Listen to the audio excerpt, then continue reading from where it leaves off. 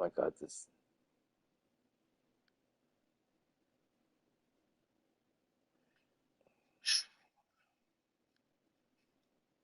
I don't know. Hold on. Yeah, I'm just gonna grind out those challenges because I need to get them done. I think I got 2 of them left. Which ones? I'm not even sure. Let me check which ones I have left. How are these people being there? How can everybody just start matters now, Mario? That's why I haven't been playing any salary cap because fucking it's been so damn sweaty with everyone running those dark matter duos and shit, man. I know I'm getting to the point where I'm tired of playing these guys, man. Like I beat most of them, but I mean, the one thing I hate the most about these 5v5 shit. No, you tell me. No, what is it? Tell me. Oh, yeah. Oh, you gotta put a lot of effort into salary cap right now. Like I said, everyone's running those dark matter duos. Yeah, that's what you're playing for your salary cap bucks. I don't know. I tried taking like I said, I like to enjoy salary cap and use a team of diamonds. And I took a team of diamonds out there and I got my ass fucking beat because everybody was using dark matter duos. Pass to Moody. And then finally I said, let me, upgrade to a team of pink diamonds. And he's going for the and I was still getting my, ass beat out there because everyone's running so many dark matter duos. It's turned salary cap into showdown. This is how you execute in transition, getting all the So I way really to haven't the been cup. messing Yeah, with sweet it. finishes like that. You see everybody get up. Look at the guys on the bench. They're Making this fired game up. a little bit Oh, difficult. what ferocity But on yeah, the this throwdown. I'm trying to I just finish love off when this he goes playoff up round with 3 shit, purpose. man. Where was the D right there? The effort lacking big time. I feel like I'm There's some having ways to to put a get little your bit too coach's much effort attention, into and this. that draws the coaching staff's ire. New York shooting their 3rd free throw attempt of the game. I want to be playing showdown, not grinding against the computer.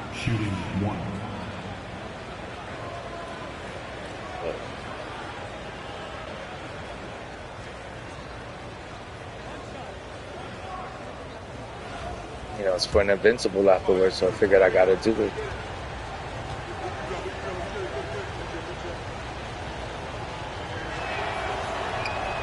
That free throw good from So Levine. who's on your salary cap team, Luke? Zach LaVine is so energetic out there on the floor. You gotta love a guy who consistently plays That's at a another thing very high effort level like that. Jackson Davis. Nice pass. Nice catch. And a resounding dunk. Really heads up there. A play where you locate the best open pass and then you get it there for an easy bucket. Brett, you think about Jimmy Butler. Great in the regular season. Even Are better any in of the those playoffs. cards dark matter extremely duos? Or? tough. I mean, he has grit and resilience, but tough-minded in the toughest moments, and that's where his teammates rely on him. Jimmy Butler shows up big come playoff time. Here's Podziemski. Yep, count it. Well, he's too good a finisher to blow that kind of chance, but that's going to be a wake-up call. Yeah, it's to going the to be defense. tough to survive out there and salary cap with a team like Levine that. with it. Jackson And Davis picks I him don't know, up. that's why I'm not having fun with salary Outside cap to this Love. season because just too many dark matter duos running around making the game fucking Pass to cheesy, Edwards. making the game Levine with difficult. it. Takes I'm a running three. diamonds and I just started running Rebound pink by diamonds Moody. salary cap. I was like, man, if we gotta run dark matter duos, then I gotta step up my game. Outside. So now I'm Green. looking for all of these dark matter duos. I'm Here's trying to find the Butler. best one so I can have a And good he salary sinks cap. that one, hitting the back of the rim on But I the really way don't in. have a good salary cap. Now So just a 3-point New York lead. not a team that could survive And a in little salary under cap 3.5 anymore. minutes elapsed here in the second quarter. Salary cap is Levine really on the take. And Levine throws it down. people over there taking this to the next level. Man, what a show this guy puts on. But I do Once have LaVine has some dark momentum matter duos. behind I him, have the he's Pink clear Diamond for takeoff. and Michael Jordan and James We've Worthy got duo, 33 seconds and I left in the just second. got Darius Miles. And if I get dark Pass to matter, if I Jackson get Davis. Ricky Davis, I think they And here's Butler. combined to Jackson turn for into three. dark matter. And the three-pointer goes. Butler's got 5 points now this quarter. Yeah, here's a list of things I don't want to do, and right at the top is guard that guy. Here's Levine. Now here's Edwards. Defense is right there. Misses from close range. And I see what you're saying. Did he change his mind on the way up? I I think he did. I want to play more salary cap because, you know, you can get a dark matter and a 100 this season. You can get a total of 3 dark matters, and you can get a total of, well, just one 100. But you can get a total of 3 dark matters and a 100. For the start of the third quarter. See you in just a bit. And man, what's up with GOAT Kareem coming out, man? What do you think about GOAT Kareem? Well, that's the thing is that you're only going to get him if you spend a lot and you know, you're into the event and you spend a lot in the event. But the following week, that means that next week, they're definitely going to give us some GOAT cards in the next promo.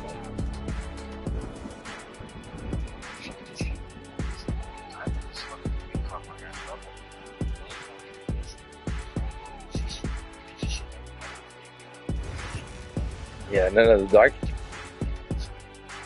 Those dark matter duos, they're fucking tearing it up. Second half action for you. That's why I'm not grinding salary cap right now. I'm gonna grind it after I'm done with these playoff agendas. I'm gonna, like I said, I'm not gonna leave a 100 or dark matter on the table. If I can get a free dark matter or a free 100 from this company, I'm gonna do it. So I gotta get into salary cap. I just gotta build a good team. These dark matter duos really kind of ruin the mode.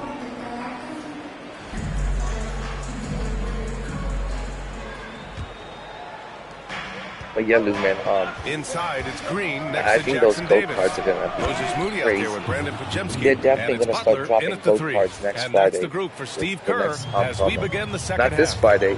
This Friday they're dropping like unbelievable the Invincible. performance from Levine. Did you see that? His offensive skill set is amazing. Let me see who they're dropping again because I forgot. So the cards didn't seem too good, but there were some cards I wanted to talk about. Shot clock at 6. Green with a screen on Edwards. They dropped Moody this misses. weekend. New York leading by 4. And it's going to make the market come crashing because they're going to be dropping 3 Invincibles per week. No points yet.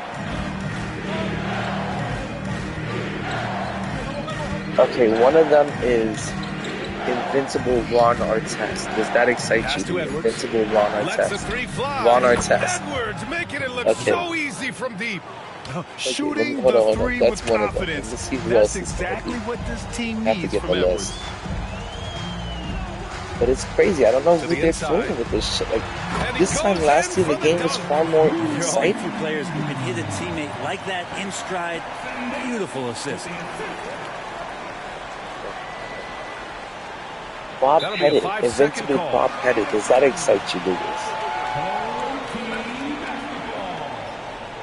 And this GOAT Kareem that they're dropping doesn't excite me like GOAT Kareem from last year, where that Kareem could play point guard and center and power forward. Butler up top, McDaniels covering. And so it's I know going to be there was a full 3-second list on violation Twitter. there on the defense. He's getting his first Yeah, you free get throw less attempt points of if the the game person here. quits. You gotta try to get the winners salary cap so you can get the most points. And so he hits the technical free throw. Well, Brent, there are only a handful of players in the league with the big game experience of Butler. Yeah, and those big games, BA, are where he's had some of his best moments. It's been on several different teams as well. So the bigger the game gets, the bigger the Jimmy 100 is Hito Chergolu. And Steve Kerr calls There's time 3 out here. 100s that they're Coach wants dropping. to speak to his guys, maybe alter some of the game Point guard plan. Hito Chergolu, that excites you? No, that does. How does that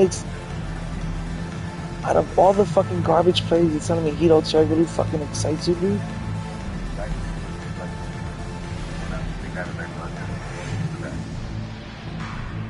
Oh my gosh, the names sound really bad, so.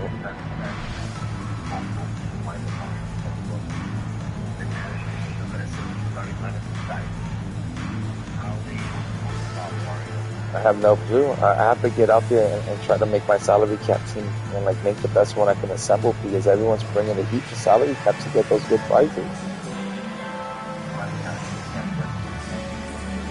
I'm telling you, salary cap has become sweatier than Showdown because like I said, the good prizes are there. 17 and what? 17 wins and 48 losses? It's awful. He's trying to lose his way to the fucking 100. Okay, here's the full, but this is not the full list.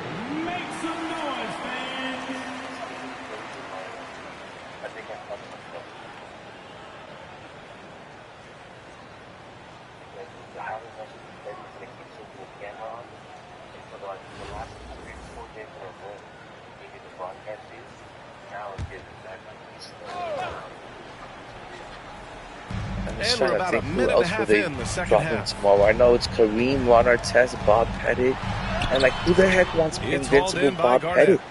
I don't give a fuck even if he's 100,000 MC. I still don't want it. Tipped away. Like now we're just fucking giving like garbage ass cards in this tier.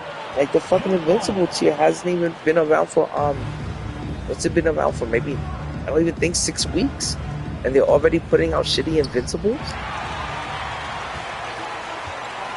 So I don't know, man. I'm kind of disappointed with this event and the cards they're putting out tomorrow are fucking trash. There is an invincible Magic Johnson coming out, dude. I did forget about that.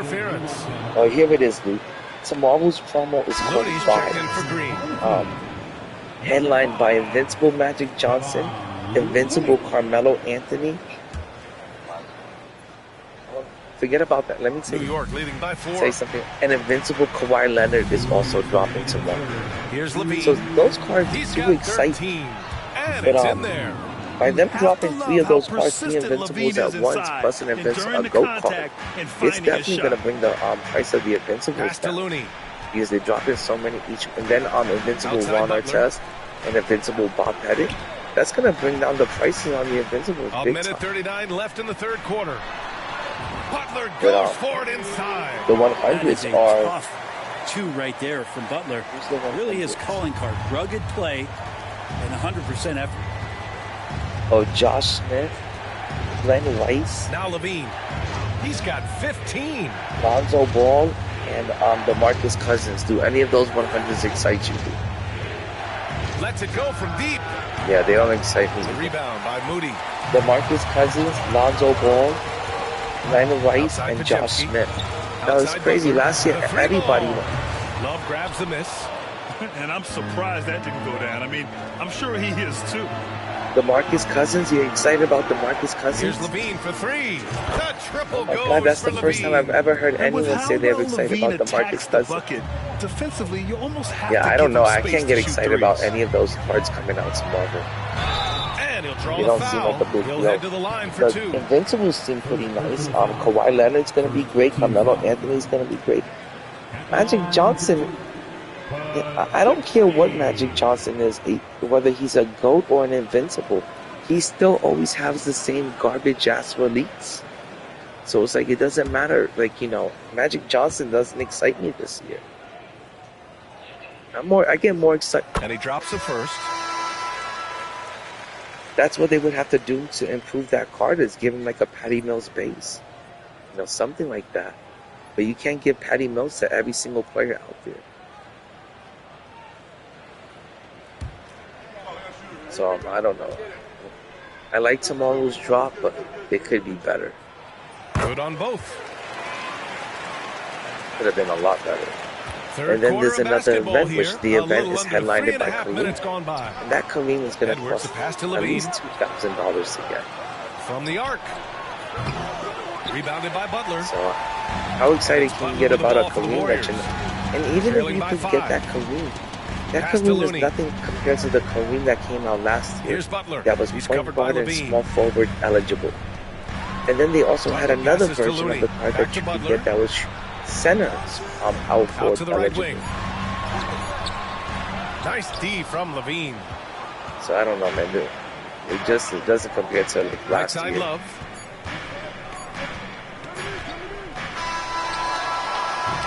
He knocks it down, but wait a minute. The officials getting together here. They may want to review this one. Well, But what do you think about getting Gary Payton? The officials are going to review the play. They're trying to see if he released the ball before the buzzer or not. While this call may not decide the game, he's already obsolete because tomorrow Magic Johnson is coming out. You know what I'm saying? Like, that card is already obsolete because Magic is dropping tomorrow.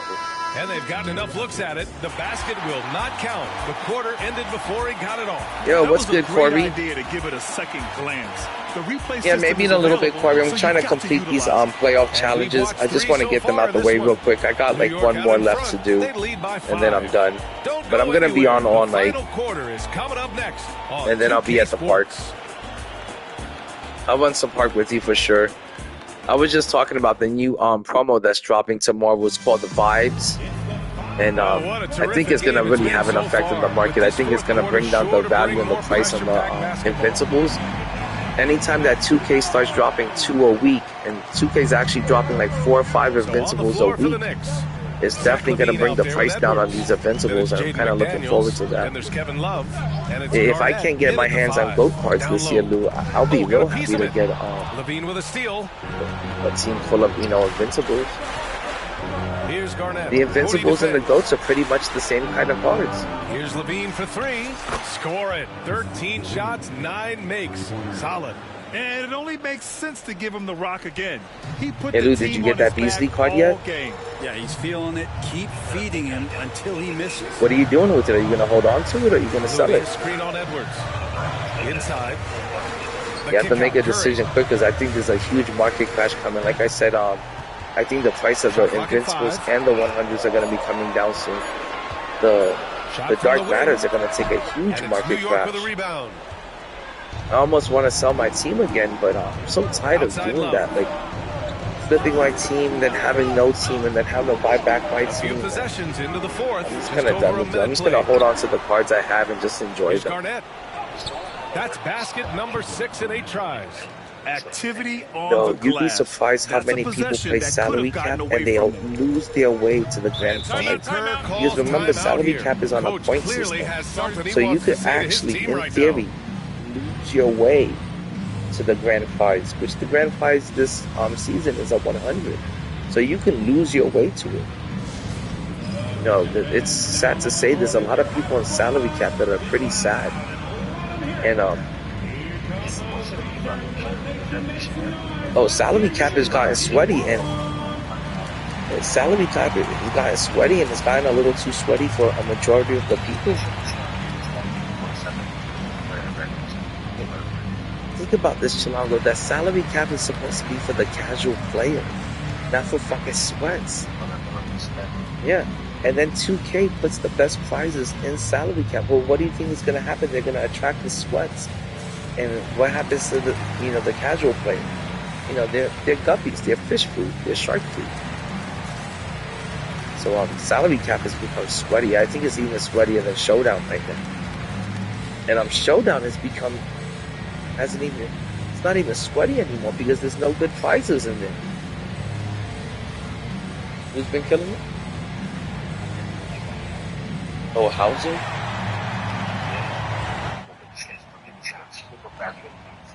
I'm surprised that I pick it up so quickly, and it's basically the level from fucking PC or that fast. And let's swing it over to the sideline and hear from Ali.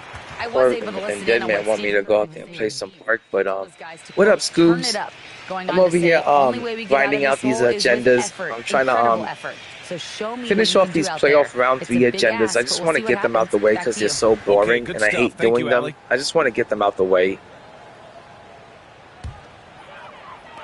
But what you up to, Scoobs? You out there playing park? Or you grinding any Showdown? Misses from short range. Or are you grinding salary cap? Me and my boy Chilango were just talking how salary cap has become so sweaty. Everyone's running Dark Matter duos trying to get that 100 pack. Dunks it down. So salary cap has become a huge grind. When he gets up there, he gets up there. You know what I'm saying? Oh, you and Stoner just finished in the park? Now here's Butler. To the paint. Here's Jackson Davis. And he says right back at you. Yo, do you get any good prizes for like the park? Lou, is there anything good out there like for a streak? Levine attacking. I feel like to grind out park has also become so damn sweaty that what accounts for this lead. Just a very difficult guy to stop. Yeah, but the park is they just give you decent rewards like once a week. They need to be more consistent with the rewards. Oh my gosh. A minute 53 left in the fourth quarter of this one.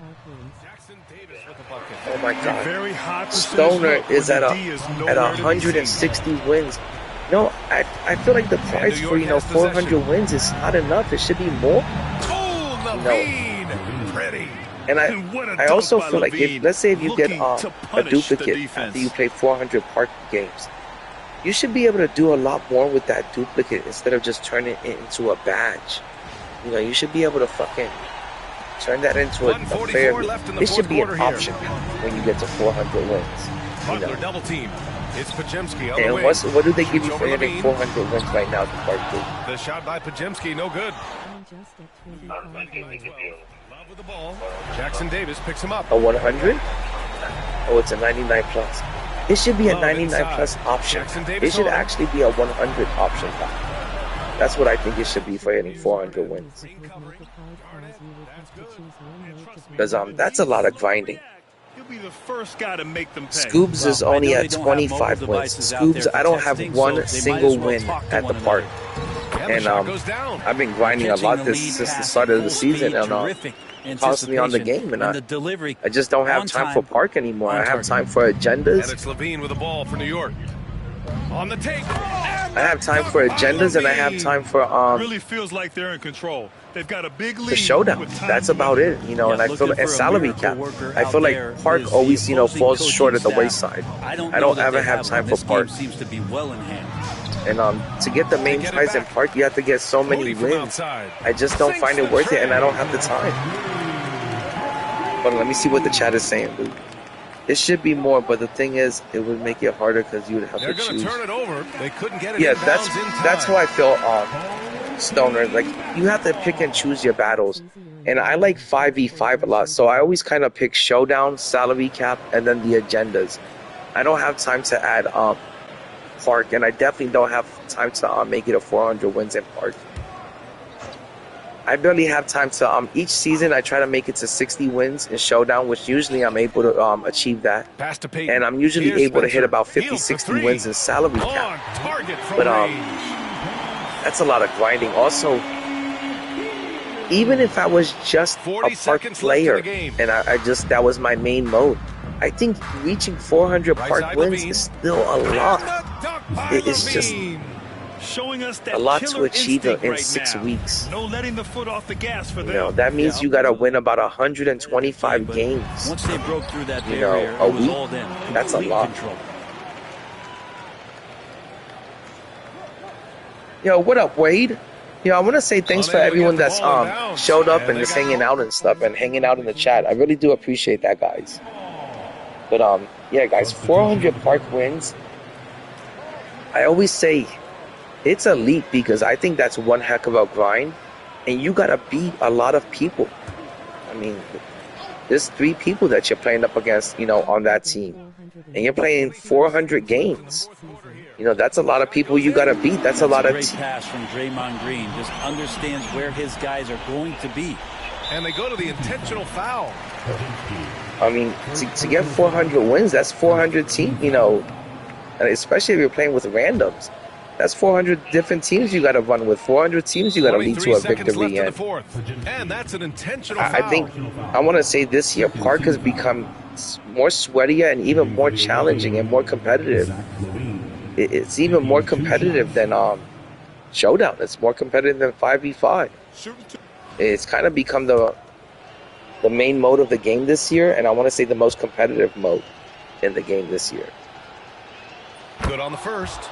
And that makes it a 7-point lead. You can get 400 in less than 2 weeks. I did it last season. Oh my gosh, Stoner, man. I don't know, man. So That's a both. And it's an 8-point ball game. And Steve Kerr wants a timeout. All right, guys, what's your take? Too little, too late. Making a change won't save them now. Well, I'm going to use the cliche here. Even if you have a good team, you have good teammates. That's a lot of grinding to get 400 wins in 2 weeks. That's 200 wins a week. I've never been able to reach 120 wins in Showdown, and it's not because I can't do it. It's because I don't have the time.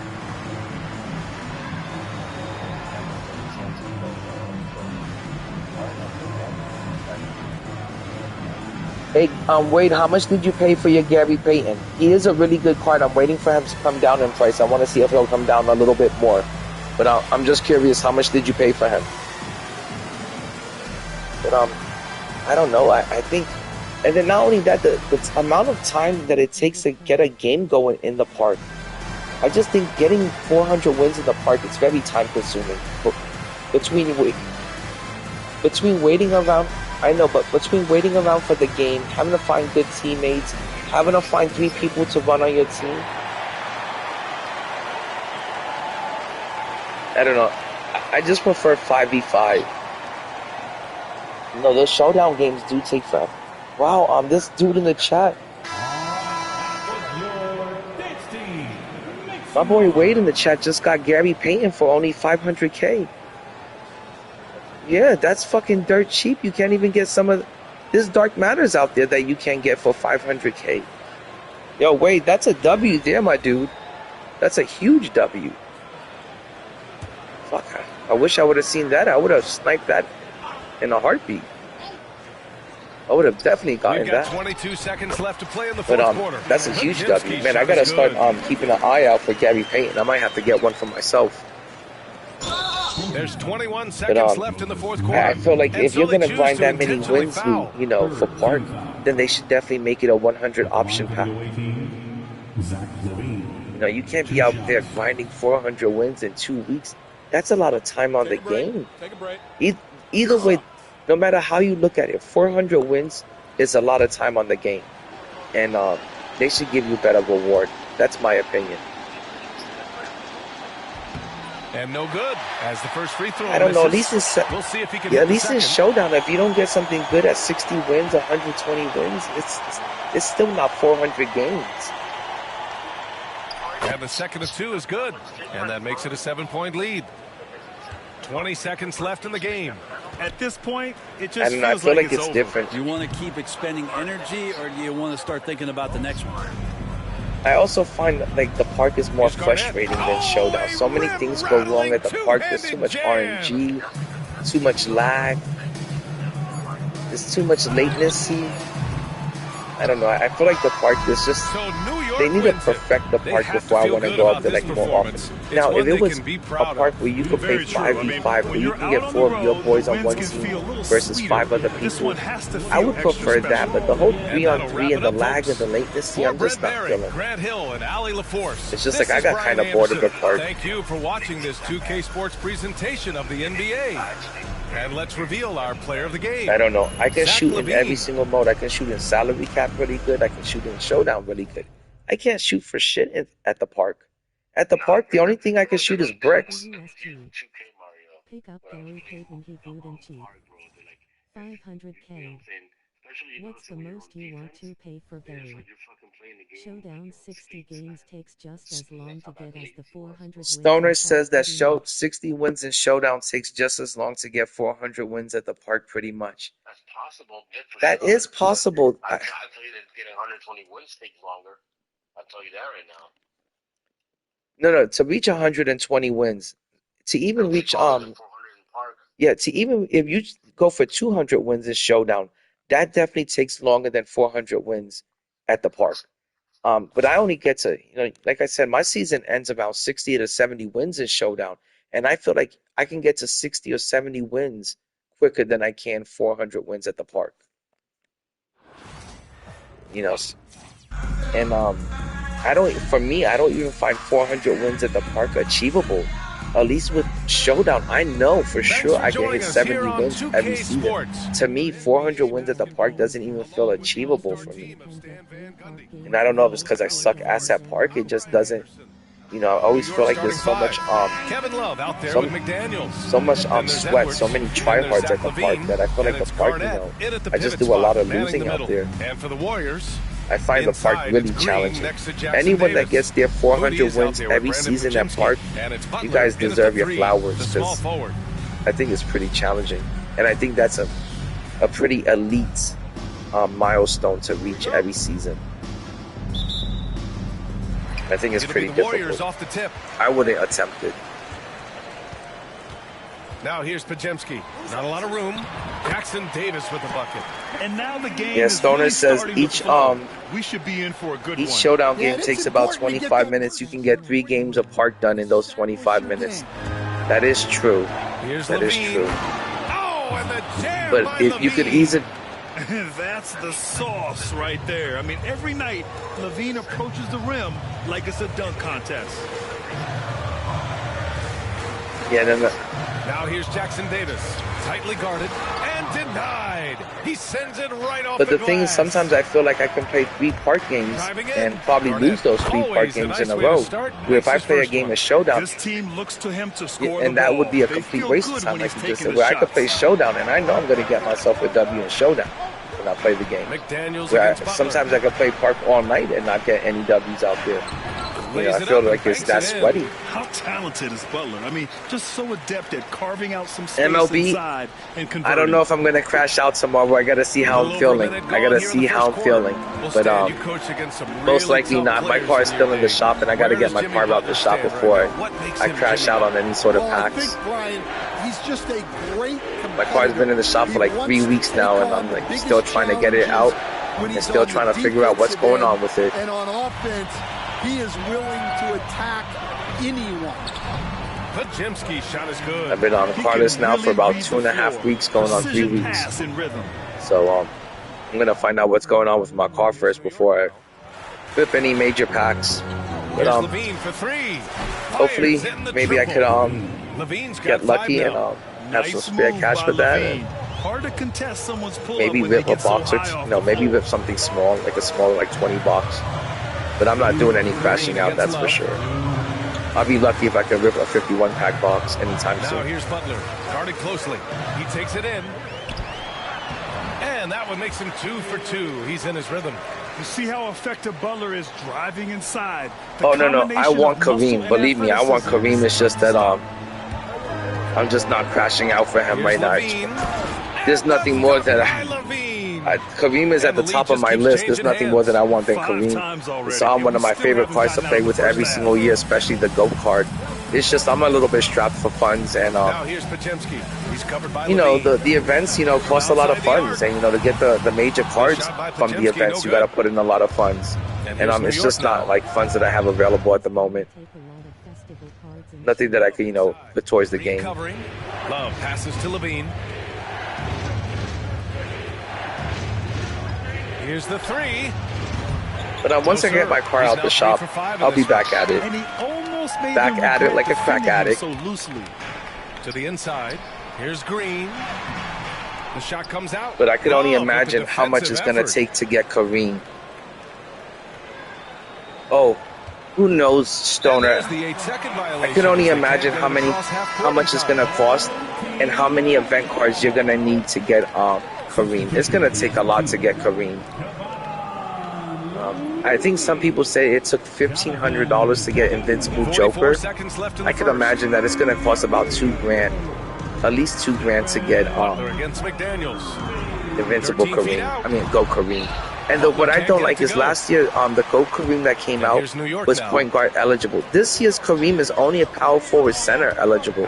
So it kind of takes away the fun of Go Kareem. You know, it kind of takes away, you know, the 3 is up. The advantage you would have of having Go Kareem on your team. You know, if he's just power forward center eligible, it doesn't make him anything special. He's just another big man. Now, if it was point guard Kareem, I would be excited about it, but he's not point guard eligible.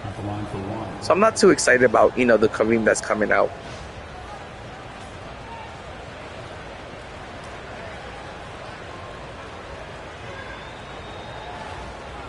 But that's another reason why I'm not really crashing out. I don't think the Kareem that's coming out is anything special. It's just another big.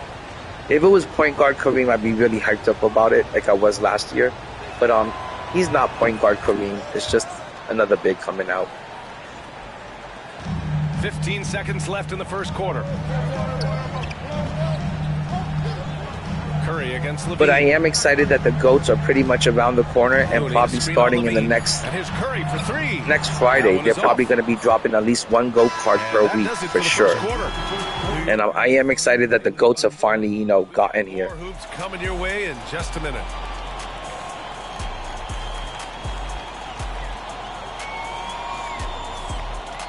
Measy, let me tell you, I don't know what invincible card we're gonna get out of here, but I feel like getting anything for free from this company this year is definitely worth it.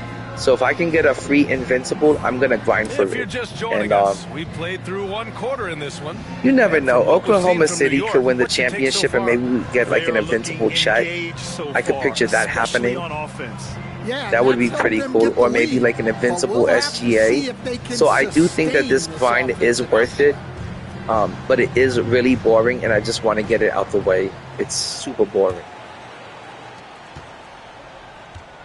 So on the floor for New York, Zach LaVine out but I there do with think Edwards. It's worth it if then you can get like, you know, then there's Kevin Love, an invincible, a really good invincible player out of this. Down the middle. Now here's Moody. Still no points. Oh, but Luke, could you imagine if you do all this grinding for an invincible fucking Brunson? And so he draws the foul, headed to the line to shoot a pair. But after the way the New York Knicks played last night, after the way they choked, I don't think we have to worry about getting an invincible Brunson. I don't think that's going to be happening anymore. I think the New York Knicks are kind of done for after last night's game. I think I don't want to say the morale is done and they're done after one game, because you should be able to bounce back from one loss. But the way they lost yesterday's game was so devastating. I don't know if they could bounce back from it anymore. Think they'll get to the finals? I'm hoping they still get to the finals. I just think the way they lost the game was pretty devastating. They were up by 15 points going into the fourth quarter. Brunson went to the bench, and that fucking lead just disappeared in a heartbeat. And they completely blew it and choked in that game. LaVine's gotten 3 of his 8 shots to go. Healed from outside. I mean, not one single person was able to step up while, you know, I think Brunson was on the bench for like, he wasn't even on the bench for that long and shit. That lead just disappeared. Battles for the finish. Zach LaVine. I could have sworn they were going to win that game, Luke. Competitive matchup thus far. I mean, I felt like we had it. 7 times already. What happened? Second half. Outside Kuminga. I know, up by 6 points with a minute to go, and they lost that game. I'm just for sure. And here they I started. I was watching the game like in the beginning, the end of the third, beginning of the fourth, and I was just like, okay, we got this, you know. And surveys the D.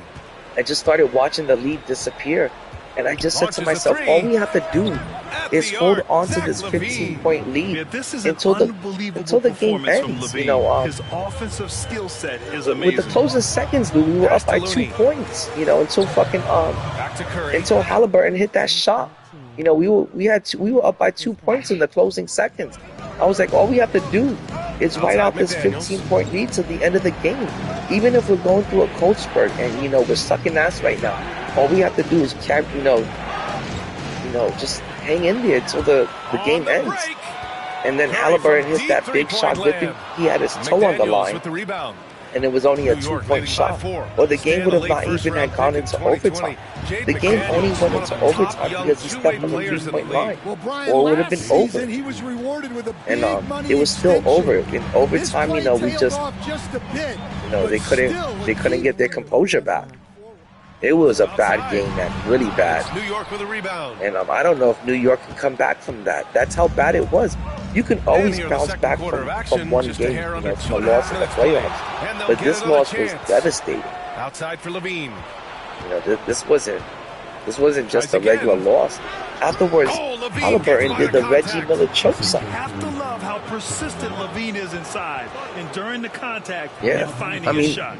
And Steve Kerr calls time out here. And we might see some changes. Coach potentially looking to adjust. Yeah. But I really thought that, you know, when I started watching the game in the beginning of the fourth, I'm like, oh, we got a 15-point lead. It's a pretty nice cushion. I noticed the team went, you know, kind of ice cold. But I was like, all we have to do is just ride it out. You know, we just got to make sure this lead doesn't completely disappear. And when Halliburton, it looked like he was going to go for a layup. He saw how weak the defense was. The defense was extremely weak. He walked it out. He ran the ball back out to the 3-point line to hit a 3. Why didn't the defense stop him? Why didn't somebody pick him up?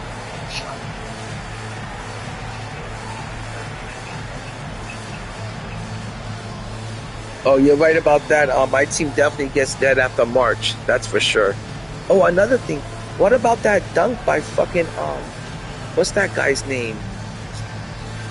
Dude, what's that guy's name on Indiana that hit the dunk at the end to seal the deal? Is it OG?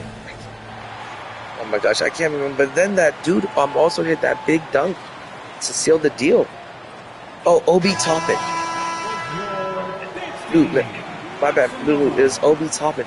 Obi Toppin came in there, hit this fucking dunk like he was fucking Dominique Wilkins, and yeah, on the inbound, and no one.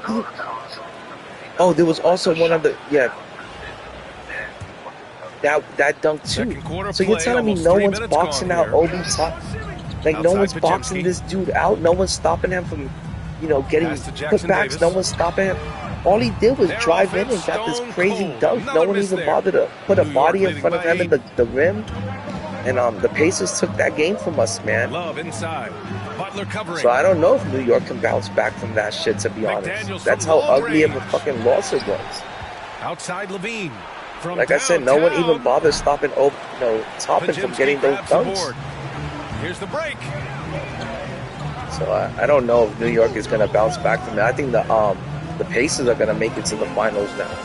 I don't want to say I lost faith in the Knicks, but I feel like history is just repeating itself. That bring up the entire team. Yo, what's up, Insano? Yo, I was just talking how the Knicks blew that fucking big lead last night in that big game in the fourth quarter. But Obi Toppin really came through with that putback dunk and then that dunk from the inbound play. He looked unstoppable over there. He responded so fast to the shooter, and it stifled him. And I really think that now I think the Pacers are gonna make it to the finals. And who do you have coming out the West, dude? Back to Green. Yeah, I have OKC coming out the West. I love the show. That's who I want to see come out the West. Putting the defense on notice with the jam. Nowadays, I really like SGA a lot. I love Anthony Edwards, but I don't know. I also felt like OKC had a really big game one. Defense is all over him. He'll take that all day long. So, but it's gonna be a good finals either way. I think it's gonna be a good finals, and then whoever wins the championship, that's who they're gonna make into an invincible card. Pajemski's got 5 now. And for his position, Green has impressive vision with the ball, helping him. Oh yeah, SGA is from Canada. I keep forgetting that he's Canadian. Here's Levine. And Levine. Dude, did you know SGA was from Canada? Nice one-handed jam. Simple, ineffective. I don't know why. I always think he's like he's British or something. It's got to be the accent. There's the steal. But no, I forgot that he was from. No, he's definitely got an accent. I forgot that he was from Canada. All right, stick around. I always thought he was from like the UK or something. But yeah, guys, I'm pretty excited about the Invincibles that are coming out tomorrow, mainly because they're dropping 3 Invincibles at a time, which means the price of the Invincibles are going to go down, which also means the price of the 100s are going down. And earlier today, guys, I got Clyde Drexler for only 200,000. I got a 100 for 200,000 MT, and right now there's a lot of good cards you could snipe. Like I said earlier, somebody got, who was it?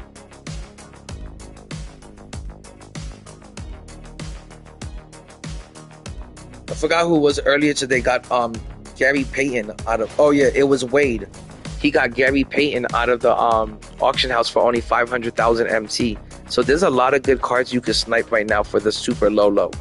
And keep an eye out for that Gary Payton. Keep an eye out for 100s like Patrick Ewing, Clyde Drexler, James Worthy. Those cards are in Big O. Those cards you can get with like 200,000, and you can always try to reflip them for about 400,000 to 500,000 during the day. And the Dark Matters are coming down in price big time. Most of the Dark Matters are 100,000 or less now. He's charging inside like you can even pick up really good Dark Matters like Josh Smith. You can get him for like 100,000. You can get Zach LaVine for 100,000. So right now is the time to buy. Leading by 5. Now, don't think you're gonna invest into the Dark Matters and then ever be able to like reflip them for more MT. The Dark Matters are on a steady decline. They're never going to come back up.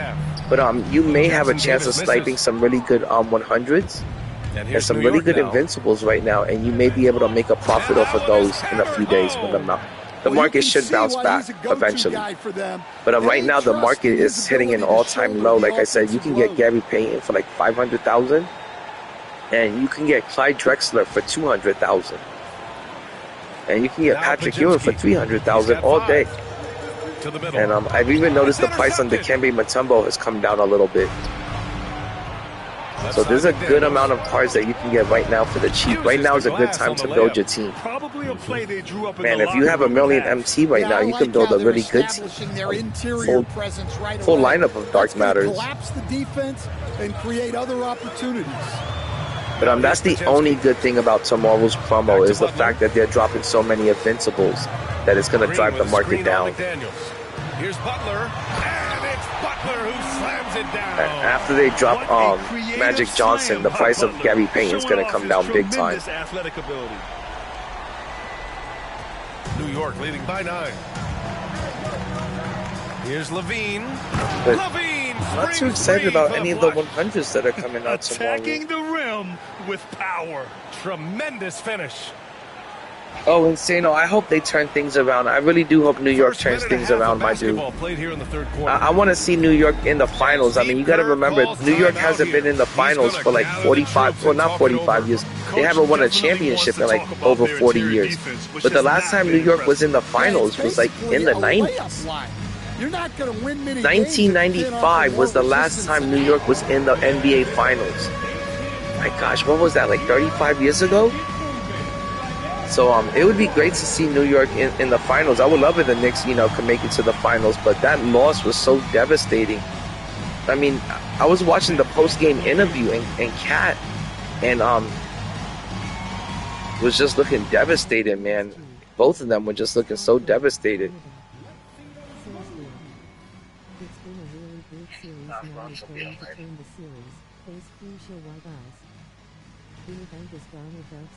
Oh, for sure, Insano. That's what I've been doing with the last few events. I just been grinding the challenges away and collecting my event cards like that, and I've been really working the MT method. I don't feel like there's anything too good in the exchange right now. I actually feel like in the last 2 events there hasn't been anything too good in the exchange. So any sort of event cards that I get from grinding, I just turn it into the MT method. I just, that's what I do with it. And that's what I'm going to do with my event cards again. I'm just going to use it for the MT method.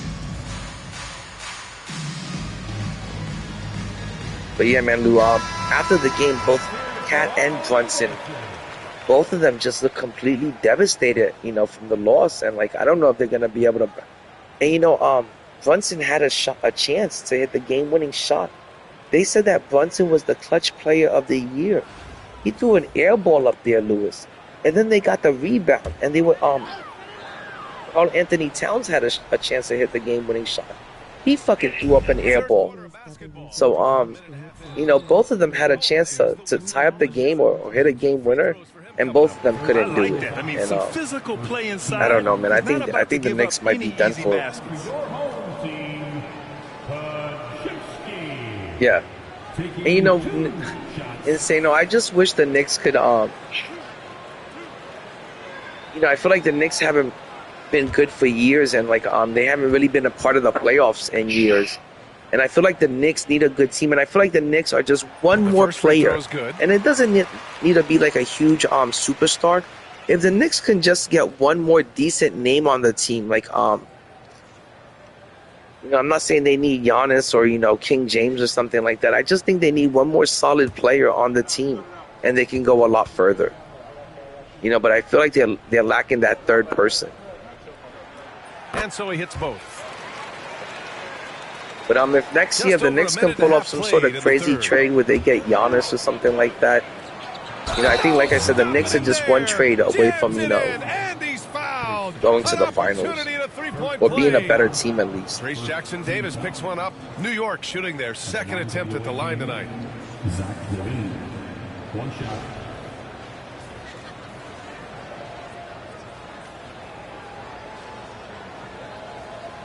Yeah, guys, I'm not too excited about the event. The only really good card coming out is just the GOAT Kareem. I'm not excited about Invincible Ron Artest. That doesn't really get me too excited. I'm sure it's gonna be a great card, but it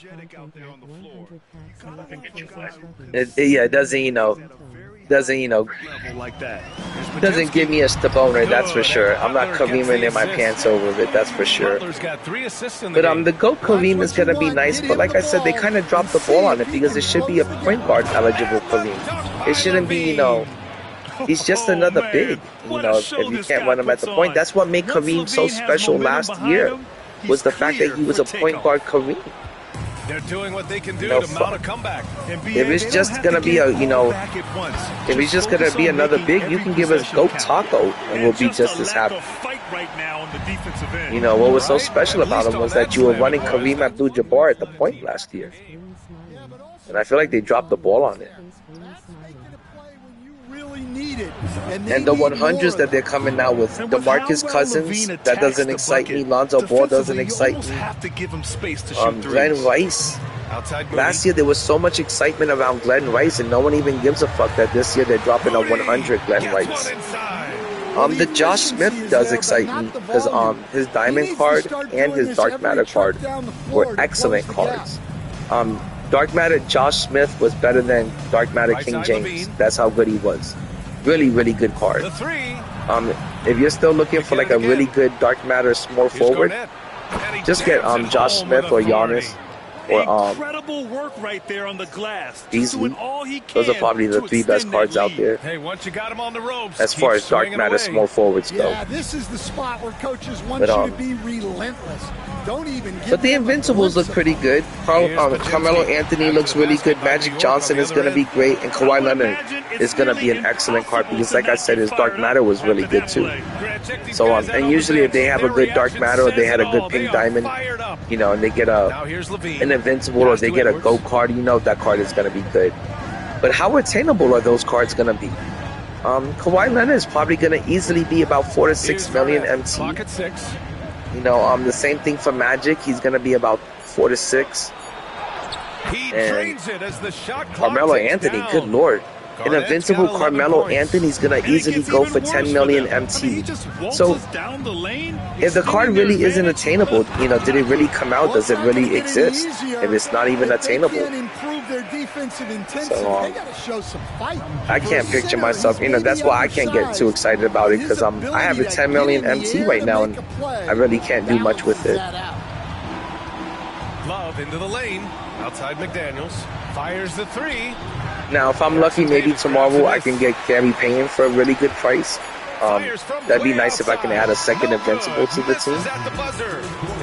But even with 10 million MT, I can't afford any of the Invincibles that are coming out tomorrow. And if I can't afford any of them, it would be me spending all of my MT on just one player. And I don't want to do that. I'd rather continue just trying out different players and having fun with the game, instead of spending all of my MT on just one player. I think that's the dumbest thing anyone can do with their MT. If you've got 2 or 3 million MT, I would not recommend spending it all on just one Invincible or one GOAT card or anything like that, unless you're just going to play Park for the rest of the year. If you're just going to play Park the rest of the year, go spend 4 million MT to go get Giannis and go play Park the whole year. But if you want to play Showdown, there's no way you can afford a team of Invincibles right now. Unless you have like 40 million MT, unless you're like some sort of whale. I'm not a whale, I'm just a little baby beluga. A little baby beluga that has bad spending habits in this game. Rebound by Moody. Garnett takes it up with both hands and rips it down. Yeah, I'm excited about the players and I'm excited about the event. Another thing, how excited can we get about an event if there's an event every 2 weeks now? It's not an event if it happens every 2 weeks. That's just, they're not super packs if they drop every Tuesday. So I'm kind of over the whole like event thing. I used to get really hyped up for it. I was buying like 3 Hall of Fame boxes for every event that came out. But then once I hit 10 million MT, I'm like, I don't need to really rip packs anymore. I have 10 million MT. I have the kind of MT flexibility that allows me to do whatever I want in the game, and just don't have to rip packs anymore.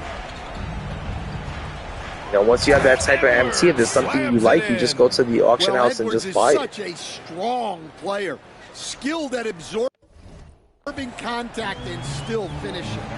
But, I am excited about Magic Johnson. If he wasn't 4 million or 6 million MT, because I'm pretty sure that's what he's going to be costing, I would even be more excited. But I'll get excited about the Invincibles once they come down in price, and the same with the GOATs. It's just we're a really long way from that.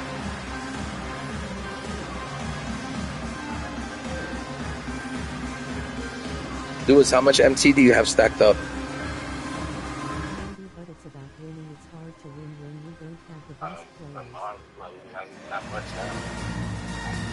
Wade, that is not true, Wade. Let me tell you, Wade, I have a team full of dark matters. I have two 100s on my team that I use. That's Tim Duncan and Dwight Howard. And I'm getting 60 to 70 wins in Showdown every season. It hasn't prevented me from not having the best cards in the game. Hasn't prevented me from winning games in Showdown. You can still get wins in Showdown if you're a good player. I always tell people, this season, you really don't need the best players to win in Showdown. If you're a good enough player, you can go out there and kick ass with the pink diamonds if you're good enough. Really, this year, I want to say they made a lot of the lower tier cards super OP. There's a lot of OP pink diamonds. There's a lot of overpowering dark matters. Fuck, Dark Matter Dikembe Mutombo is better than 100 Patrick Ewing. So you really don't need the best tier cards to win in the game this year. That's not necessarily true. And even though there's 100s and there's Invincibles out, they're still dropping really good cards in like lower tiers, like in the Dark Matter tiers, and even some of the pink diamonds are pretty good. So this year I feel like if you have the skill set, you can compete in any game. Now, will it be tougher? Yeah, it's gonna be tougher, you know, competing against 100s and Invincible cards and GOATs if you only have like Dark Matters and Galaxy Opals. Is it possible? I think it's still possible, still more than achievable. And it's Levine with the ball for New York. Levine takes off. Wow! Now I know he makes it look easy, you definitely have to put more. You definitely have to put more effort into trying to win. You know, if you have to, like, if I'm going up against a team that's loaded with a bunch of 100s, or if I'm going up against a team and the guy's got every Invincible in the book, yeah, it's gonna be way harder for me to win that game with a team of Dark Matters. But I still feel like I can do it. You know, I don't feel like it's impossible. And we're about 2 minutes into the No, that is true. Having the higher tier cards does give you the bigger clutch, and it does help you win. It does help you get those W's. That is true. You can't deny that. Well, they've clearly been focused on getting the ball inside. And up to this point, the defense has not had. If you build a really good team, Easy, you know, if you build a team that makes sense, and you know, because sometimes you can stick all the best cards, you know, in the game on one team. And it doesn't mean you have a really good team. It just means you have the best cards on one team. But sometimes you could build a team that, you know, fits together like a built machine, like a puzzle that comes together. And if you build yourself a really good team that makes sense, I feel like you can go out there and win and compete against any team. You know, you don't need the best card at every position to win games. It's both from the stripe. No, the point of the point of my team is to put the cards out there that you. The point of my team is not to. The point of my team isn't just to get the best cards. The point of my team is to create the team that you like. You know, with the players that you actually like. It is. That's how I feel about the game. That's how I feel about the game. That's how I feel about the game. And a great assist by Butler as that one goes. Jackson Davis has got 10 points. I run the players that I actually like in real life. So, you know, for example, I like Akeem Olajuwon and David Robinson and Michael Jordan. That's who I run with. The Michael Jordan card sucks every year. The Michael Jordan card sucks dick every single time. But those are the cards I want to run with. So I always say, you know, when you're building your team, you know, just build a team that works well together. Build a team where the pieces fit together. Build a team that you like with players that you like. If you don't like Zach LaVine, don't go put Zach LaVine on your team just because he's the best point guard out there. Put Zach LaVine on in your team because you actually like the card and you want to run with that card and play with it.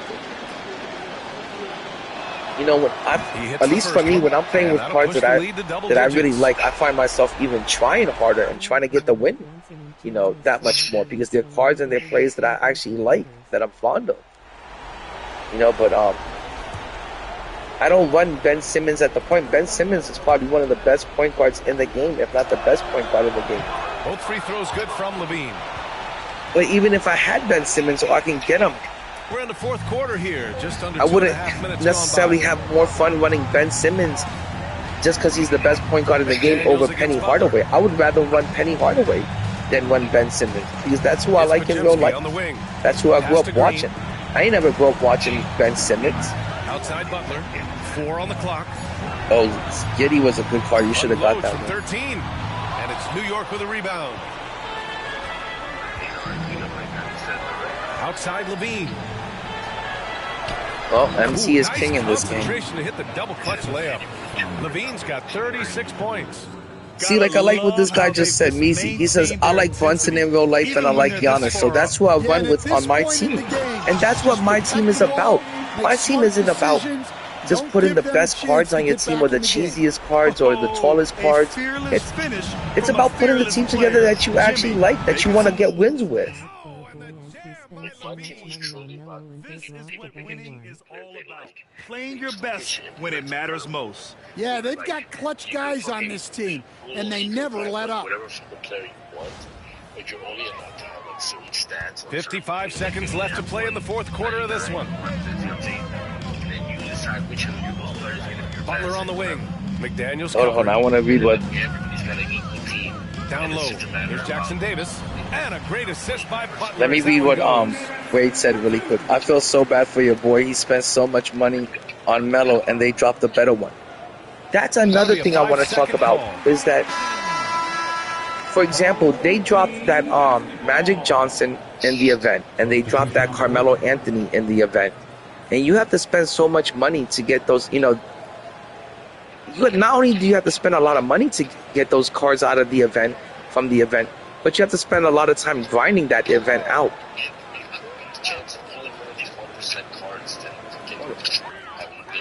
Looney finds Payton. Oh, rejected by McDaniels.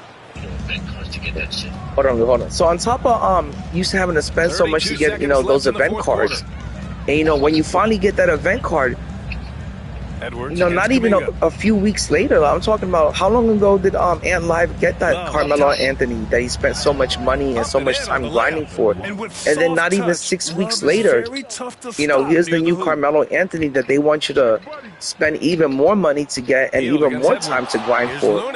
So I think that's really unfair, and I think it sucks. You know, it's got to make you feel bad after you spent so much to get that 100 Melo and you spent so much time to get it, and then next thing you know,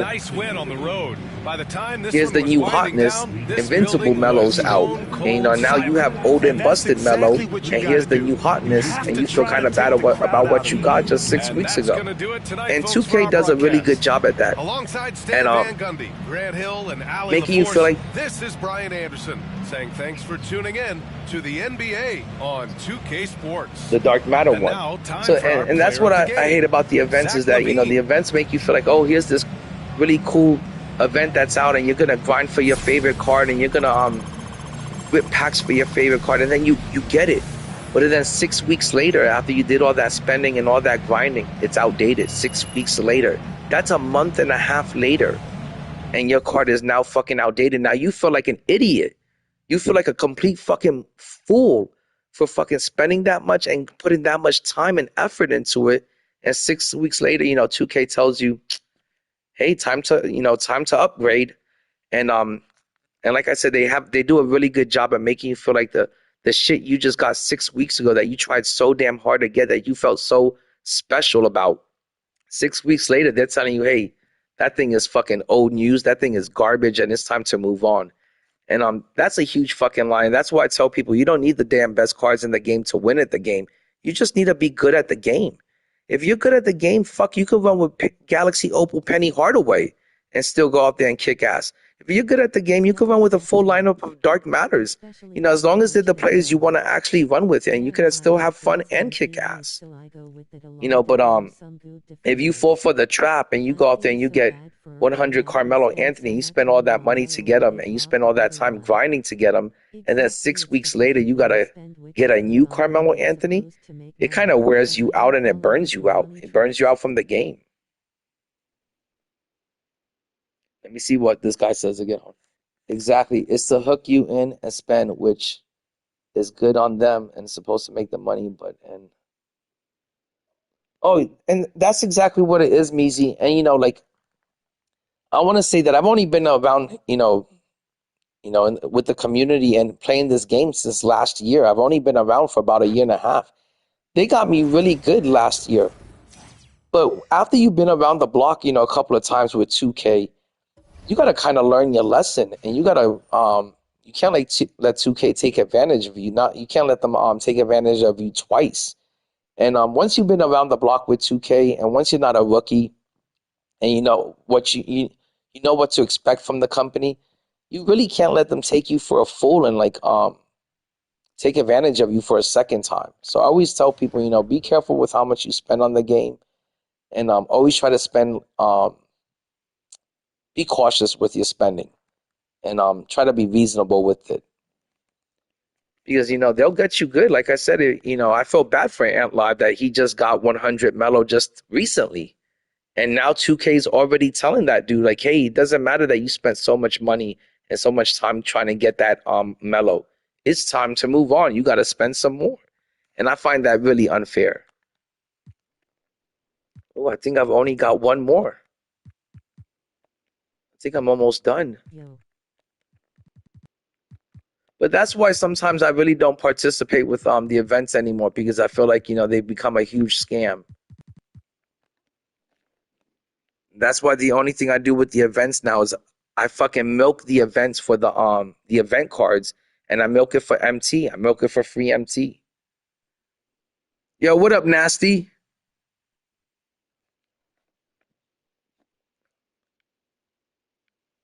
Let's go check the auction house real quick, because everyone's saying that Gary Payton is like real easy to get and he's real cheap and affordable. So let's see if everyone's, right about this shit.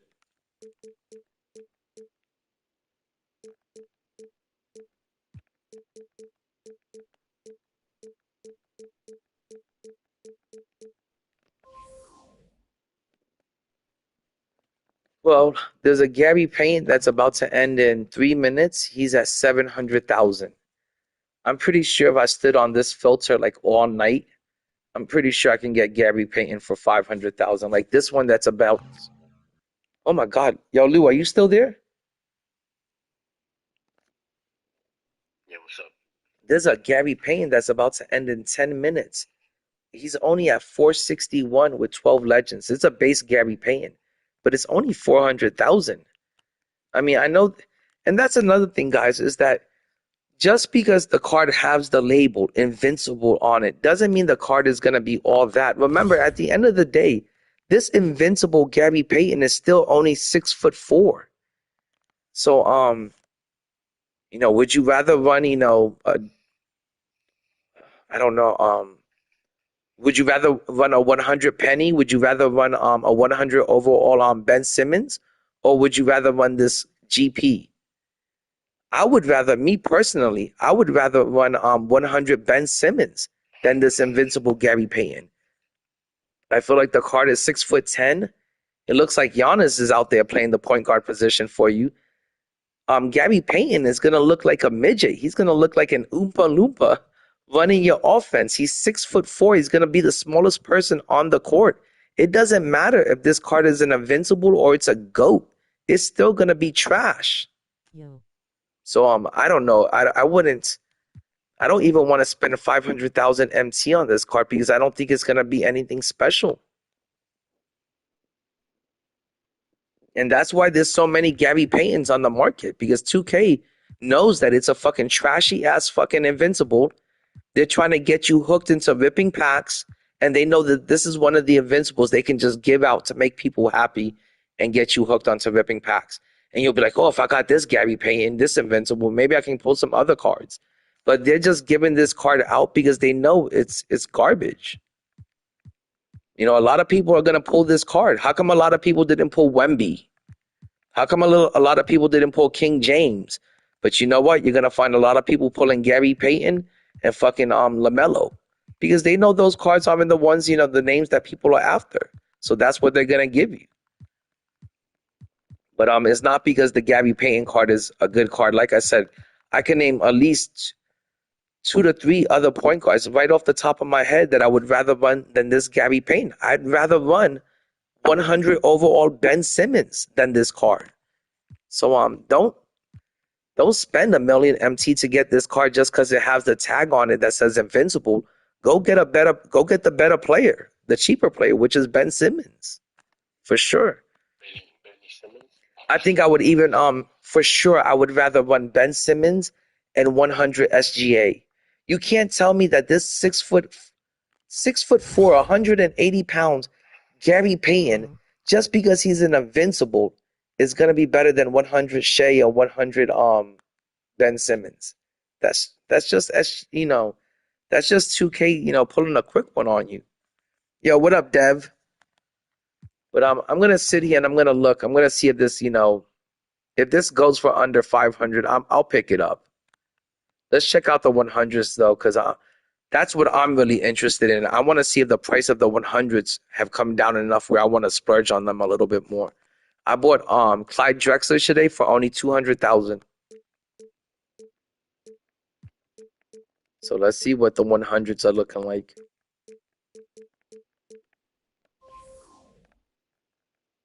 I feel like if you're a smart player right now, if you're someone that's smart with your MT, you know, you don't even invest your money into the 100s or the Invincibles right now.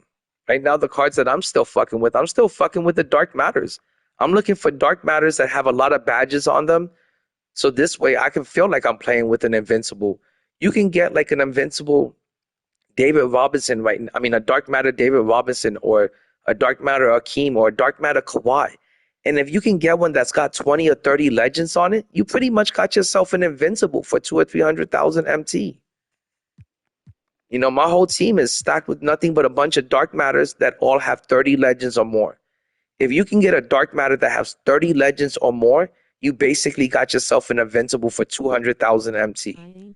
That's what I would do.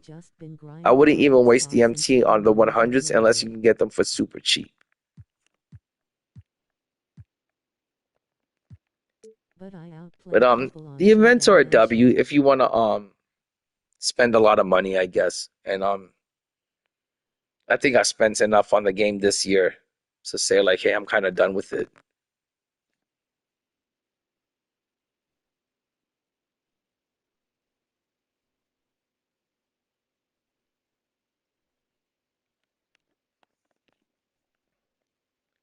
See, look how cheap right now, oh my gosh, right now Lou Clyde Drexler is about to sell for 280 and I only paid like 220 for him earlier today. But the market is definitely down. Michael Jordan is at 1.5 mil. Ooh, T-Mac with 27 badge 37 legends on him is going for almost 2.3. No, he's 2.5. So that's what I would recommend, guys, is for you to be smart with your MT, make some wise investments, and don't overspend on cards just because they're in like a really high tier. Diamond Alex Caruso any good? Diamond Alex Caruso, probably for his time. What are you trying to run it in Showdown? No, of course not. I mean, in salary cap? Salary cap, yeah. Oh my God. There's a 100 Anthony Davis. He's about to end in 20 minutes. He's only at 365. That's really good. Yeah. You could easily get this James Worthy. Let's say if you're somebody that you only have like 300, 400,000 MT in your account. With 400,000 MT, what I would recommend you do is go pick up Clyde Drexler for about 2 something and go pick up James Worthy if you want some 100s. Those are 2 affordable, cheap 100s that could make a difference in your lineup right now. Even with Shard Lewis, you can get him for about 200,000. Bam, you've got yourself a 100 for 200,000. You don't have to spend 2 million to get the best 100s. You can get some affordable ones and stack up your team with a bunch of affordable 100s. It doesn't have to be the most expensive ones. This George Mikan, you could easily get him for below 200,000. You could never reflip him. You won't be able to make any profit off of it, but at least you would have a 100 that can play center power forward for you. But there's some really good affordable cards. I'm trying to pick up a Patrick Ewing. To be honest, guys, that Patrick Ewing card, I tried out Patrick Ewing and I tried out Dark Matter Dikembe. Dark Matter Dikembe is so overhyped that I put him back into the auction house and I sold him. I bought him for 790,000 MT. I think he had 30 something legends. I added 3 more legends onto him and I flipped them for $1 million. And the reason why I did that is because he wasn't better than Patrick Ewing. Dikembe Mutombo is definitely not worth the hype that people have been gassing that card up. Okay, it looks like Gary Payton is down to 2 minutes, and he's 550,000 MT. What do you think about that, Luke? Buy it or don't buy it.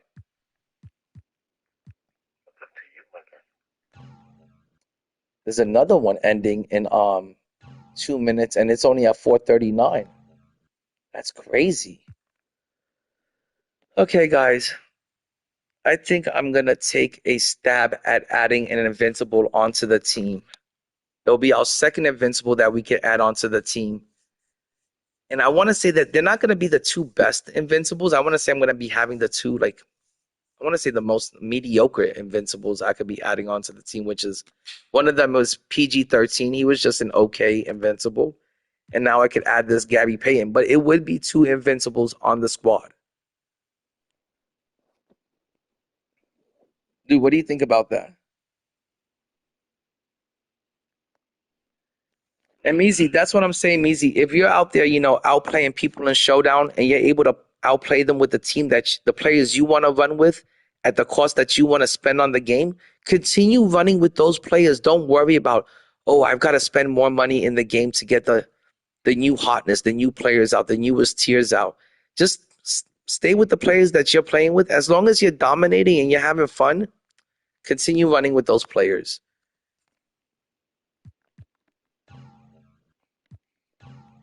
Okay, this ends in 42 seconds, and it's only at 550,000. Do you think he's going to be cheaper tomorrow since Magic Johnson is going to be dropping? Lou, what do you think? Yes. He might even be cheaper tomorrow. Yeah, I'm not going to bid 550. That I don't want to do. But this one is ending in 42 seconds. It's only at 439. Now, Lou, 400,000. I mean, you can't pass that up. But these Gary Paytons are going down in price pretty quick. There's one ending in 18 minutes. It's only at 393. And this one ending in 41 minutes is only at 100,000. And guys, this is what I mean. The market is taking a huge crash. I'm gonna bid on this, guys. I don't know if it's gonna get any cheaper than 439 for a Gary Payton.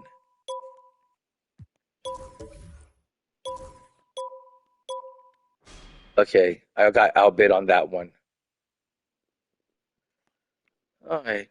It seems like the going price for Gary Payton is about 500,000, and that's what I'm gonna bid on the next 2. So I'm gonna bid about 500,000.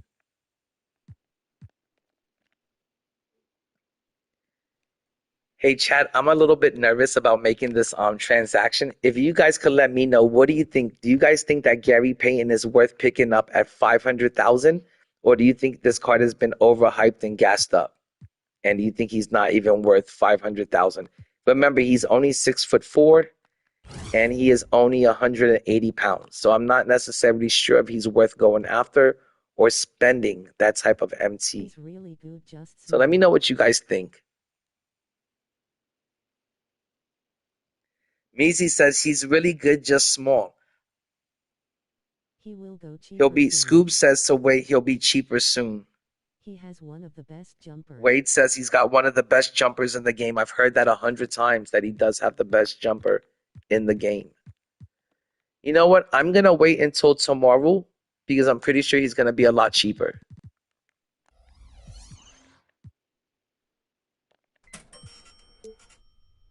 Yeah, there's no way around it. He's definitely going to be a lot cheaper tomorrow. All right, let me continue grinding out these challenges because I want to get done with them. And then I think tomorrow I'm going to be grinding some salary cap because I want to make sure I get those 100s and those dark matter premium packs.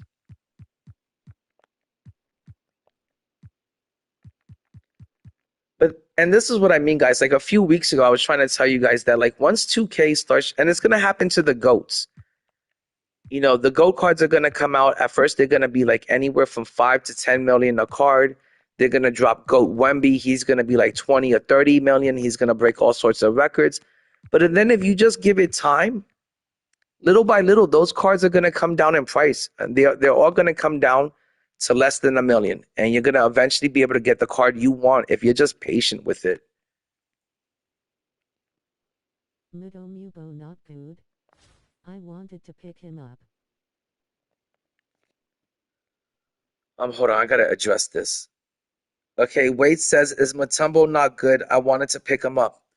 Okay, so Wade, about I want to say 3 or 4 days ago, about a week ago, I picked up Patrick Ewing. And I did like Patrick Ewing. I got him for 300,000. I thought he was pretty damn good and pretty elite at everything but shooting, and his release was slow. I sold Patrick Ewing. I bought Patrick Ewing for 300,000. I flipped him for 500,000 MT. With that 500,000 MT, I was able to buy a Dikembe Mutombo that had, I think, 27 legends on him. I was expecting really good things from this card. I was expecting him to be really, really good. And when I got Dark Matter Dikembe Mutombo, I want to say he was a little bit slow. His movement was very slow. And you couldn't do any 3-ball hunting with them. He wasn't somebody that you can go 3-ball hunting with. He was slow getting up and down the court on offense. I had to drink some water. And defensively, he makes a huge difference. Like, what are we talking about here?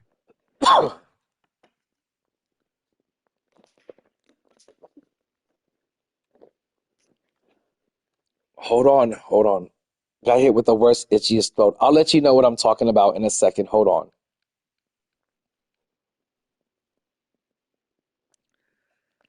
D-Mac, what I'm talking about is I feel like for the price of Dikembe Mutombo, you have to pay 500,000 to $1 million to get Dikembe Mutombo. And I don't think Dikembe Mutombo is worth 500,000 to $1 million MT when he's got slow movement up and down the court on defense. On offense, you can't do any 3-ball hunting with them. Yes, does he make a difference on the defense? He makes a huge difference on the defensive end. On the defensive end, he changes the game completely with steals, playing the passing lanes, rebounding. He gets all the rebounds, all the block shots. He's great on defense. But running up and down that floor on offense and defense, his movement is slow. And for $1 million MT or for 500,000 MT, you can go get the same kind of production out of Patrick Ewing for 300,000 MT. So why spend 500,000 MT to $1 million MT on a dark matter when you can get the same production out of Patrick Ewing, who's a 100 for 300,000? Dikembe Mutombo is not worth the price. He's a dark matter that moves slow. He's going to be outdated within a week or two. And you're going to feel stupid for spending a million MT or spending 500,000 MT or more to get a badged out Dikembe Mutombo when in about a week from now, he's not going to be able to keep up with any of the 100s or any of the invincibles that are going to be on that floor. He just moves way too slow.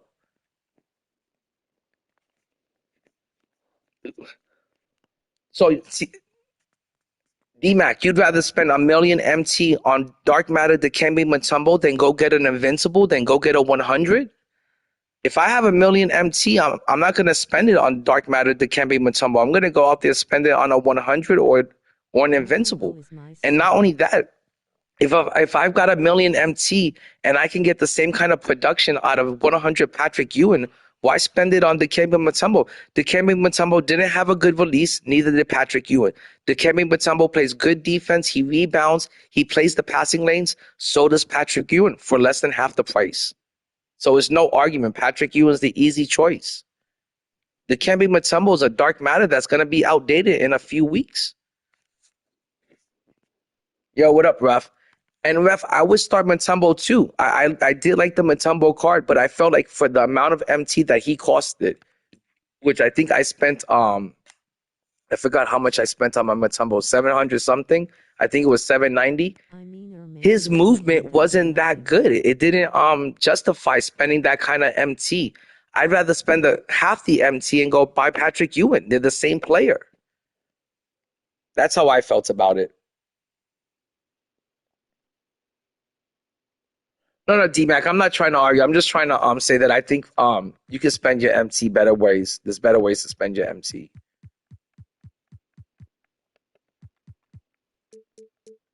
And I think there's smarter ways to spend your MT. I just didn't think that Dikembe lived up to all the hype. You know, people were really gassing that card up, and I didn't feel like he lived up to the hype.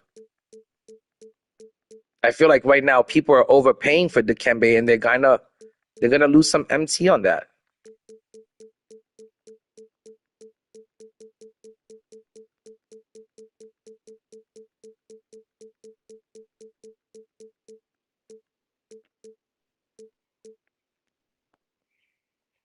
I'm looking for here. Oh, I forgot what I was looking for. I'm looking for Ty.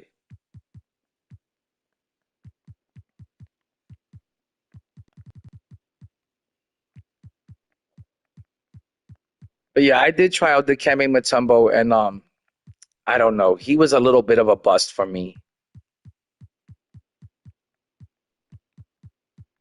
And he definitely wasn't the amount of MT. He wasn't worth the amount of MT that I spent to get him.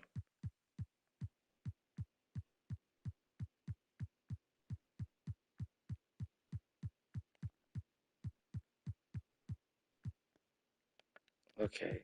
I am taking forever to do this.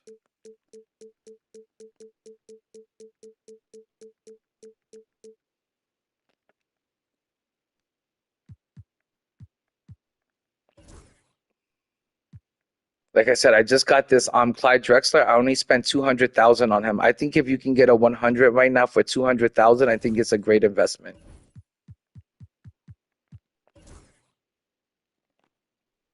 And also Dwight Howard. You could probably get Dwight Howard for about $400,000 to $500,000 MT right now. I think that's a great investment.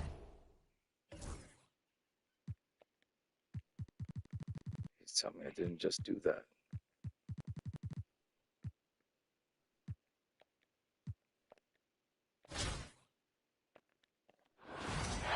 All right, time to get these games over with. Hey, Lou, did you get your all of your playoff challenges, all of your round 3 challenges done? Yeah, I got 2 more to go.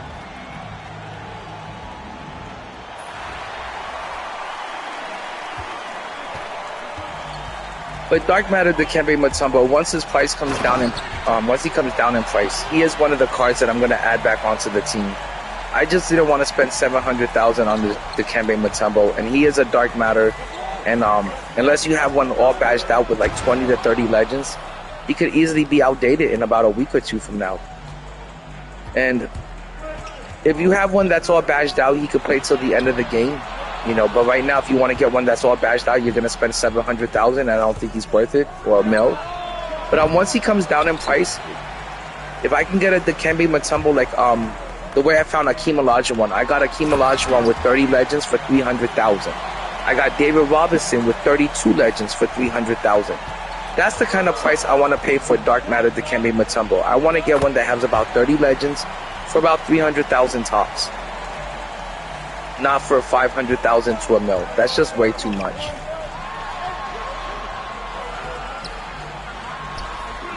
And I feel like if you pay that much for Dikembe Mutombo right now, in about a week or two, you're going to kind of regret it because, you know, you're going to wish you had that MT back.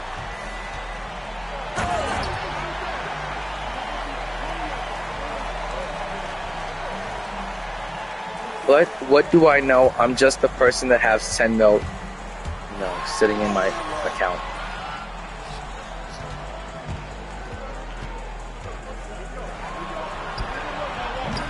No, I mean, I would say that I've had plenty of chances, you know, to try. I've tried out a lot of players this year, Luke. You heard me? It's just, you know, I had to be smart with my MT, and I couldn't, you know, exactly splurge on every single player. And it would be really nice if I could have held on to every single player that I had this year. It would be really nice if I could just play with them and then trade them in, or, you know, make back my MT. Unfortunately, you know, with the auction house, you only have a certain amount of time that you can play with each player that you either pull or that you buy, and then you have to sell them back immediately before their value goes down. So, you know, I wish, you know, I could keep Dikembe Mutombo, but if I find out, like, you know, or if I feel that he's not worth his price because, you know, he has a slow jumper, or, you know, you have to put that player back into the auction house before, you know, you lose money on it, before you lose MT on it. So that's why I always try to recommend to people, you know, either get the cards, you know, the players that you really like, you know, or you make good investments. You know, you invest in players that don't lose, you know, much value. You know, like Galaxy Opal Wemby still has, you know, great value. If you want to go buy Galaxy Opal Wemby, try him out for a week or two, see how you feel about him. If he's a card that you want to keep, go try that card out. You can always buy him and then flip him later. He's always going to maintain his value. But, you know, like a card like Dark Matter Dikembe Mutombo, I think he's going to lose his value within the next week or two. But trust me, as soon as he comes down in price, I'm going to buy him. I'm going to add him to the team. Also, another player that you can get the same kind of production out of is 100 Dwight Howard. And he's probably cheaper than Dark Matter Dikembe. Wade, for sure, that 100 Yao Ming is going to keep his value. And the reason for that, Wade, is because the next Yao Ming that's going to come out is going to be the GOAT Yao Ming. And most people won't be able to afford the GOAT Yao Ming. Last year, they did not drop an Invincible Yao Ming. They dropped the GOAT Yao Ming. And this year, most people won't be able to afford a GOAT Yao Ming.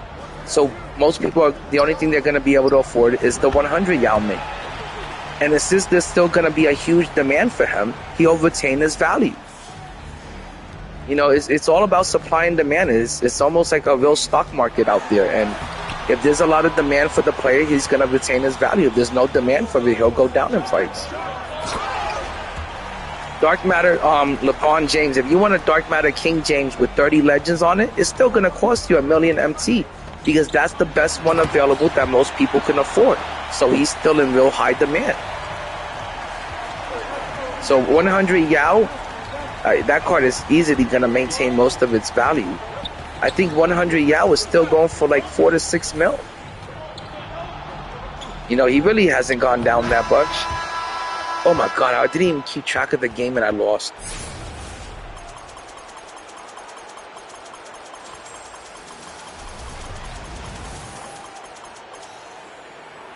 Wait, is that a Dark Matter King James, or is that an Invincible King James? My gosh, I think there's an Invincible. No, he's got to be talking about the Invincible. There's an Invincible King James with 39 legends, and they want 7 mil for him. Now, guys, I can go buy that one player, and I'm sure he's going to be a great player. But all I could do afterwards is I would have no team, and I would mostly just be running Park for the rest of this year. I'd be a Park player.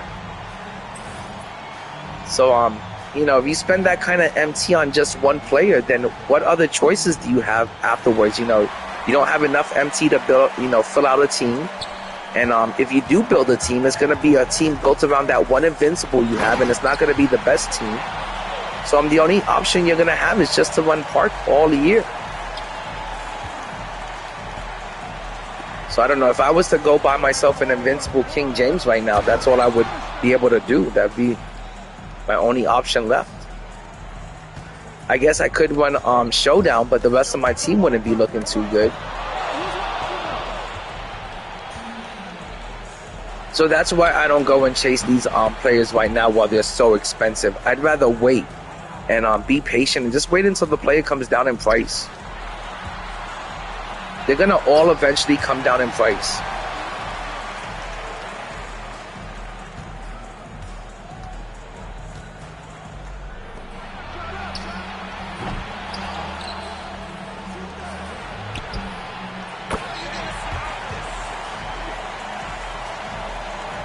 But yeah, tomorrow, guys, if any of you guys are interested in getting like an invincible point guard, or you're in need of a point guard, I think tomorrow you're going to be able to pick up Gary Payton for at least 300 to 400,000 MT tops. Gary Payton tomorrow is not even going to reach 500,000 MT. That's how much he's going to go down in price.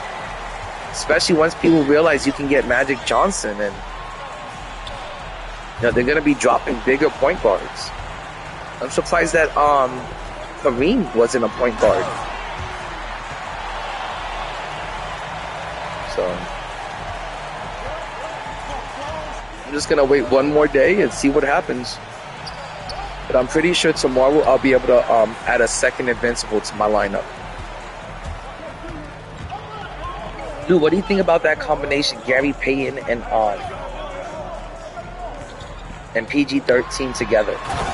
I mean, it sounds like a really good defensive, backcourt and shit. What do you think?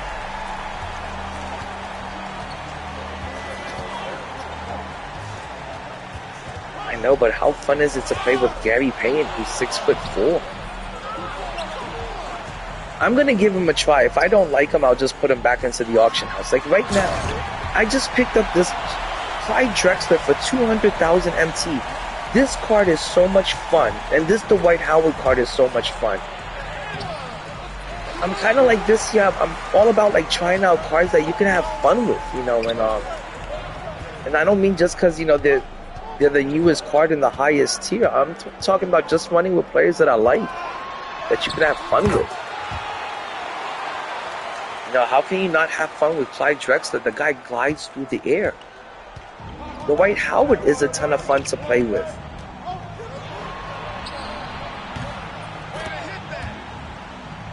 You go and you spend 6 or 7 mil on just getting, invincible King James. That's the only player you can run with for the whole year afterwards. You don't have any MT flexibility to do anything else. Much less build a team. So I'd rather have the MC flexibility than just have one player.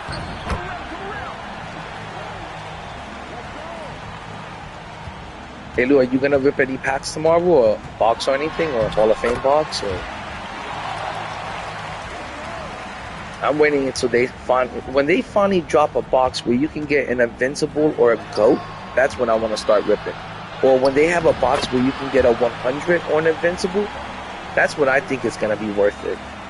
But I wouldn't rip a box where you still have a 50% chance of getting a dark matter. That's just a scam. At this stage of the game, if you spend $100 and you get a dark matter, might as well just cry yourself to sleep. But once they drop the boxes that have either a 100 and invincible or an invincible and a GOAT, that's when I want to rip.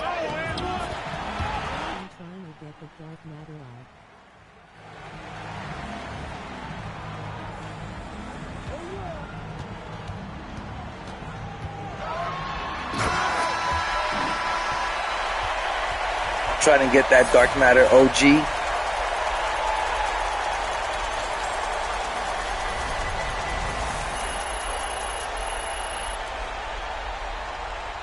And Meezy, let me tell you, that's another thing, Meezy, is that there aren't many people in Showdown that I haven't even ran into a full lineup of 100s yet, and much less a full lineup of invincibles.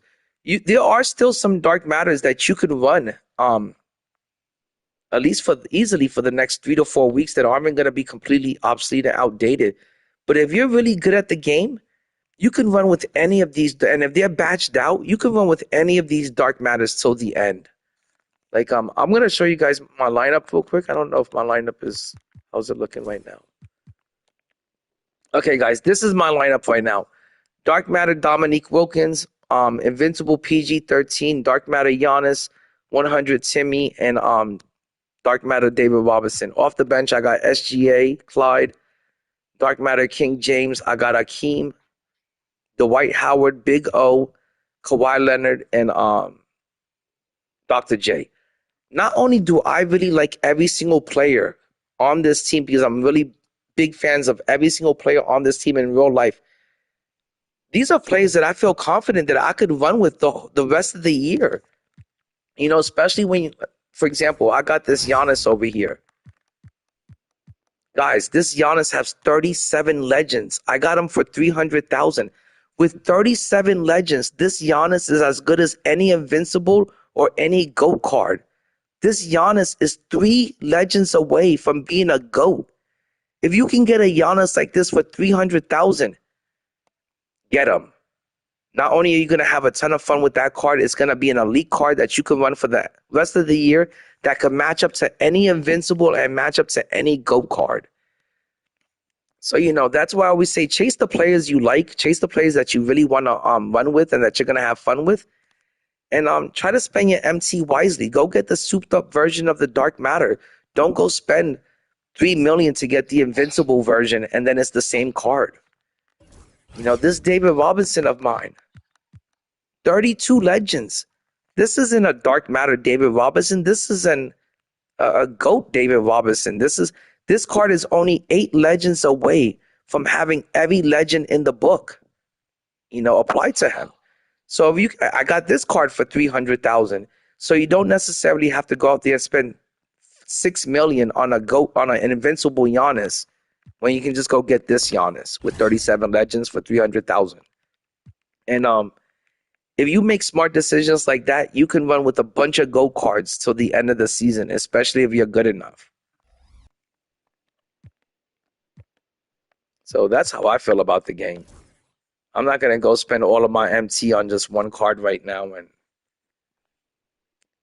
as much as I love King James, and as much as I would love to have the Invincible King James, I'd rather just wait until he comes down in price. And I think that's the smartest thing anyone can do.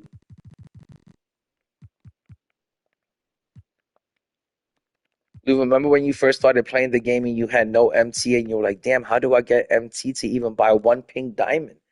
And eventually you'll get that MT from grinding the game or saving up.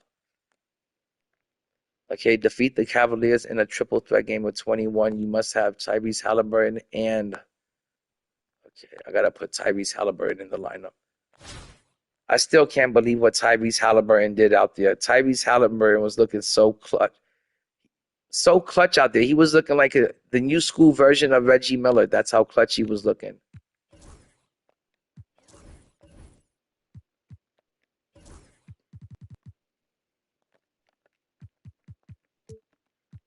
This is the part that I hate doing this.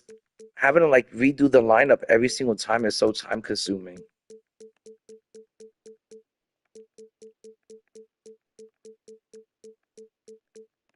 And what the heck exactly is a Pacer? Why are they named the Indiana Pacers? What is a Pacer, Lou?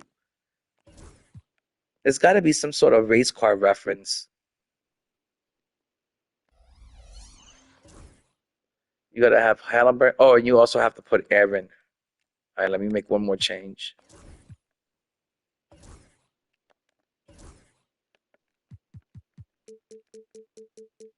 But yeah, I think that Pacers are definitely going to win the series now. I think the Knicks have just been devastated, and I think they're done. I know you can bounce back from one game, but this wasn't one regular loss. This was a huge, devastating, you know, rock you to your core type of loss. So I don't know how the Knicks are going to bounce back from this. I really don't. I hope they do.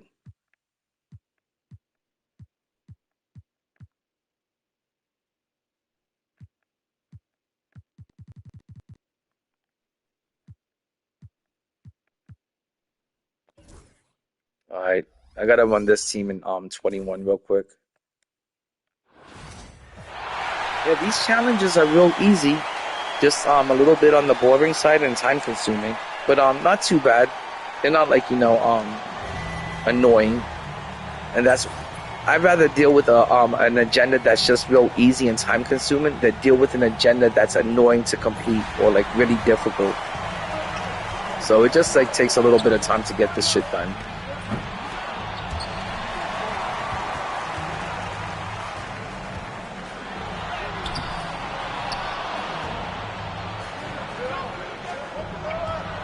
But I really do hope that we get a good Invincible out of this, because it was a pretty lengthy grind. There was a lot to this.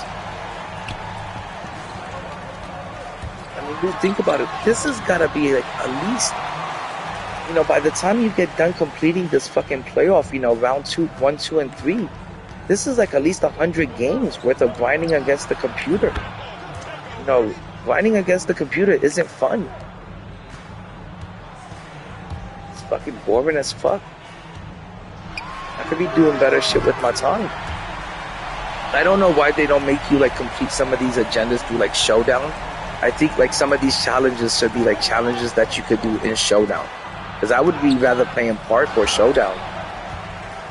So I don't know why they don't make some of these like Park challenges or Showdown challenges. But afterwards, I'm gonna see if I could snipe myself a Gary Payton. If I see a Gary Payton for 300,000 to 400,000, I'm definitely gonna pick him up. I can't picture that card getting any cheaper.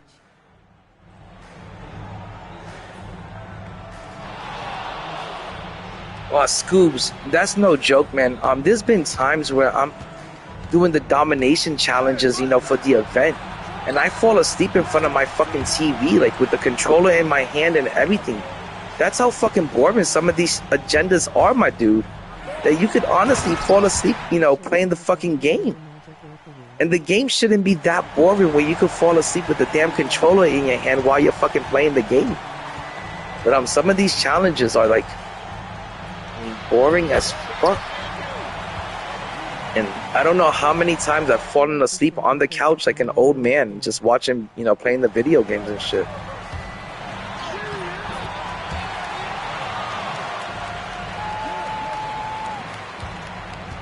Oh my gosh, Scoobs, that's huge, man. I'm at 30%, but I'm in diamond rep right now. I'm about to get to pink diamond rep, so congratulations on that, man. Grinding all the way to Galaxy Opal rep, that's no joke. That's a huge accomplishment, because you have to be on the game a lot. You have to spend a lot of time and effort on the game to get to that kind of rep level. And you have to be doing a lot of grinding against the computer and a lot of winning. And I'm not saying that it's difficult to win against the computer. It just takes a lot to lock in against the computer and focus, while you're playing against the computer, because it's so boring. It's so mind-numbing. That's the challenge. So getting to Galaxy Opal rep, that's huge, man. I can't believe there's some people that have already reached, Galaxy Opal or fucking GOAT rep. It's insane.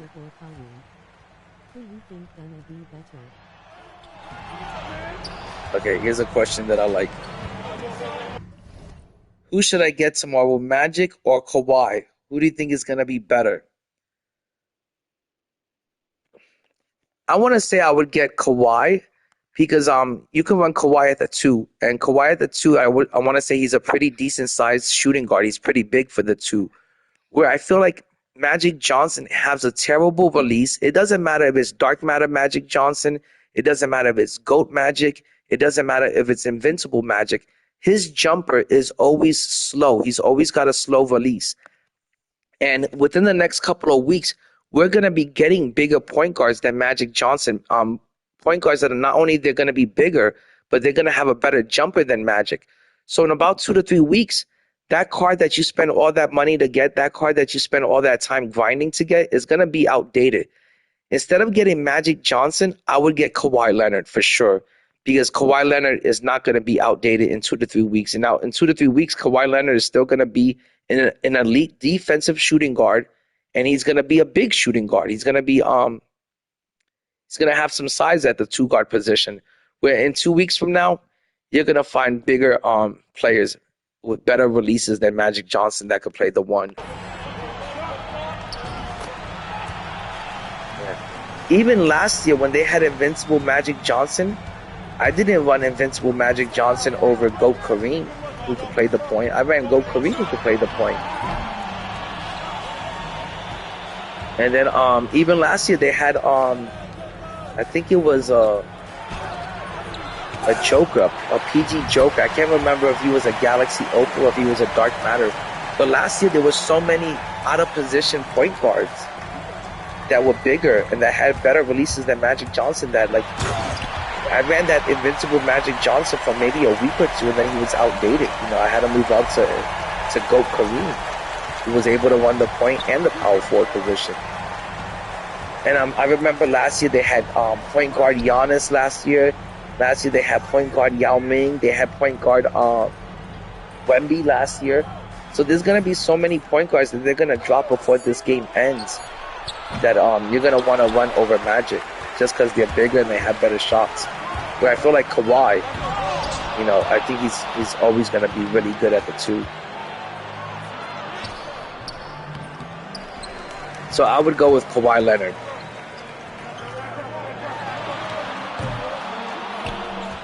I think Kawhi is like 6'6" or 6'7", so he's always gonna be a big shooting guard. He's always gonna make for a big shooting guard.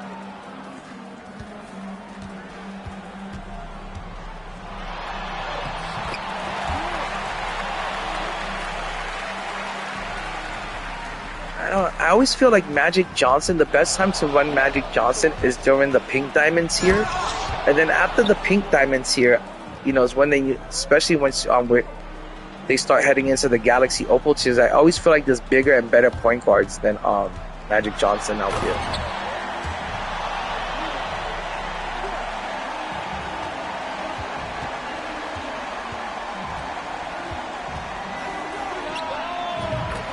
Like, you can just get 100 Ben Simmons, and he would be just as good as Magic.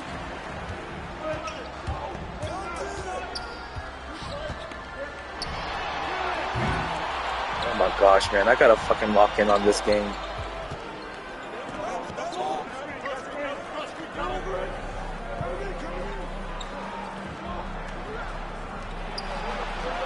Oh, is he gonna make that? Oh my god, I can't believe he made that. I think this is like the second time I've lost to this fucking team, just not locking in or paying attention. I gotta redo this shit again.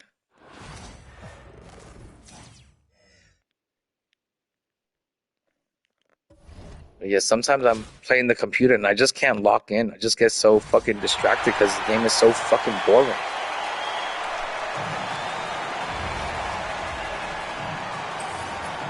I'm just gonna go out here and kill on the threes.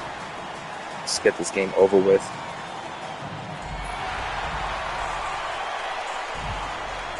But yeah, the 2 cards I like tomorrow the most is the Kawhi Leonard card is gonna be the best card out. And I also like the Melo, and I also like the Magic, but I just wouldn't go with Magic. Ron Artest is going to be a good card. He's going to be a really good defensive card, something you should be able to grind for easily. I don't know if Ron Artest is a name that gets a lot of people excited. It's always a really good, solid card. He's going to have a good jumper. He's going to play good defense. He's going to play kind of above the rim. Ron Artest is like the poor man's Kawhi Leonard. He's the poor man's PG, and he's the poor man's King James. That's what he is. If you can't get King James, you can't get Kawhi, you know, you can't get those type of cards, you get Ron Artest. It's just like if you can't get King James, you go out there and you get Josh Smith. They're basically the same card. Josh Smith is just the Temu version. He's the Target version.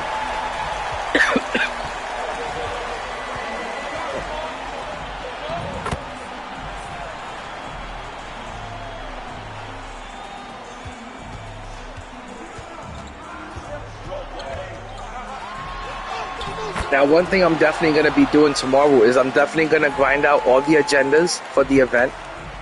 I'll make sure I grind all 3 parts of it, and I'll make sure I get all of my event cards. and I'll make sure I stack up more MT off of it. And I think that's the best thing you could do with your event cards. If there's not a player that you want in the exchange, make sure you turn the event cards into MT.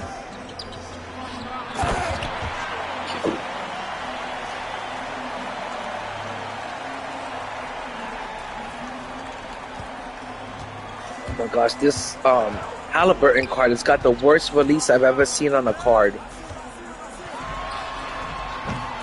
I can't shoot with this fucking Tyrese Halliburton card, man. It fucking sucks. Let me see if I can shoot with this card. It is a Galaxy Opal. Can't shoot with this card either. Did anyone notice that all the free cards that we got this year from the playoff agendas, they all suck ass? None of them could shoot good. They all have like really poor releases. Look at this. I can't even fucking finish layups with this card.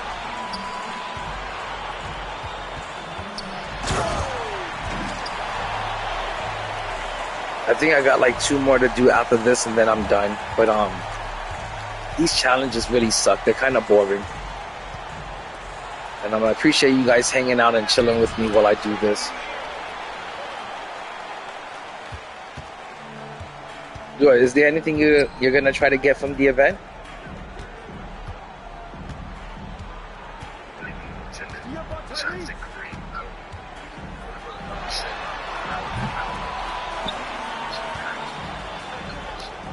I'm pretty sure the Kareem has got to be, you know, the special event, you know, the card that, you know, everyone's going to try to get from the exchange. But, you know, the only people getting that card is going to be, you know, the whales.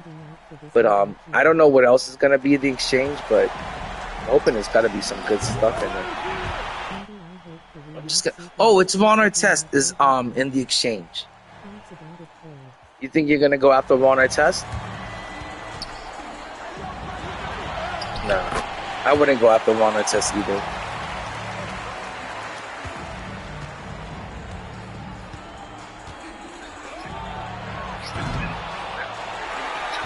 I know, that's the only thing you care about, which coaches are available. Mike D'Antoni turned out to be okay. Just not a great defensive coach. Paul Westphal, how did he turn out? Which coach? I know who you talk.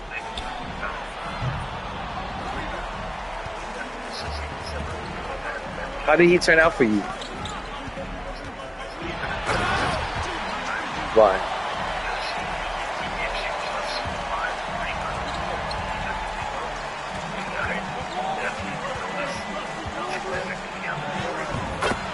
Wow. No, right now I'm.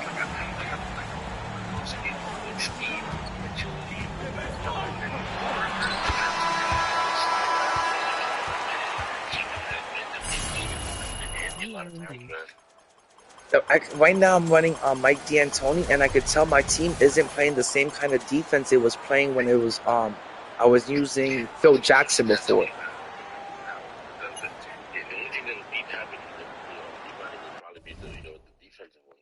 Yeah, but Wade, I feel like Kawhi is easily gonna be over 4 million MT. Kawhi is definitely gonna be 4 to 6 million MT. So, you know, again, I don't know how much, you know, everyone feels comfortable spending. I don't like spending more than like $1 mil to $2 mil on a player. I don't even like spending $2 million on a player nowadays.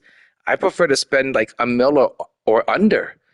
So, unless you're comfortable spending 4 to 5 million MT on one single player, I don't think he's gonna be attainable for like 98% of the 2K community.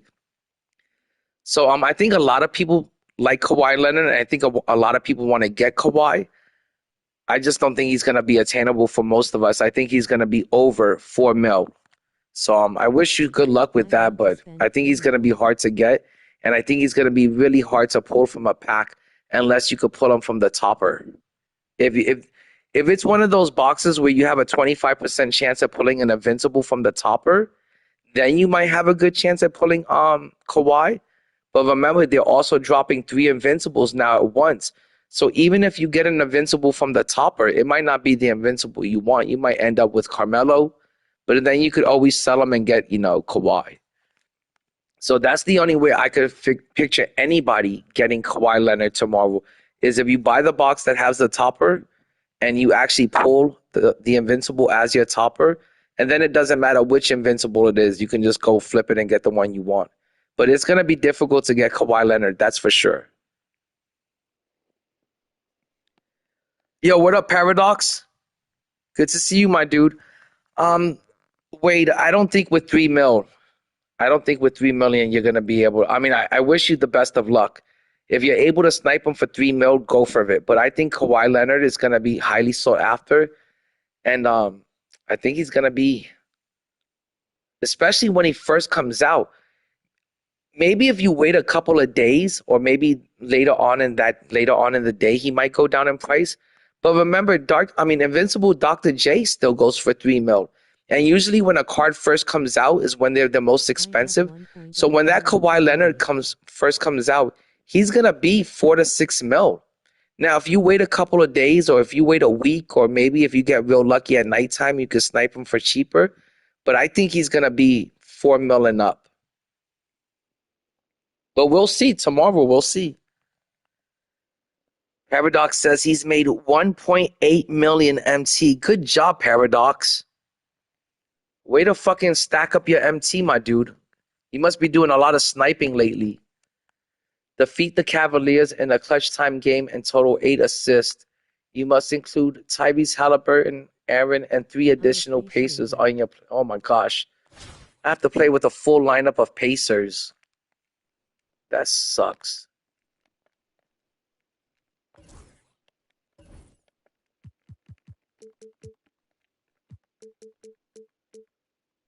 But yeah, I could easily picture a player like Kawhi. He's easily going to be $4 million because Dr. J goes for $3 million right now. And I want to say he's been around for a while, at least more than 3 to 4 weeks now. So if Dr. J's been around for 3 to 4 weeks and he still fetches over $3 million, a new card like Kawhi is easily going to go over 4.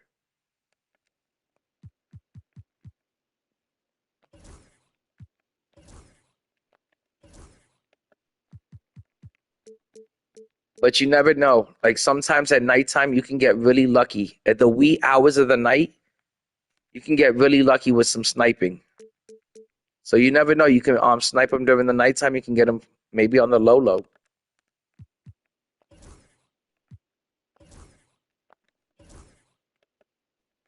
But that would be my plan of attack. If you want to get Kawhi Leonard like as soon as he comes out and as fast as possible, I would wait and try to snipe him at nighttime when the prices go down and when there's not that many people sniping. If you try to get him during the day, you're going to pay top dollar for that card. And I'm talking about $4 to $6 million. So try to get him at nighttime.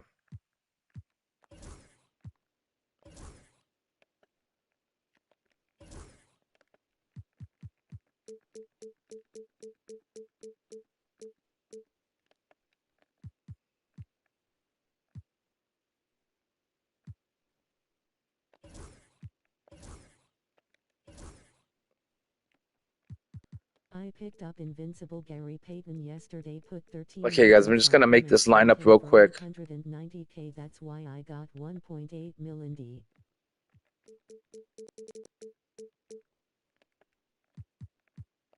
Okay, that's who I'm going to go with. And I think you also have to get 8 assists in this game. I picked up Invincible Gary Payton yesterday, put 13 legends on him and sold him for 890. That's why I got 1. Paradox, that was the smartest thing you could have ever done, Paradox.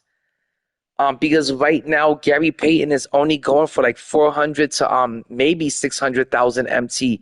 So not only did you pick him up at the right time for an extremely cheap price, but you sold him at the right time. That's a W right there, my dude. Good job, Paradox. That was really smart of you. Most people would have got that Gary Payton. They would have held on to him for way too long. They would have played a couple of games with them. They would have fell in love with the card. They would have used them for 3 to 4 days. And then they would have lost a bunch of MT on the deal. So good job for picking him up for the cheap and selling him ASAP and, you know, making that MT off of it. That was really smart of you. And that's what I always try to do. If I pull anything out of a pack or if I get any kind of snipe out of the auction house, I don't even use that card for a day or two. I fucking immediately put that card back into the auction house and try to get the top dollar for it, try to get his top value. So that was real smart, you know, to put him right back into the auction house after you got him. The only thing I picked up today, Paradox, I was able to get Clyde Drexler for $200,000. I thought that was a really good pickup. I ended up liking the card a lot.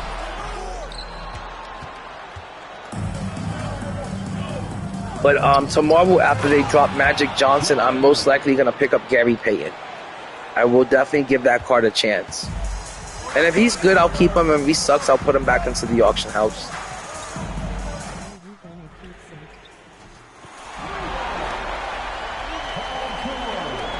Wade, I'm going to keep Clyde Drexler until I can find one that's completely badged out.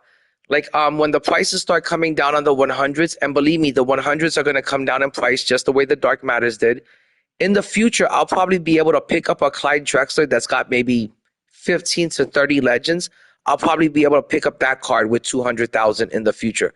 So I'll keep this card for a little bit until the market bounces back a little bit, because right now the market is at its lowest state.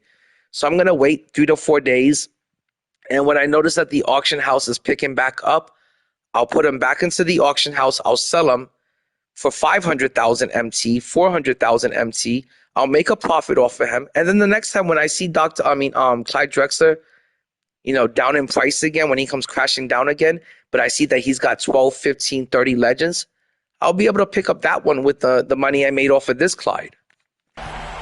So yeah, I plan on keeping him because I like the card. The card I think is really good, especially for the price that you can get him at. He's a really good 100 at the price that you can get him at. And I'll keep him until until I can get a better version, one that's badged out.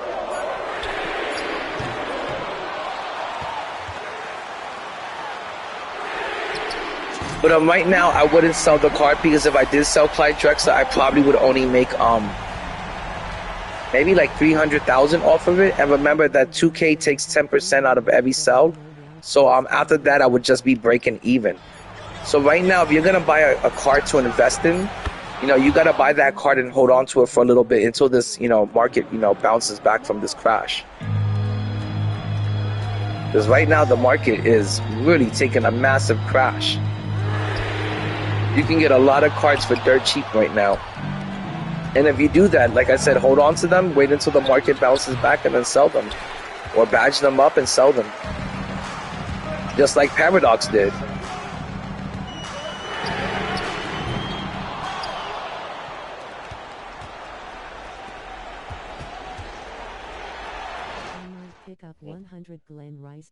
I bought Yao, so I have 3 mil left, but I know that the price is going to go back up. I think it's a safe investment.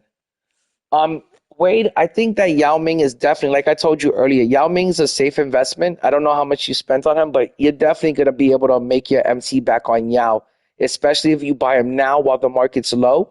And then, like I said, sell Yao when the market goes back up. And you're definitely going to either make your MT back or a small profit off of it. But Yao Ming is definitely going to maintain his value. That's a W pickup. And Paradox says he wants to pick up Glenn Rice. I think Glenn Rice and Josh Smith are the 2 best cards you can pick up from tomorrow's promo, for sure. Invincible Magic is great, and the Invincible cards are great, but they're going to be really expensive to pick up. Either by ripping packs or by getting them in the auction house, they're going to be real expensive. So I think the 3 best cards that you can get bang for your buck tomorrow would be Smith, and Glenn Rice is going to be really good. I wonder if they're going to give Glenn Rice the Patty Mills base.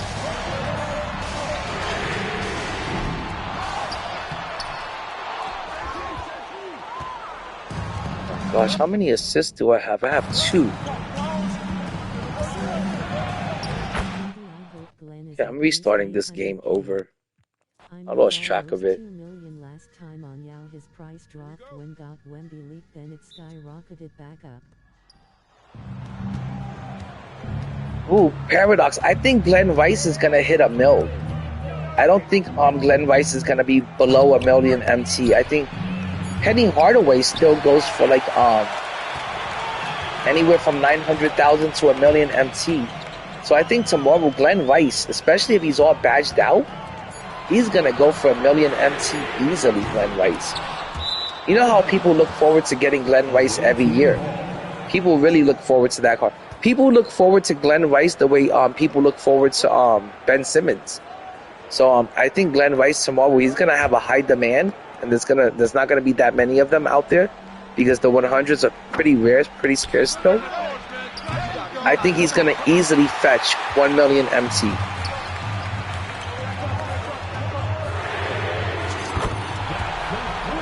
But you never know. Like I always tell people, if you do any sort of sniping at nighttime, if Glenn Rice is like $1 million or 1.1 million during the day, you could maybe snipe him at night for like 800,000-900,000. So you never know. You might get lucky on Paradox.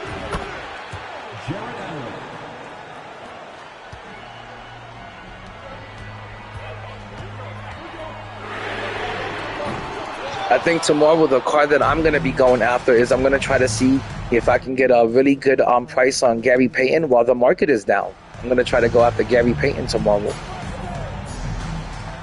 If I could pick up GP tomorrow for 300,000, not only do I think I got him for a good price and I got good value for him, I'm going to get good value for him because it's a card that you could run till the end of the year. It's an invincible. So if I can get a Gary Payton tomorrow for 300,000-400,000, that's a card that I'm going to go after because, like I said, you can run them for the whole year.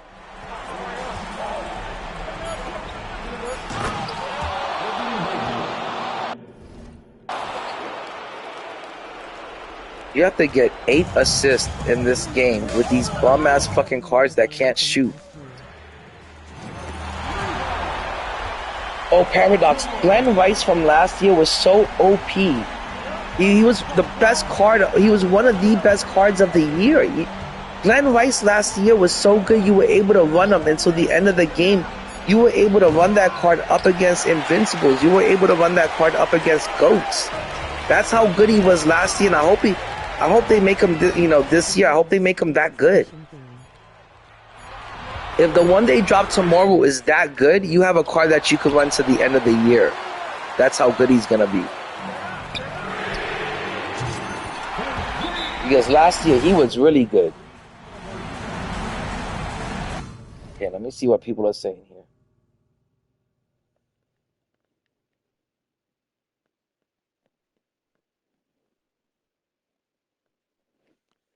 Yeah, wait, you'll be able to make some good money off of Yao. You'll always be able to make MT off of Yao.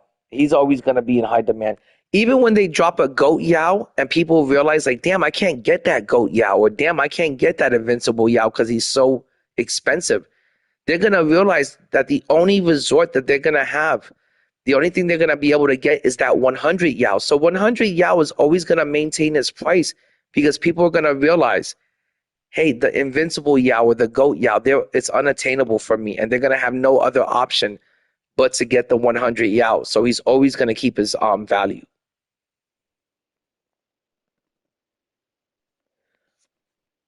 Paradox, I'll play you in a little bit. I just have to finish up this playoff agendas. It's getting on my nerves that I haven't completed these challenges yet, and I just want to get them done. I like going to bed knowing that I got all of the agendas done for the day. I hate leaving things uncompleted. Hey Lou, how much of your playoff challenges do you have left? Or are you doing salary cap?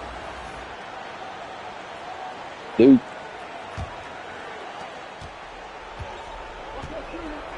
Oh, you're doing salary cap? How many games have you won of salary cap so far? I'm going to start salary cap tomorrow, but I'm going to build up a really good team before I go out there. I got to build a really good team because it got kind of sweaty out there. I'm telling you, Dark Matters and salary cap fucking ruins the mode. I couldn't stand it after I saw that it started like last season or this season. They killed the mode from me, and I used to love salary cap all the way till season 5. I was in love with salary cap. Now I can't even stand to play it.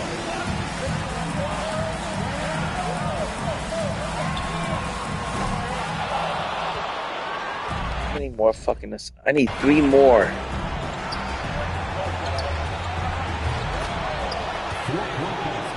You gotta complete this challenge with the Indiana Pacers, but the Pacers I have fucking suck ass, man. None of them can shoot.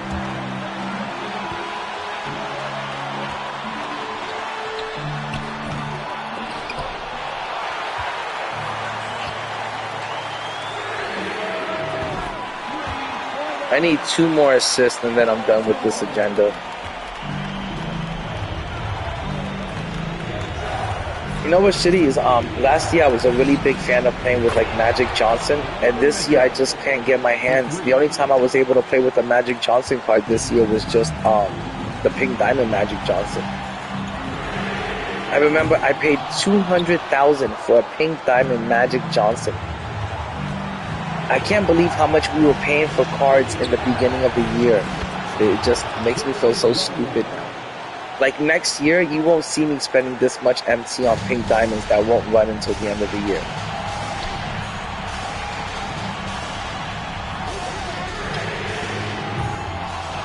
Oh my...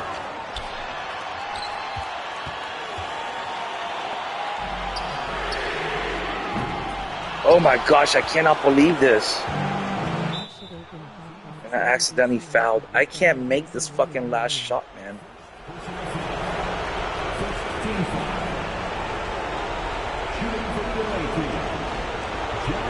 Paradox, man, I would open up a Hall of Fame box, but like I said, man, my car's been in the shop for 3 weeks now. It's going on the 3rd week of my car being in the shop, and I still haven't got in and out the shop. And the mechanic it's at the Toyota dealership, and the mechanic is having such a hard time trying to figure out what's going on with my car. And we've replaced like so many parts already. I think I'm already like $600-700 in the hole, just, you know, trying to get this car running. And I can't afford, like, you know, to be spending on the game right now when I gotta get my car fixed up.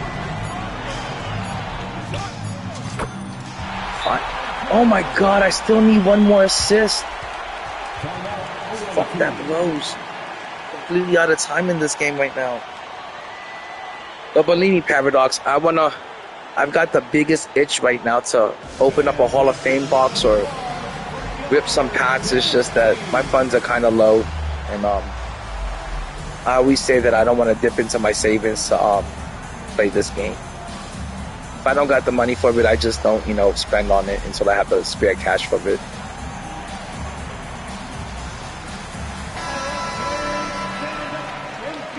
But that's the only reason why I'm not ripping, is because unfortunately my car is in the shop with a major problem, it looks like. Because they haven't been able to find the problem, and it's been 2 to 3 weeks now. This has got to be the 3rd week.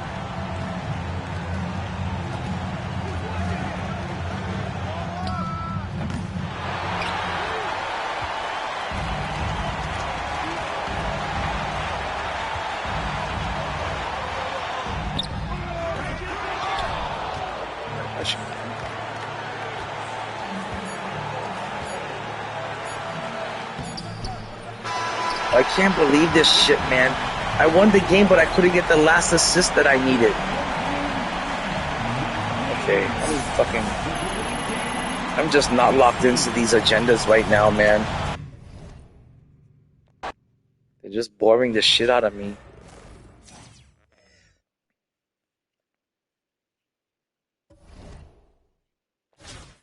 I'd rather talk to the chat about the game than fucking do these agendas.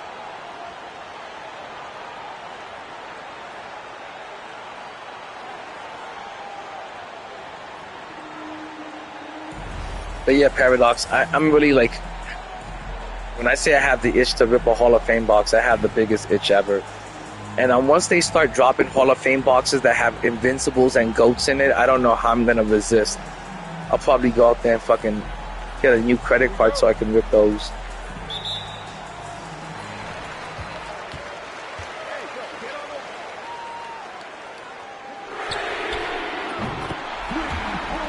But I do think that the Hall of Fame box right now that offers you, you know, an option pack for a 100, and then they let you pick the 100. It's the 100 of your choice. I think it is worth it. I don't like the fact that they took away some of the badges. I don't know if you guys remember before, when you bought a Hall of Fame box, you got 5 legends out of it. In this Hall of Fame box, you only get 3 legends, and I think that kind of sucks. But I still think you get your money's worth because it's basically an option pack, and you get to select the 100 that you want out of it. And right now, I would probably pick Penny Hardaway. Penny Hardaway or SGA, I think those are the... Oh, Anthony Davis is also really good. Yeah, it would be a tough choice. There's some really good cards in it. Dude, who would you pick if you were to rip a Hall of Fame box? Shea? Yeah, I would go with Shea. Shea or Penny Hardaway. I don't know. I love Penny Hardaway too much not to pick him. But I'm definitely Shea would be my second choice.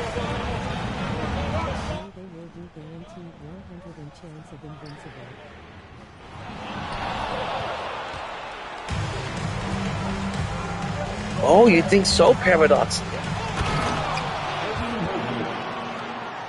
Paradox says thinks that they're gonna do the box tomorrow that's gonna be a 100 with a 50 equal chance of getting an invincible.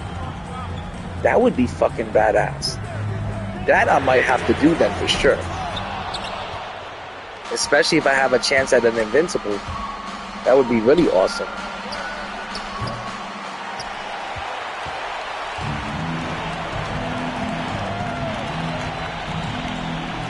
I don't know. Maybe I'll stream, and if I get some maybe I'll get a dono or something.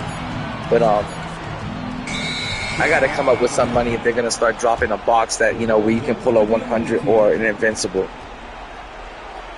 Imagine pulling Wemby.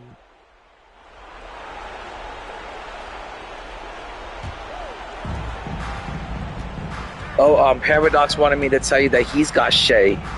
See, everybody, that Shea card is really good, man. I would pick that card too.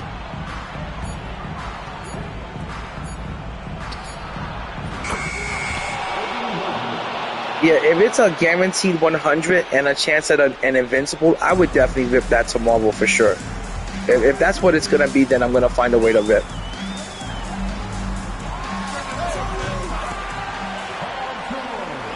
Lou, what do you think about that, Lou? What do you think about that, Chilongo? If it's a Hall of Fame box that gives you a guaranteed 100 with a chance to pull an invincible, would you buy that?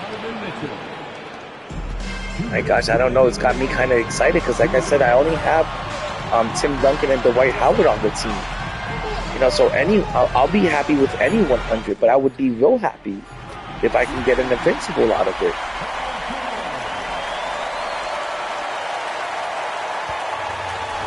Oh my God, Scoobs pulled SGA 3 times.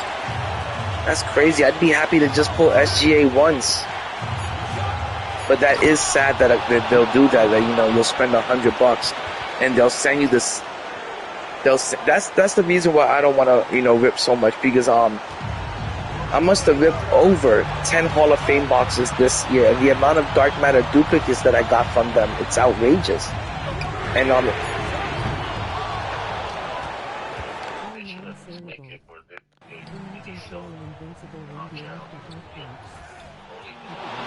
they need to do something where, like, remember, they're all non-sellable, so you can't do anything with it. Like Scoobs just said, it's non-sellable. They should do something where, like, you could either go into the exchange and exchange it for a player that you like and that you want, you know, or maybe you can go into the exchange. No, they should just make it sellable. Everything should just be sellable. That's the solution to everything. Just make something sellable. If you don't like that dark matter or that 100 that you pull, you should just be able to sell it. You know, that's what makes the Hall of Fame boxes so crappy, is that you can't sell everything in it.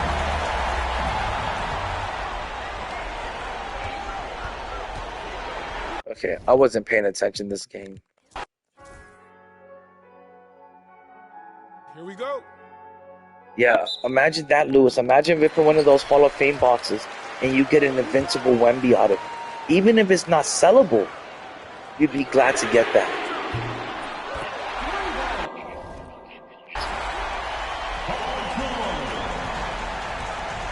No, that's true. If you get a duplicate, you're screwed. No, you're really screwed. It's either gonna be a badge or or it becomes 2,000 MC, 3,000 MC. But that's what I don't like about the Hall of Fame box, is that it spits you out a lot of duplicates. I've lost track of how many duplicates I've seen this year from the Hall of Fame box. Over 8 duplicates, if not over 10. So that's why I don't fuck with the Hall of Fame box anymore. I feel like this year 2K's burnt me out on everything. I got burnt out on the bundles. I got burnt out on the 51 pack box. And now I'm kind of burnt out on the fucking Hall of Fame boxes. What is going on here? Oh my god, Paradox pulled SGA from the PG-13 challenge. What a lucky bastard, Paradox. I got fucking Big O out of that shit, man.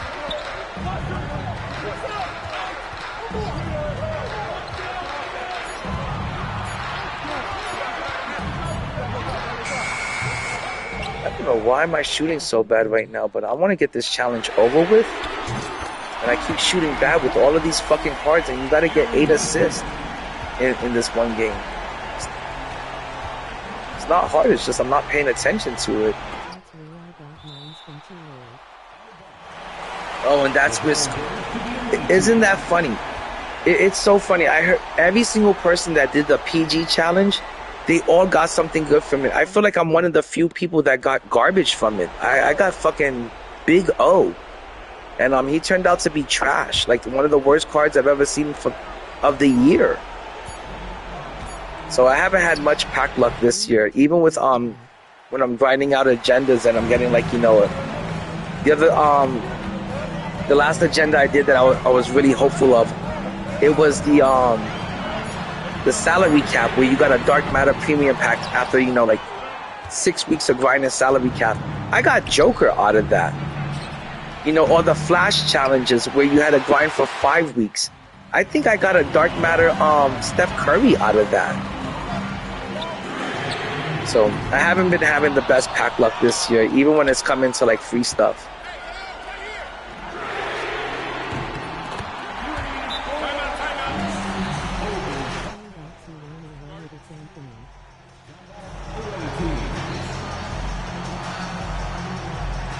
But yeah, it is real shitty when you grind for like 2 to 3 days, or they have you doing a 5-week grind and then you get a duplicate. It shouldn't be that way.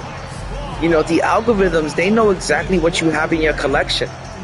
They could easily send you something new, something that you want, but the reason why they don't do it is because that would equal you not ripping packs for what you actually want.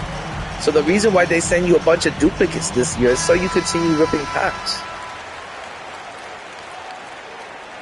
There's no reason why everyone in the community all year long, has gotten dark matter Jason Tatum. Or there's no reason why everyone in the community should be getting, 100 Chris Webber.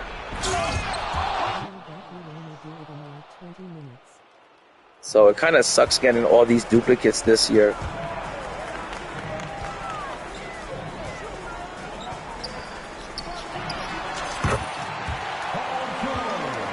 It's...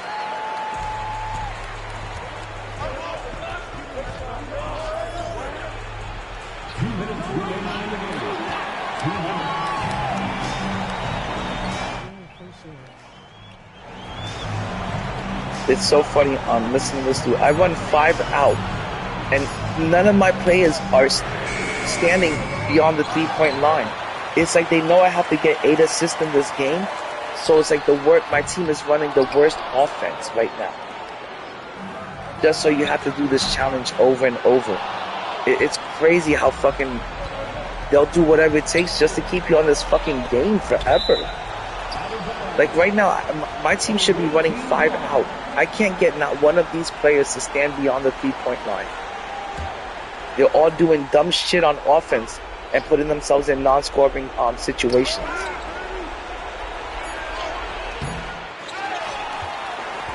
Like, I get so fucking bored of these agendas, man. It's the same repetitive shit.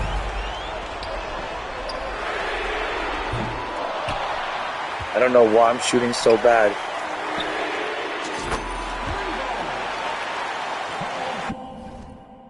I need 4 more assists to get this done. Yo, let me tell you, Paradox is always willing to play anyone in 5v5. He doesn't duck a challenge for nothing. That's one thing I could always say about Paradox. He won't duck a challenge. He don't care who it is. He's always down for the smoke.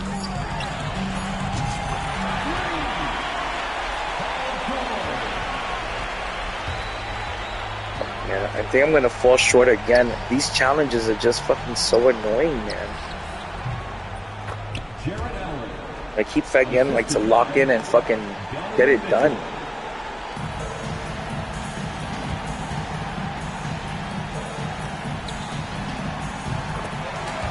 Yeah, I need 2 more. I'm gonna foul the computer till the end of the game. Buy myself some more time.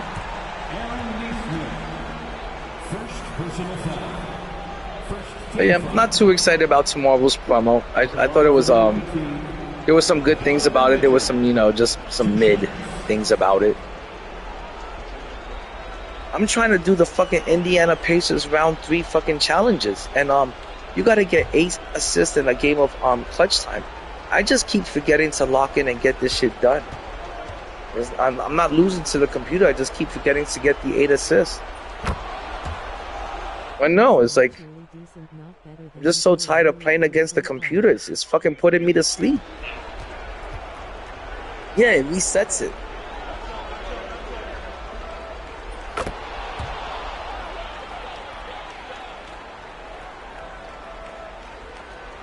Oh, Tony was saying that Caruso card turned out to be really decent.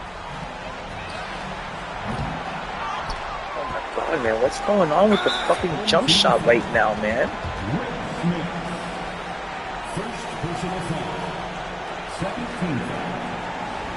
I think with this playoff agendas, they've been giving out some good cards. They gave out the really good cards in round 1. I don't know if anyone's noticed, but as the rounds have gone further and further, they've been giving us like not crappier cards, but the names attached to the cards aren't the best.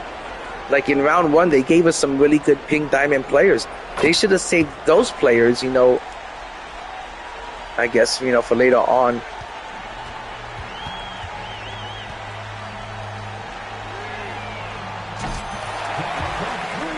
Okay, I need 1 more assist, but I got 11 seconds left to get fouled. But yeah, I feel like they gave us all the really good players, you know, in round 1, and then in round 2 and round 3, you know, the players weren't so good. But I do think Dark Matter Rudy Gobert, I think, is going to be really good. Dude, did you already get him? Rudy Gobert? My bad. Yeah, you got to get that Dark Matter Rudy Gobert. I think he's going to be a good card. I think that's going to be the best one out of the free Dark Matters.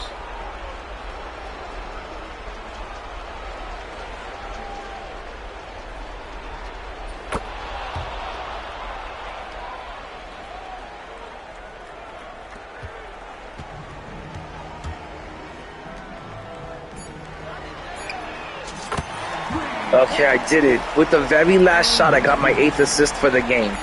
That was a close one. I thought I was going to have to redo it again. No joke. I was getting a little bit worried and pissed off that I was going to have to redo this challenge, but I hit that last shot for the game winner.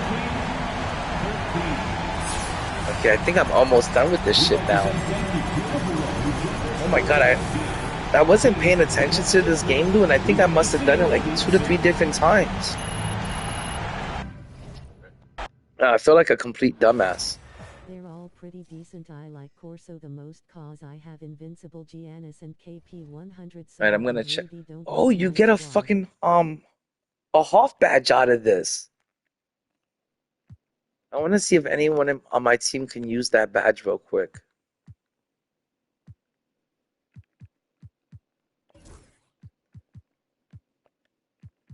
I think my Kawhi Leonard is still missing a few badges. Let's see if he needs it.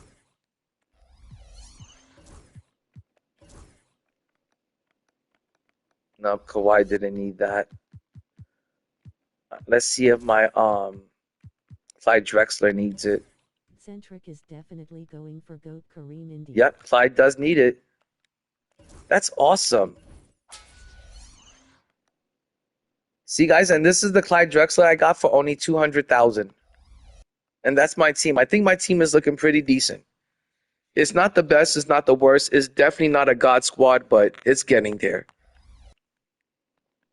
And let me check the auction house real quick. I'm just checking the 100s, really. Actually, let me check the Invincibles.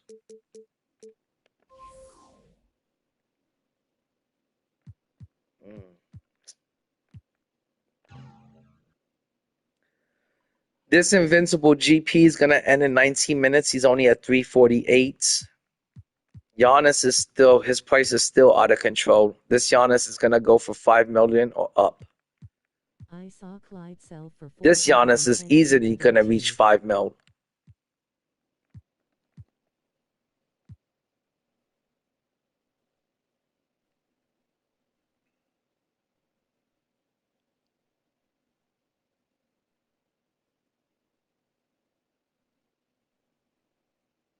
I have Invincible Giannis and 100 KP. My God squad.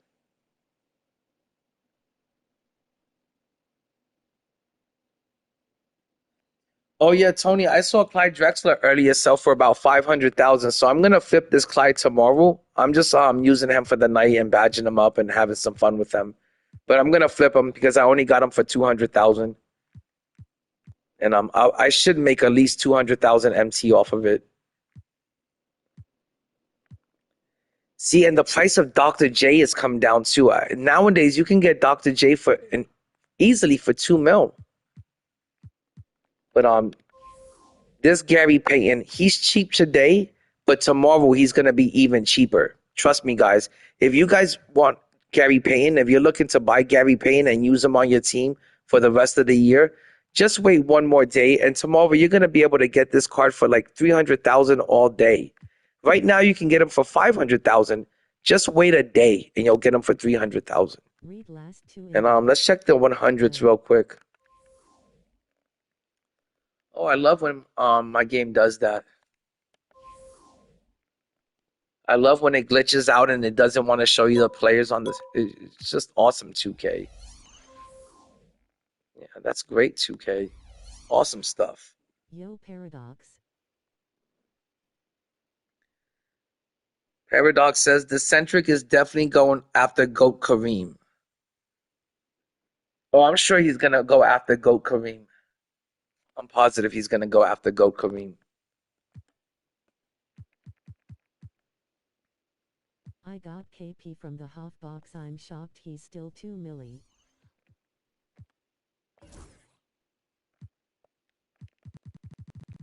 Let me check what else do I have left. We best friends. Okay, I've got 2 more left and then I'm done with this. Actually, I've got 1 more left and then I'm done. That's awesome. I've got 1 more left from these playoff challenges and I'm done.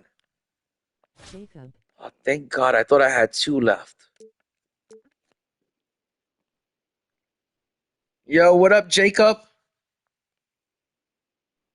Face with tears of joy, face with tears of joy. I got KP from the Hall of Fame box. I'm shocked he's still 2 milli. Yo, Tony, congratulations on that, Tony. No, KP's huge. I would love to pull KP.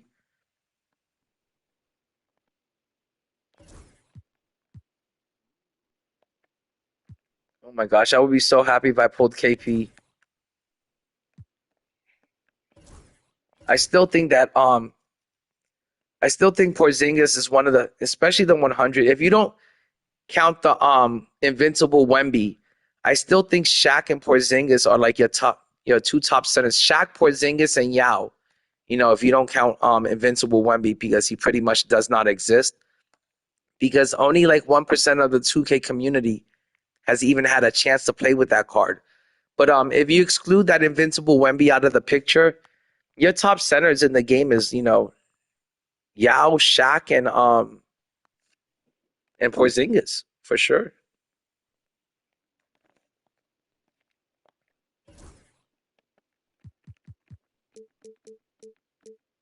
All right, guys, I gotta make a team real quick using a bunch of Pacers players. Let's see if I have enough Pacer players.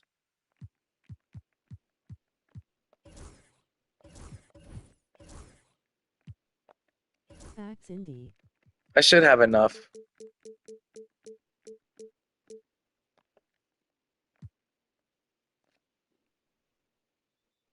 But yeah, so I would be real happy if I pulled Porzingis.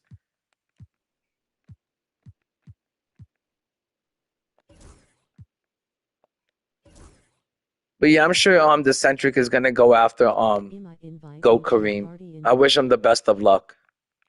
I hope he gets him. And I hope it doesn't cost him a small fortune. I kind of hate when people have to spend. Yeah. You know, I feel bad when people have to spend so much money to pull, something they want, to pull one player that they want. So hopefully maybe he gets him, early. Hopefully he doesn't have to spend too much to get him.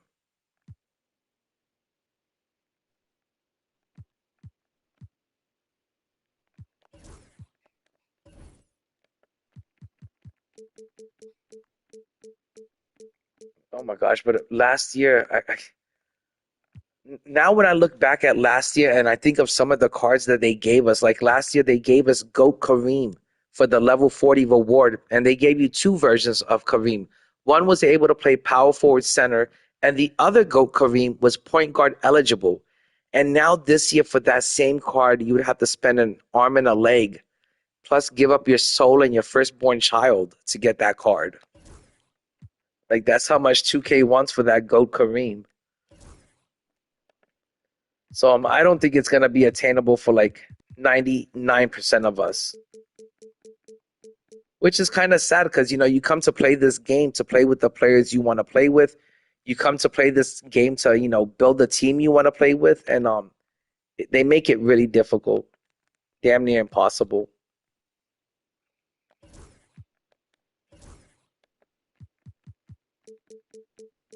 But I'm hoping that with the type of MC that I have, that eventually I'll be able to put some, some GO cards on my team. That's what I'm hoping for.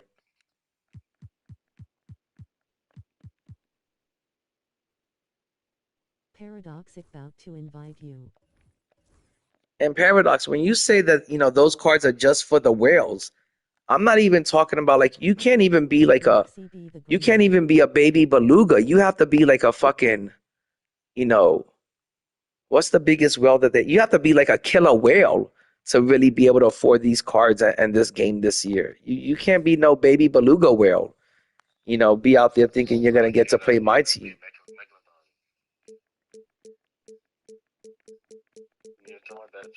And Crash Bandit Q. Yeah. Oh yeah. No, I've heard of a megalodon. Yeah, that's right. You have to be a damn megalodon just to fucking get these cards this year. You can't even be a regular sized whale. You have to be fucking a megalodon this year just to get these fucking cards.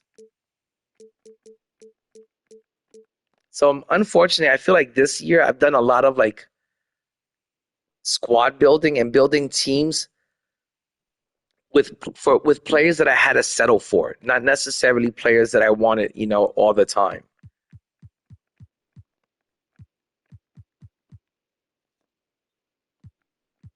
Like I would love to have Dark Matter Magic Johnson on the team. I couldn't get Dark Matter Magic Johnson, so I had to settle for SGA. Do I love Dark Matter SGA? I absolutely love Dark Matter SGA. Was he my first choice? No, he was not my first choice. I would rather have a Dark Matter Magic. Let's play. But it is what it is, and that's kind of the way 2K is this year. Well, why you say that? Oh my gosh, dude! I just had this horrible game. Run the fade. Centric is a whale BC Hold on. stream. Like totally just like focus on your conversation, just laughing at this shit. And like so like I went through the recent like the guy's record is 0-3 Mario. 0-3. this motherfucker, I don't know what the fuck. Like, I'm missing every shot or he's getting easy shit. I don't know what's going on. But, like, he's up, like, I don't know, like 7 to 2, 10 to 2 and shit, Mario. And I don't know what the fuck I managed to do to get it 10 to 5 at the end of the first half. And in the second half, I don't know what happened. Once you guys did 20 points, that's when all of a sudden I made the comeback and he quit. Oh, nice. You got that W. But the funny thing about Mario, hold on a second, I gotta And Paradox, Decentric does have a really nice, like, team of people around him. So he can afford to rip packs until he gets the card that he wants. But, I'm MB2k, and the reason why I call myself MB2k is because I do all of this independently of any help, of any donos and funds, or, so I try my best to get the cards I can get, and I try my best to provide, like, good pack opening videos, but I don't have the type of team that Decentric has around him where you could rip $2,000, on one promo and shit. I usually, on any sort of promo, I don't want to go over 400. I don't want to spend more than 4 hondos on any sort of promo. And I always say, it shouldn't cost you more than $400 to get any sort of player or digital card out there. I even think that's a bit excessive, but I'm willing to, I'm willing to spend 400, but not that I think that's acceptable, but to spend any more than that, I think it's ridiculous. Something that you can't, you know, something you can't make back quickly. If it's the type of money you can't make back quickly in 1 week, then I don't think it's worth getting. I think that's a little bit too excessive. But I wish I had the kind of team he's got around him and people making those kind of donos so I can, rip nonstop packs until I get the card I want. That'd be awesome. He's living the life. I don't hate on Decentric. What's up, Chalongo? let me finish real quick. So I don't know what happened, like, but early in the second half, especially because the way the game was, I felt like was screwing me. I was like on the verge of quitting him. That's too funny. I'm thinking to myself, like, am I really gonna quit to a guy that's 0-3? And then I'm like, there's gotta be a reason. Like, let me just keep playing and see nothing. The comeback happened and shit. You were waiting for those algorithms, huh, Lou? I guess so. It's one of those things where you can tell the guy's not good. Making shots just because the game, like, seems to players not want to do what they're supposed to and shit like that, and then you're just missing shots as you know are open. And then eventually, finally, the shots started going in and shit. No, like I always say, the game is always gonna there's always gonna be that momentum swing. And if you just wait for that momentum swing, eventually you can come back in any game. It doesn't matter, Lou, if you're down by 10 points or down by 20 points. The algorithms, the RNG, is eventually gonna allow a momentum swing where it's gonna allow you to make a big run back to get back into the game. The computer is always gonna allow you to get back into the game. You just gotta wait for your run.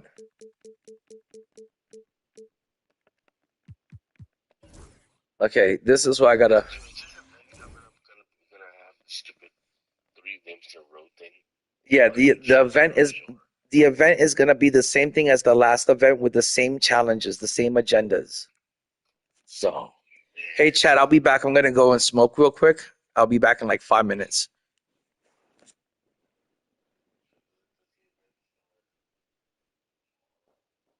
Yeah, I think it starts tomorrow. Another event, man. Another fucking.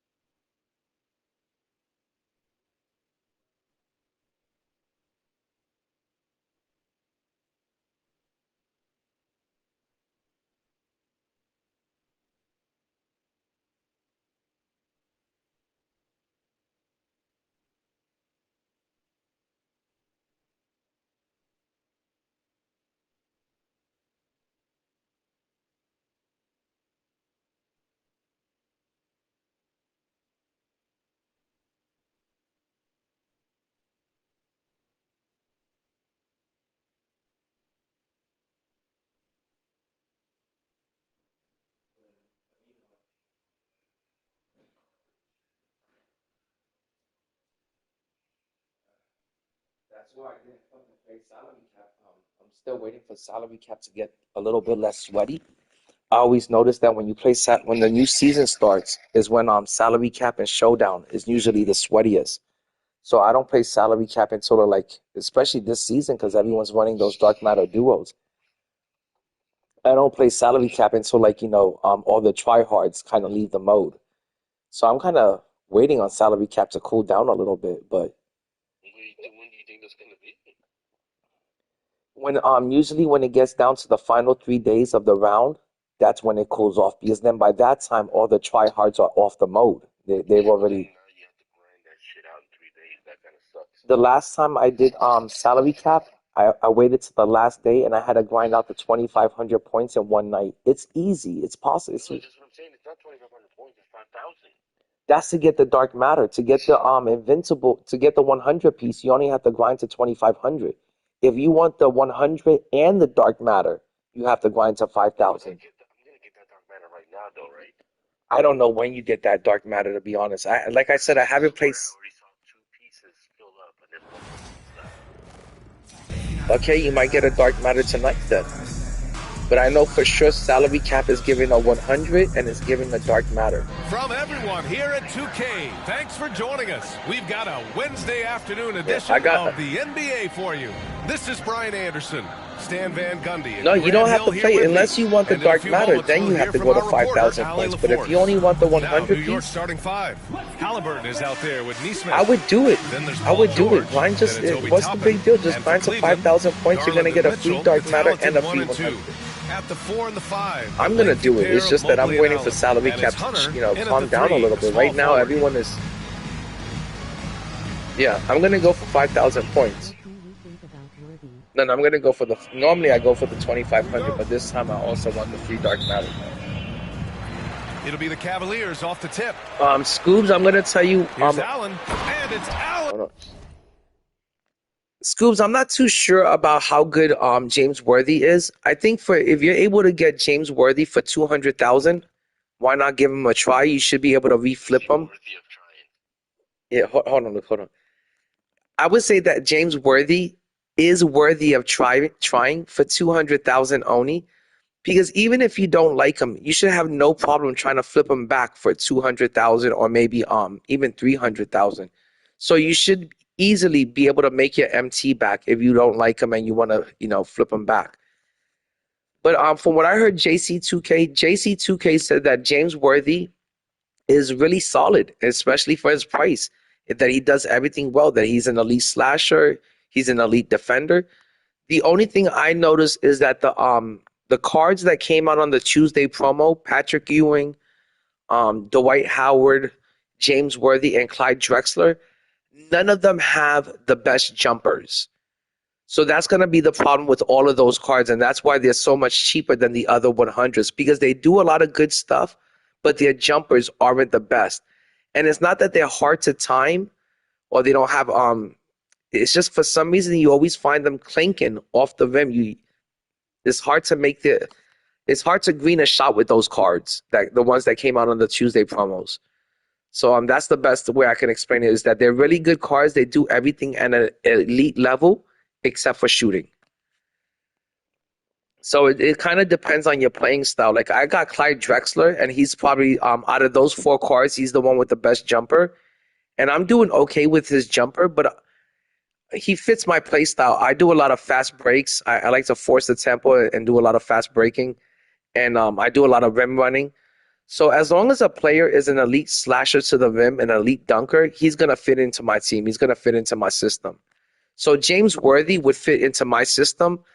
If you have a shooter that you like to go 3-ball hunting with, he's not going to fit into your system because he's not a good shooter. He doesn't have a good jump shot. So it just depends on what you want to use James Worthy for. If you want to use him for fast breaks and rim running, he's great at that. If you want to use him for defense, he's great at that too. I think he's 6'9", so he makes for a really big, small forward. But is he an elite shooter or somebody that you could 3-ball hunt with? No way. But if you use him for anything else besides that, he's great. Getting established positioning inside. Once Allen has this, but I haven't given James Worthy a chance yet. But if I found him for the right price, I would pick him up, meaning 200,000 or less. Lets the three fly. Always a nice way to start. If you can get a 100 for 300,000 or less, that's a huge W. And if you can get one for 200,000 or less, that's even a bigger W. You could always flip that card later and make a profit off of it easily. So I would do it. I would pick up James Worthy for the right price. 160, 170, 200, 220. Now here's Neesmith. But not a penny over 220,000 MT. I don't think I would pay more than that. Yeah, terrific block by Allen, making his presence felt on the defensive end. And now it's time to take another view of that huge. But I know a lot of people kind of shit on those Tuesday promo 100s, but the Dwight Howard was really good. Clyde Drexler is really good. I even want to say Patrick Ewing was decent, and James Worthy turned out to be decent. The only one that really sucks is Big O was horrible. That's the only one I would really avoid. For three, George. Mobley grabs the board. For the most part, most of those cards, like the 100s that came out with the Tuesday promos, most of them were pretty good, and they're actually affordable for 100s. Here's Mobley, and it's New York with a rebound. And now just over a minute played. I mean, you can't even pick up Michael Beasley for 300,000. So you can get the Big O for 200,000. Why not? Give him a chance. See how he works out for you. Gets his second attempt to go. Now he's 1 for 2. Dude, would you pick up James Worthy for 200,000? Getting by the contact into his finish. And it's Allen who slams it home. His playmaking is Salongo, something would you pick him up? Threading that pass right in there. Here's Halliburton. No, but what do you think? He'd be a crappy player to run? Or? It's George on the wing. Three-pointer.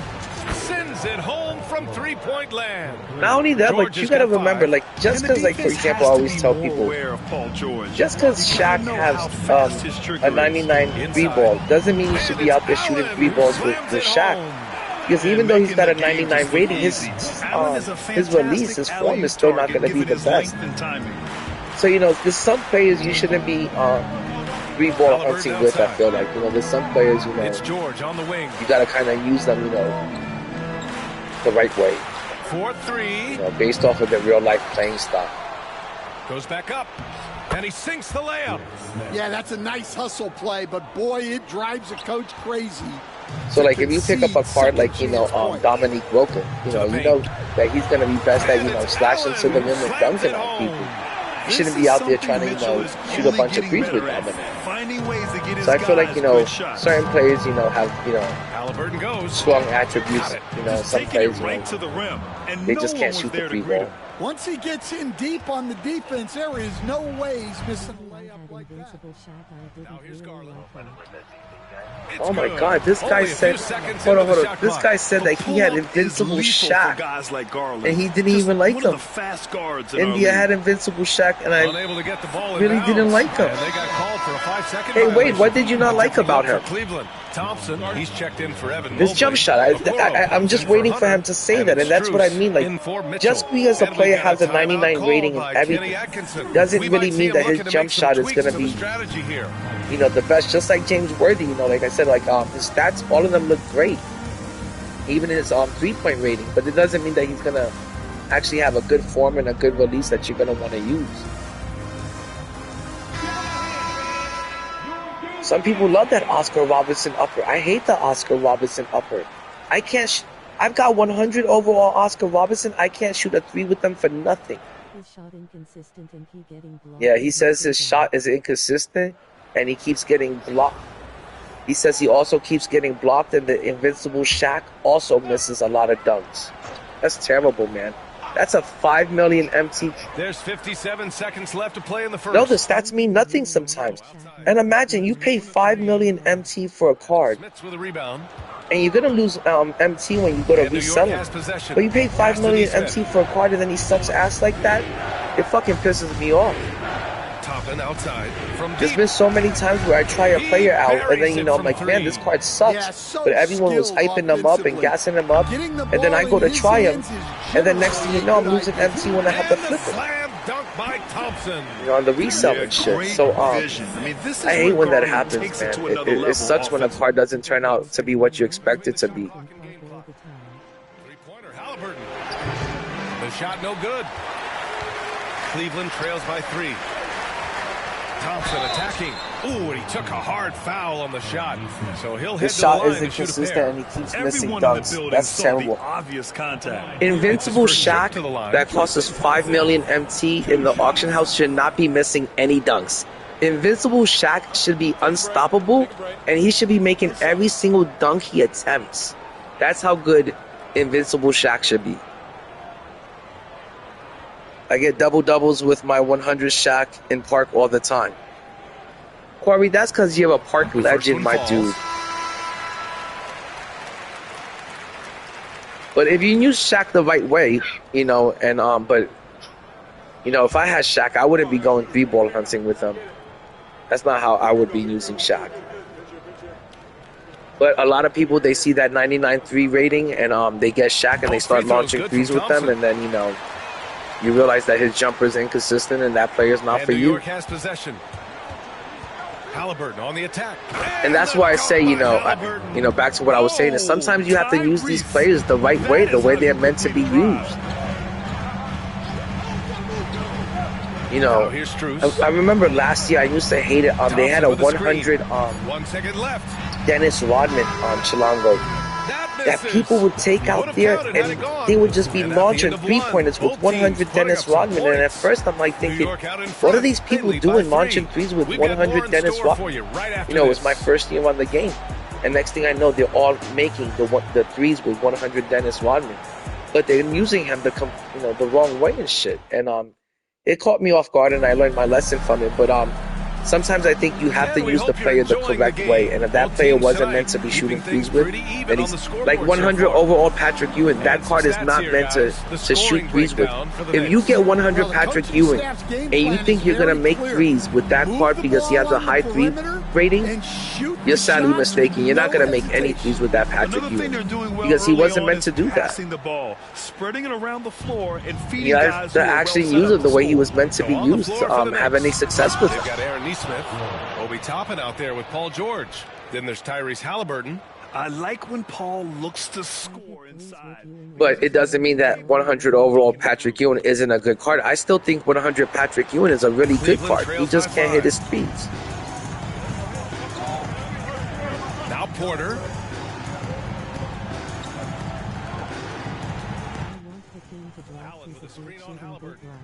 And I would still pick up Patrick Ewing again. When I see him, for the Lolo, I'm going to pick him up again because he is a really good card. And he's a really good, affordable 100. Yeah, muscling his way for the bucket. George. Oh, my God, it's got to be with the player. What he does best. I thought it was as a team. And 3 blocks as a team. Here's Wade. All right, I got to start concentrating on this.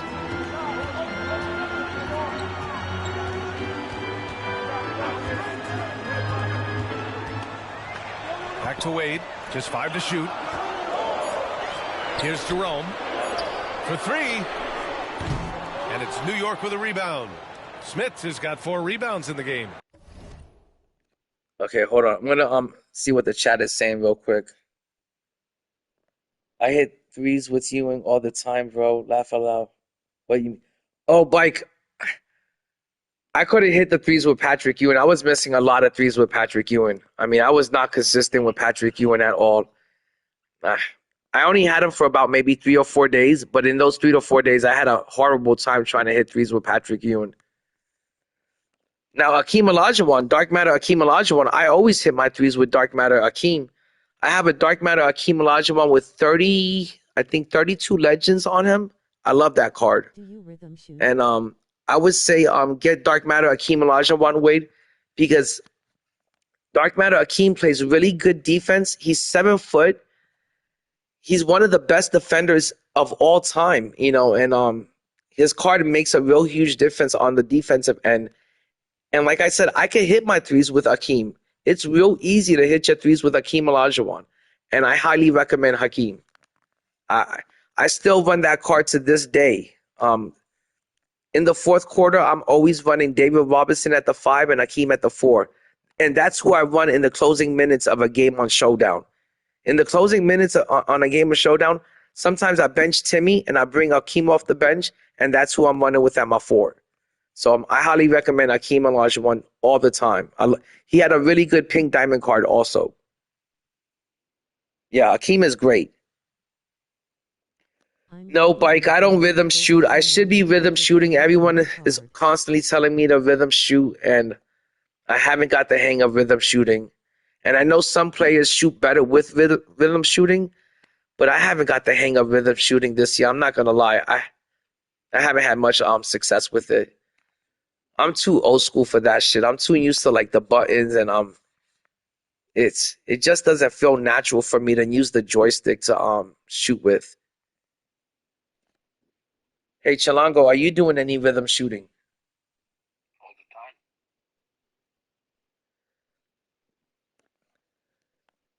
Now, Wade, before I get back to this game, I want to say, Wade, even if they come out with an invincible Akeem, you got to remember that invincible Akeem is going to cost you 4 to 5 million MT, if not more. And an invincible Akeem, base invincible Akeem, is only going to come with 12 legends. You can get an Akeem right now out of the auction house, a Dark Matter one with 30 to 36 legends, and it's going to cost you maybe 300,000 MT tops. And that Dark Matter Akeem that you get with the 36 legends, he's going to be better than a base invincible Akeem that comes out. He's going to have more legends. There's just no way, there's no denying that. So anytime you can get your hands on a Dark Matter that has like 30 legends on him, pick them up, because those are basically GOAT cards. Those are cards that are better than invincible cards, better than base invincibles. So I would pick up any Dark Matter. Actually, I want to say any Dark Matter that has 20 legends or more that you can get for 300,000 or cheaper. Pick it up, because those are basically GOATs. They're basically invincibles. Don't pass up that kind of deal. Don't pass up those kind of cards just because they're Dark Matters and they don't have the fucking invincible or the GOAT logo on it. Don't let the fucking tier fool you, because if they have that many legends, trust me, they're as good as GOATs. They're as good as invincibles. I would never ever sell my Dark Matter Akeem that has 32 legends. I would never sell my Dark Matter Giannis that has 36 or 37 legends. Fuck no, those cards are fucking GOATs. So if you can go into the auction house and you can snipe a card like that, get that. Yo, Scoops, take it easy, my dude. Have a good night. I'm glad you came through. I really appreciate it. Good talking to you, my dude. Garland against Halliburton. Down low. And it's Allen who slams it home. Any 100 with 12 more legends is literally... Oh, for real. Facts, Spike. Chilango, listen to this. This guy just made a good point. Now here's Halliburton. Any 100 out there that has 12 legends or more is basically an invincible. It's there's no denying that. That's for sure. One-handed slam right there. That is definitely for sure. That's facts. Nice one-handed jam. And if you get a 100 that has like, I want to say like 15 or more, or like, 20 or more, it's definitely an invincible. It's definitely on that level. Outside Strus. And he's going for the lob. And it's Allen. All right, I got to lock into this shit. And for Allen, it's about getting to his spots. When he's doing this, he's capable of catching you really fire. don't need to waste all of your MT on just one invincible card when you can go to the lower tier and get cards that are badged out, and you'll have, an invincible on your hand. First half of this one. And here's You'll have a GOAT on your hand if you buy the right card. To the middle. Here's Garland, and he'll draw the foul. He'll head to the line for 2. It's going to be on Tyrese Halliburton. And we see this night in and night out.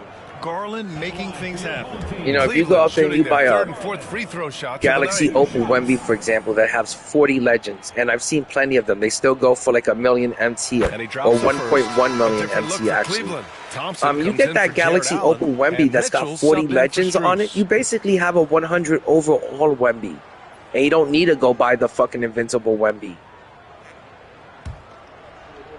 So that's what I recommend doing. I recommend, you know, using your MT as wisely as possible and getting the best cards, you know, that your MC can buy you. I'm sure they don't want to send him to the line. That has to be in their scouting report.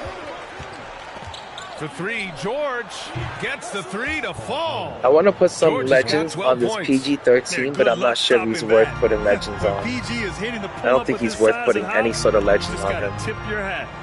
Thompson finds Garland. Now here's Mitchell. He's closely I need to get 3 blocks in this game. This is his first shot of the game. That's what I need to do. Neesmith passes to George. No good on the triple. Also need to get 13 assists with the player. Mitchell with the ball. Picked up by Neesmith. Cleveland again missing. Those are precisely the looks this team is trying to create. Yeah, He's quality got all of the offense assists over will here. serve you well in the long run. You can't settle for bad shots.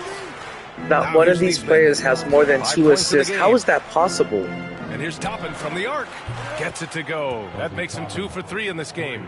Well, the Yeah, I need to get 3 blocks in the game, too. He's a skilled shooter who you have to contest at the arc.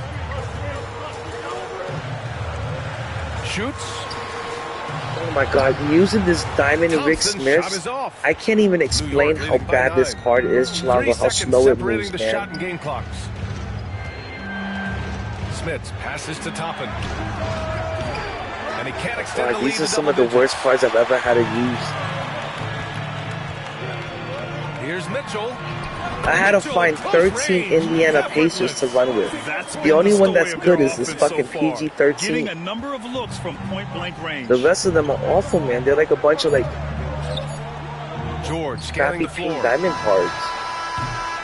And so it's not New even. York I think some of them are like emeralds. With a 7-point lead. Great shot selection right now. I didn't have that many good Indiana Pacer players. Looks. Back to the game after this break. That's why I say, Lou, it's always good to hold on to your players just in case in the future you need them for agendas or some shit. You know, it's always good to hold on to some of your players.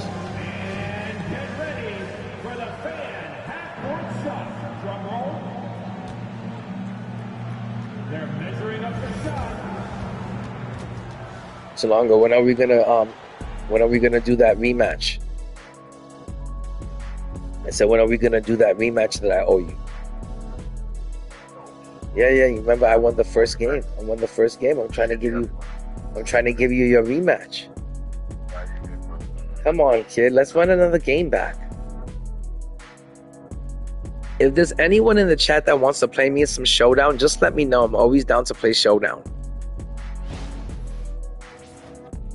I swear, I think I almost play Paradox every single night now.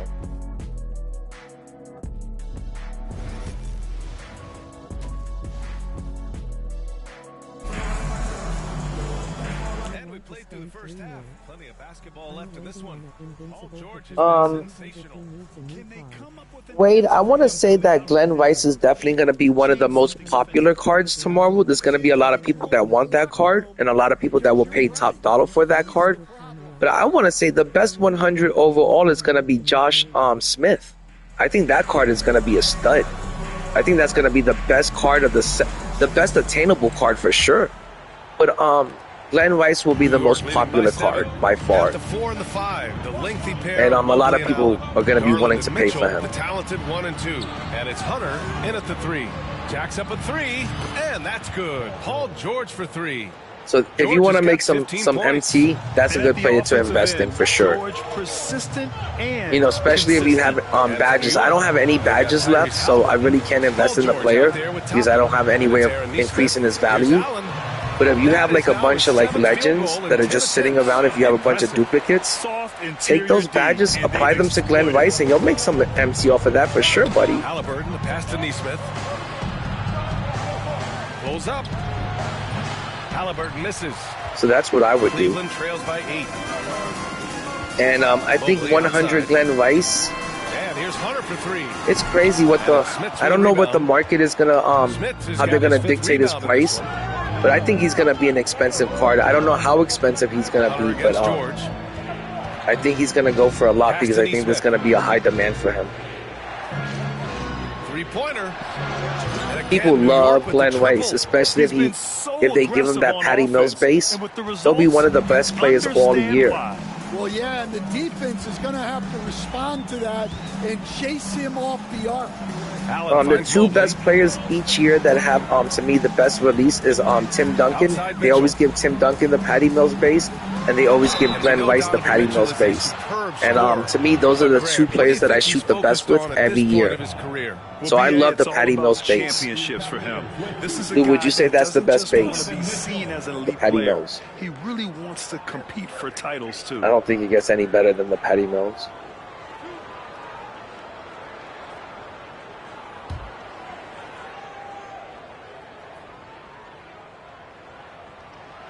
And usually when you attach the Patty Mills base to any player, you know, they become highly sought after. It increases their value for sure. But man, a lot of people are going to be ripping packs tomorrow, that's for sure. That one misses. New York leading by 10. It's tipped, and it's out of bounds. Salongo, are you going to be ripping any Hall of Fame boxes or any packs? I love it. Tomorrow? Nice activity defensively. Getting in there to disrupt the pass. It was like, I'm still fucking not happy with my pro pass rewards. Third quarter here, over a minute and a half into it. Dude, can you believe so many? And the jam by George. I still can't believe how many people pulled so many good cards from the pro, the pro pass, the level 37. Right now, BA. And if I didn't get the White Howard, I mean, it would have been a huge bust for me. I'm lucky I got the White Howard out of that shit. But that Oscar Robinson was a big L, man. That Oscar Robinson sucks. Mobley on a screen. Puts up a three.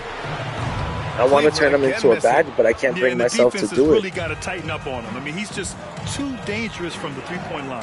Toppin passes to Nesmith. Now here's George. There's no difference from 100 Tatum to Dark Matter Tatum. The same players.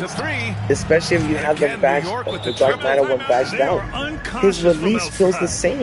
It wasn't any difference. It's the same release. Look, when the three is falling like this, there's not a whole lot you can do defensively. And we've got a timeout called by Kenny Atkinson. He wants to make sure everybody's on the same page. I still can't believe you got 100 Tatum. And, I would be okay with pulling 100 Tatum. I don't think you should be that angry at it. I know it's a little bit mid, but I still think the card is decent.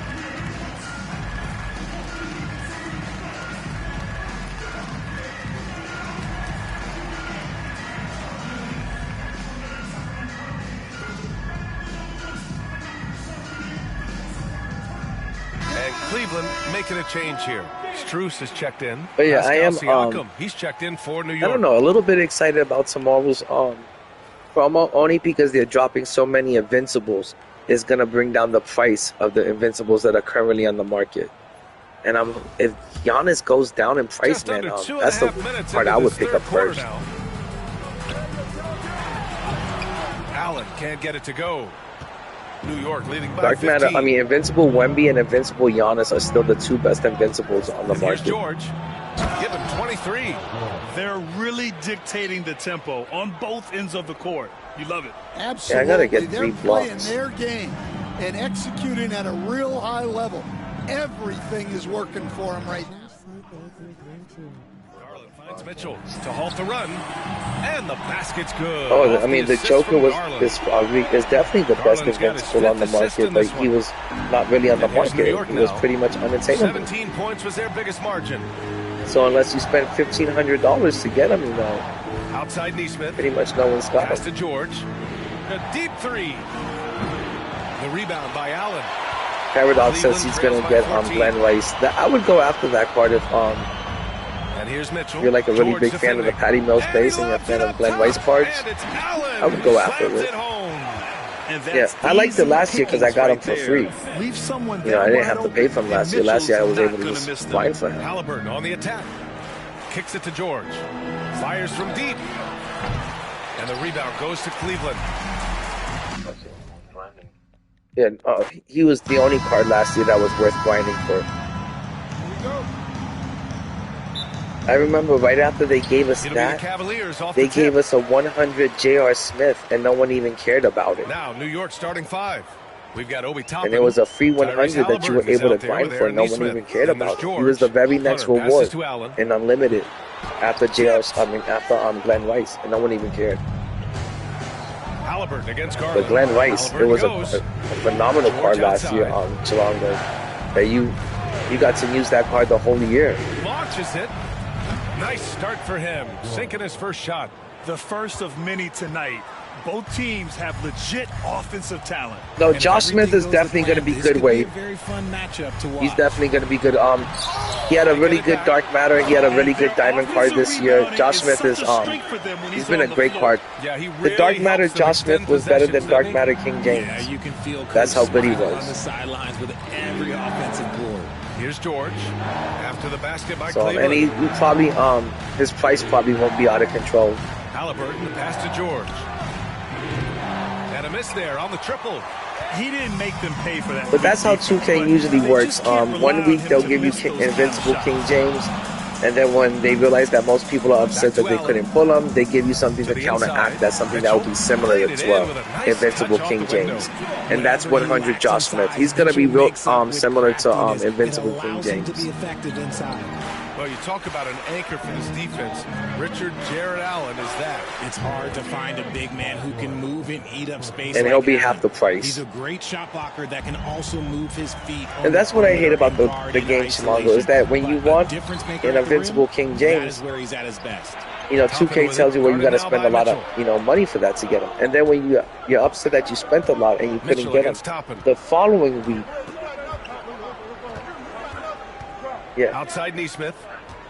But what I say is that the following week they always give something to counteract that, so people could be at least semi-happy. They'll give you a card that's similar to the Invincible King James, and that's what they gave us this week. They gave us 100 Josh Smith. Josh Smith, he's gonna be just as good as that Invincible LeBron. It's just it's not the player that you necessarily want to play with, but it's gonna be a great card. Toppin passes to George. That's for sure. It's going to be a great card. And here's Halliburton. And Glenn Rice is also going to be a really good card. Back to George. Over Hunter. George with But I played with the Dark Matter Josh Smith.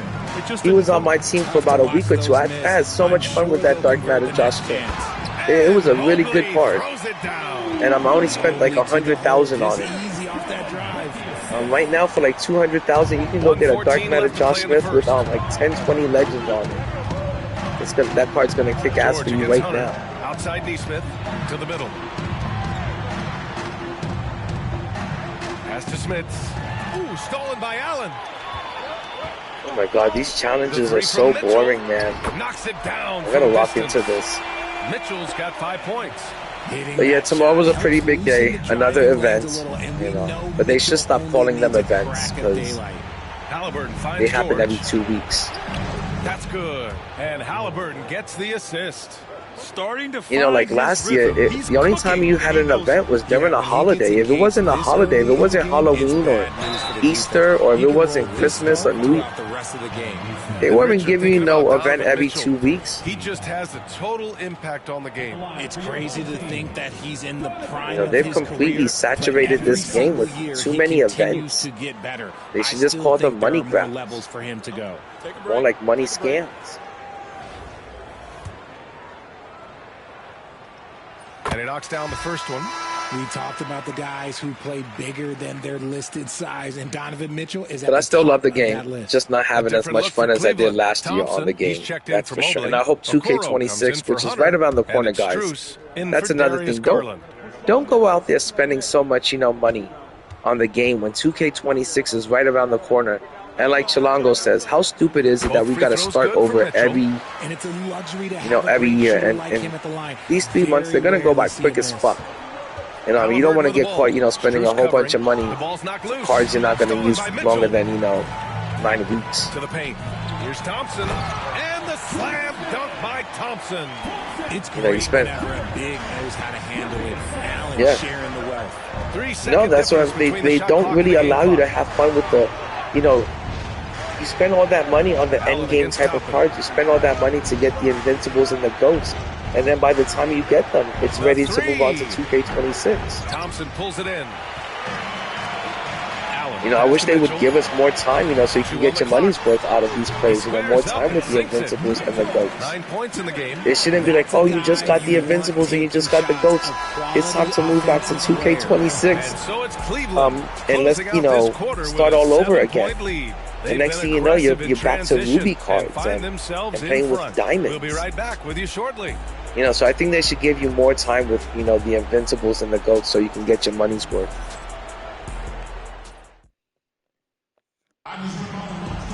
Like, I was so happy to get my, you know, get all the GOAT cards last year. And as soon as I got all the GOATs, it was time to move on. I mean, I got to use those cards maybe for like a month and a half. And then it was time to move on. And I got them the first weekend they came out. And it was, you know, I only got to use them for like about a month and a half. Generating scoring opportunities by forcing turnovers. Thompson out there with Jared Allen. Then it's Max Strus. Then there's Isaac Okoro. And it's Porter in at point guard. Out of bounds. It'll be Cleveland ball. I need 2 more blocks and 10 more assists.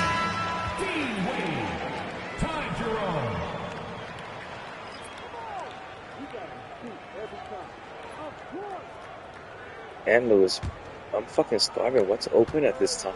And so Porter will bring it up for Cleveland. 7-point game, biggest lead so far. So on the floor. The only thing I could think of is Taco Bell. Neesmith out there with Halliburton. Then it's Obi Toppin. Then there's George. And this is why you feed. Sometimes I'll go pick up some Dunkin' Donuts. He is a major threat anywhere. I don't think they're open right now. I don't think they're open yet. Pass to George. Fires for 3. Down it goes. And a great assist. I don't know, Lou. I'm starting to really George has got 11. like this Invincible PG-13, even though there's nothing special about him. There's really nothing. He doesn't Allen in the high post. feel that much better than a dark matter, you know, LeBron James all badged out. He doesn't feel that much better than starting the second quarter, about a minute gone. Yeah, I'm using him so I can get this done. Halliburton right side for 3. George. But, and the rebound he goes kind to of feels like, you know, their biggest lead of the game was 9. I don't know. Do you like Dark Matter Michael Beasley more than this Invincible PG, or do you like PG-13 better than Beasley? When they get their opportunity to punch it inside, they don't hesitate. New York trails by 8. Which one do you like better, Dark Matter Beasley or Invincible PG-13? Halliburton left side, Toppin outside. It's See, I George feel on like the wing. that's crazy that you said Beasley, but I also feel like Dark Matter King James, you know, you badge him out correctly. I feel like he's even, maybe even slightly better than this Invincible PG. This Invincible PG feels very good, but he's not all that. He's nothing, you know, special, or he doesn't blow you away. But he is very solid. I think right now he must be looking at some adjustments.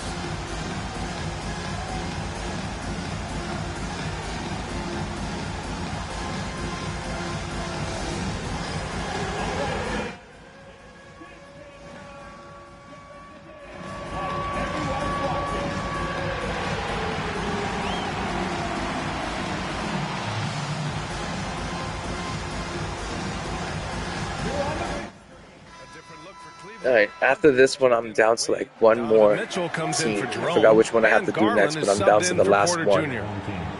And then I'm done with round 3. And then I can't wait to see what Invincible we're going to get for free out of this, man. But I think by next season, if I play my cards right, I can have a starting lineup of Invincibles. And we're about 2 minutes into the second quarter here. I would be really happy with that. Pass to Garland. Down low. Here's Allen. And it's Allen who slams it home. Definitely after tomorrow's promo, you should be able to get Gary Payton for the Super Bowl. And in Garland, we're looking at one of the best passers in the league, Richard. And I wonder how much point guard Magic Johnson is going to go for. Great feel for the game, the way he wiggles in and out of the lane. It is so impressive. So do you think Magic Johnson is going to be affordable, or do you think he's going to be expensive? I think Magic Johnson is going to be pretty expensive. He's 6'10" and he can play the point. Outside Mitchell. Think about how dangerous that is. That Invincible Magic Johnson at the point. 6'10". It's like a center playing your point guard. Outside Strus. Now Garland. 4 on the clock. And here's Hunter for 3. And Toppin pulls it down. Given his range, Obi you'd Toppin. expect him to capitalize on that opening. Halliburton pass to Neesmith. Off target from 3-point range. If my name was Obi Toppin, my opening line to like a girl, like my pickup outside. line would be like, yo, let me get some of that Toppin. The D is going to have Or to yo, clean give me this some up of that because Toppin. Allen is ripping through them like soft butter. George for 3. Down it goes. And a Even great in 2K, assist it's by all gonna Halliburton. depend on his jumper. Halliburton's got his 4th assist in this one. And Cleveland has possession. They lead by 4. Oh, you're Deep, right. Strus. That is going to And it's determine New York with Magic's the rebound. price. If they give Magic like a real chance and a shitty 2 for jumper 1. loop, he'll be Have fucking to find attainable ways for to a use cheap the clock price. to your advantage. That's for sure. If they give Magic Johnson like that same George, right side. slow jumper, that's like the same slow release, that's real awkward. There's the 3. Magic Johnson, he Rebound just by like he Garland. shoots like a player from the 80s. Cleveland leading by 4. And it's a really awkward release. And if they don't improve that, And so the ball out of you'll bounds. be able to get Magic Strus Johnson on the touched it cheap. last. Because nobody wants a point guard that can't shoot. So I mean, that is so true, man. If his jumper isn't any good, and I'm gonna really wait till tomorrow 15 to do seconds stuff. left in the second quarter. Halliburton, the pass to George. Pure from 3-point range.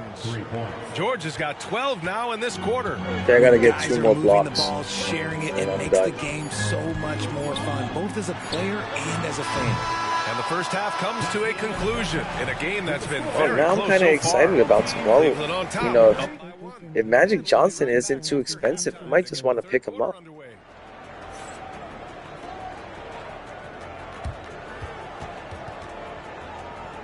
Oh, for sure, Wade. If they give him like a glitchy jumper, like a really good release, a 6'10" point guard with a real good release, he's gonna go for 10 mil and up.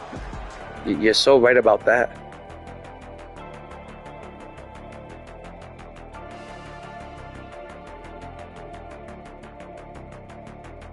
Dude, let me ask you, as a person that just started playing this game, doesn't it upset you that you're never gonna have a chance to play with these cards?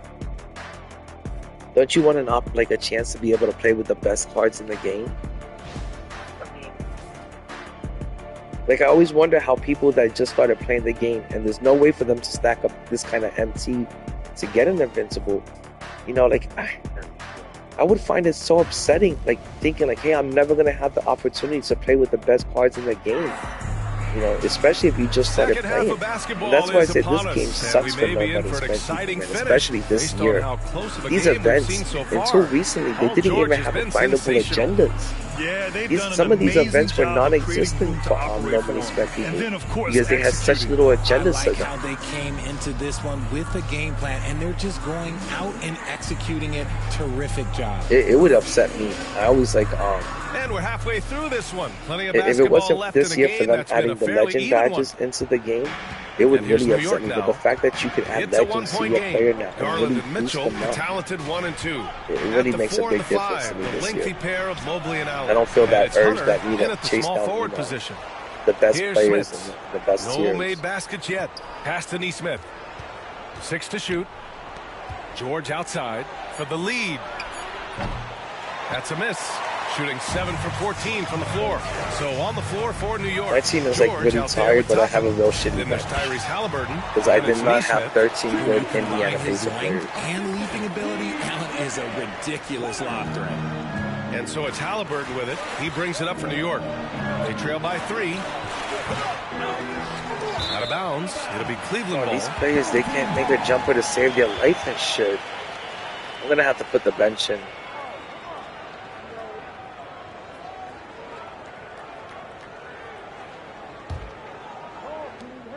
Cleveland leading by 3.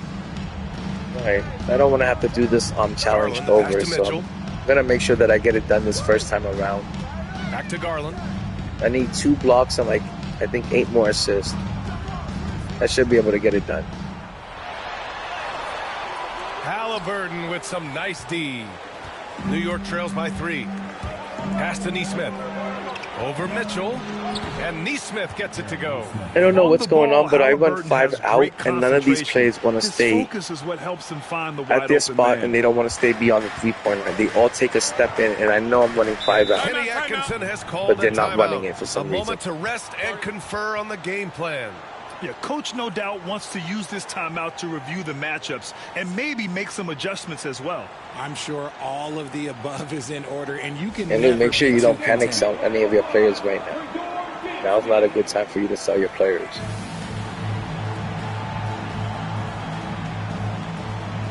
But you do have to find out what you're going to do with Michael Beasley. You heard Shalongo? Yeah, you're going to have to figure that one out.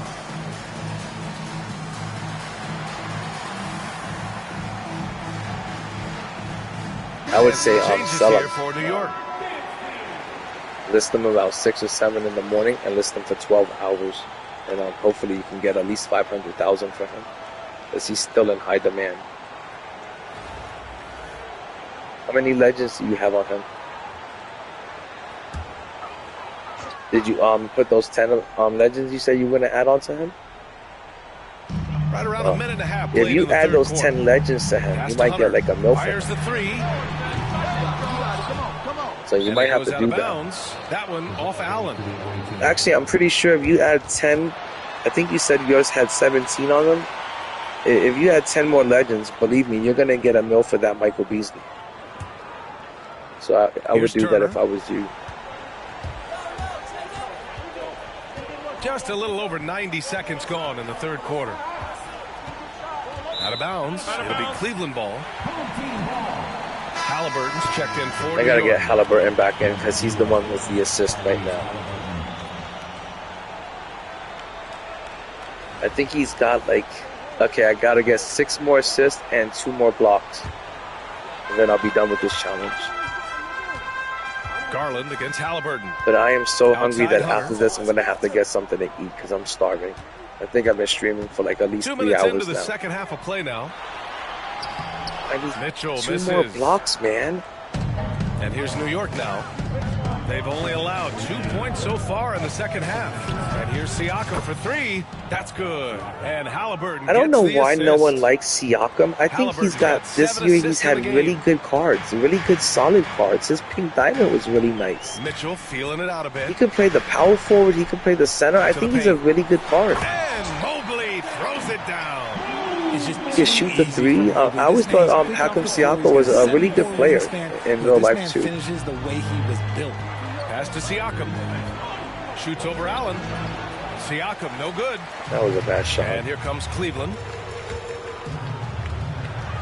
Garland, the pass to Mitchell. Mitchell down low. I need to get 2 more blocks, and I got to win this game too. Basketball. Really putting the rock in the hands of the right shooters. His court vision has been on display in this one. He's doing a tremendous job just orchestrating the Believe this. And Kenny Atkinson It's like everyone on this team He shoots wants to give him a breather like and crap. talk things over. They're all horrible shooters, man, especially Halliburton. This pink diamond Halliburton that they give us for free sucks. He can't make a 3 for his life. Okoro is checked in for Cleveland. Strus comes in for Mitchell. Dude, what'd you think about the Cavaliers, man? How they lost and shit in the playoffs? I was a little bit surprised. They were one of the best teams of the year. No, they were a young team. And like you say, every young team has to lose before they win. And they were super young. And I didn't think that Donovan Mitchell could carry them to a championship by himself. He's not that caliber of a player. And I like Donovan Mitchell. I just don't think he's no D-Wade. He's like the poor man of D-Wade. So I couldn't picture him carrying like a team to a championship. I want Halliburton Just the way I can't picture Brunson or Karl-Anthony Towns carrying the Knicks. After that game 1 that they fucked up, the Knicks are done, man. 34 seconds left to play in the third quarter of basketball. And it's good. 2 points. Allen's got 12 Gonna points get in the some game. blocks over here. Look at how they've come out in the second half. It's almost like night and day. And they look like a completely different team. As a New York Knicks fan, I expect nothing less from the Knicks but to choke. I always expect the Knicks to choke. The Knicks haven't done anything good in decades. Allen on the wing. Man, I can't get this one fucking block that I need, man. And I got 1 quarter left to get 2 blocks. Every bucket matters. You need good looks. Here's Niang. And these players, they can't shoot for shit, man. Getting it done for Cleveland. 8 points in the quarter. 5 more showing assists. how effective he can be. We're coming right back. Don't go anywhere. And I don't want to have to redo this, man. And it's time now to bring I get you our so State fucking Farm bored with assist these to the game. agendas, man. Talk about painting a magnificent picture with that dive. It's like 1 minute Just a 2K great doesn't give you decision and a anything to do. The perfect next delivery. minute they A flood lot you of with times a challenges. Like spectacular up the pass is ass. more impressive than a spectacular Keeps me shot. up and it keeps me on This the is one game of half those the day. times. It's like a full-time job grinding And it's out been all a these very fucking competitive challenges, game man. so far as we You get gotta rolling rush here home in from quarter work number to get 4. this shit done. They've got Ty Jerome. Isaac Okoro is out there with DeAndre Hunter. Then it's Darius Garland, and it's Thompson in at the center position. They better Now give here's us a Hunter. good invincible. Thompson Who's scanning the going floor. up for the Just event 5 on the starts clock. really soon. The offensive rebound from down in the low post. It goes. Like, I don't want to see fucking And the invincible Cavaliers Tyrese lead by Halliburton. 7. No. That'll drive your coach crazy, failing to box out. Ugh. Oh, yeah, you think you got to stop, and it's wasted because of sloppy work on the glass. You literally practice that every day. Man, none of these misses. fucking players can shoot, And man. Cleveland has possession. Here's Garland. And it's Tyrese Halliburton with the rebound. New York trails by 7. Pass to Turner from behind the arc. Down it goes. And a On great top of getting, assist by Halliburton. you gotta get Turner's 12 got his assists. first You 3 gotta get points of the 3 game. blocks in the Their game. That's strategy not has been difficult pretty either. It's just simple that here in the these players second are all half. fucking short. Attack from three-point range. And you see this so much more It's now. like I haven't been able to bait the computer into taking 2. Emphasis on jacking up threes. Now here's Thompson. Tries yet again. And Oh a my slam gosh. dunk by Thompson. I had like 3 tries to get 1 block and I couldn't do it, man. Wow, he was so well These positioned players aren't there. big enough. Credit I'm his gonna have to fucking get anticipation. this shit done. Here's Halliburton. Here's Niang. Misses off the right iron. I'm having one Siakam as And my a little center. over a minute and a half gone by in the 4th. Pass to Garland. And he was fouled while in the act of shooting, so he'll That's take 2 free ridiculous. throws. I go for the foul and the whole Fifth team, overall I mean in the block and the whole 2019. team Garland comes just into foul. continues to grow his game. It is impressive to watch him get better and more Sometimes I confident swear, every man, year. that the computer does shit, so you have to do the challenge twice just to keep you on the game. That's good from forever. Garland. A different look for Cleveland. Allen, he's checked in for Thompson. Evan Mobley comes in for Okoro. And it's Strus in for Jerome. Garland hits them both. And I love watching Garland. Corey, the event mature doesn't start into really a soon. It leader. starts You in know 5 what? He hours is from now. not done yet. But who knows? I still have to take my kid to Halliburton school attacks. pretty soon. Neesmith on the wing. This one for 3. Mobley grabs the board. But that would be fucking Mobley's awesome got if I 4 could just stay up rebounds till now. then. But I'm pretty sure by then I'll pass out.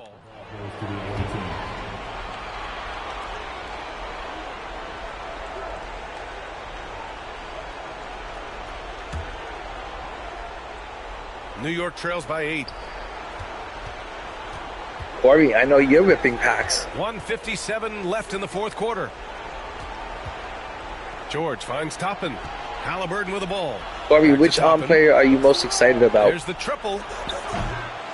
New York again. I'm really excited about And Josh Cleveland Smith, has and I possession. also like They played a great 4th quarter defensively. the allowing invincible only 3 Melo. points. I think it's going to Let's be a check good in with card. Allie LaForce for an injury update on Donovan Mitchell. What do you have? Can't get this fucking last block, man. Trainer gave me an update. The initial reports are saying that this is a serious injury and that he'll likely But I also miss like that significant invincible playing time. Magic Johnson. That's the Okay, card thanks I for would the like to update. get the Good to most. that information. Now we know how things are coming along. 6'10" Graham. point guard It's the uncertainty that can factor switch, with injuries that can be so guard hard 1 to through handle. 5.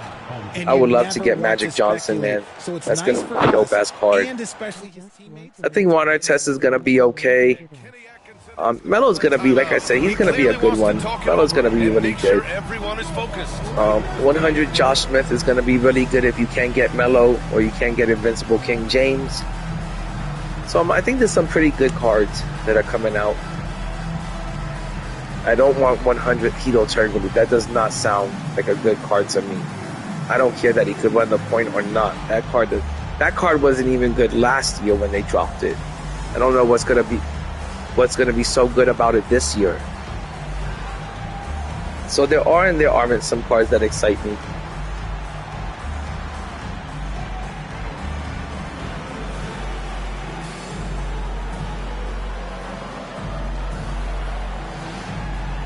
Corey, did you notice now in the Hall of Fame box, they only give you 3 legends, opposed to like when they used to give us 5?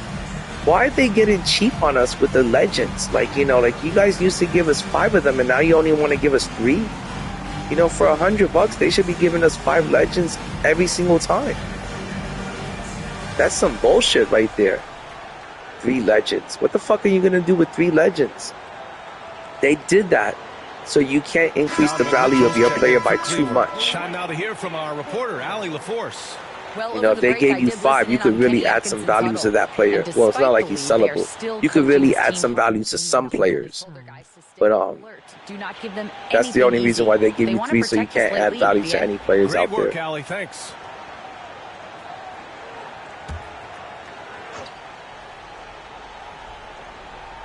Just over 2.5 minutes. But nowadays, final quarter of regulation. You know, the Hawk Legends, I mean the Hawk badges, I'm not even worried about those too much. Right now, this is what you want to see. You know, your Invincible cards, they're gonna have all of the Hawks, and most of your 100s, they pretty much have all of them too. Outside from the arc, down it goes, and a great assist by Okay, Halliburton. I need how many more blocks?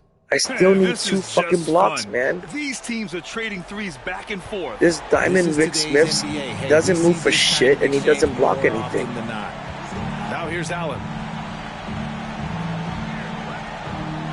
Mobley, right side. And it's like I can't bait this team into fucking taking layups. And the foul is called. Every time I go to block a shot, they call a foul. Coming his way. It goes on Obi That Toppin. fucking blows, man. Doesn't back down from contact. In fact, he's a player that welcomes it. I'm gonna end up having to do this a second time, man.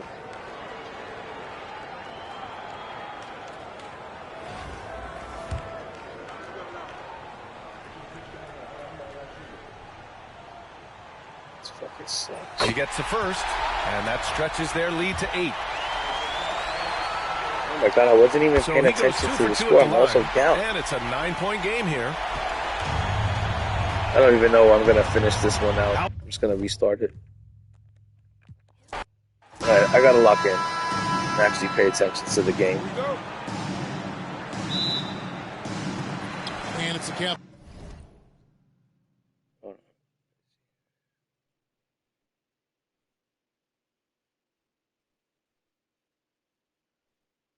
Oh, I might be there when he's ripping. I might be. You never know. I might still be up at that time. Now, Garland. So a look at our starters for the Knicks. They've got Toppin. It's just I feel like it throws my whole day off when I stay up that late. It's Paul George, and it's Smits in at the 5. GA, you look how Garland can create for himself. Very good off. I usually crash out right after I drop my kid off at school. I just come straight home and then I crash out. He can dribble into that 3. A playmaker that can do that is a headache. Garland knows how to create that space and get his look. But yeah, you know, Decentric, he'll be ripping packs until he gets that GOAT Kareem. Nothing's gonna stop Decentric from getting GOAT Kareem, that's for sure. Which makes him a perfect pick and roll partner. I think last year Decentric only fell 1 or 2 cards from completing the whole GOAT series. He almost had the whole thing. Stolen by Allen.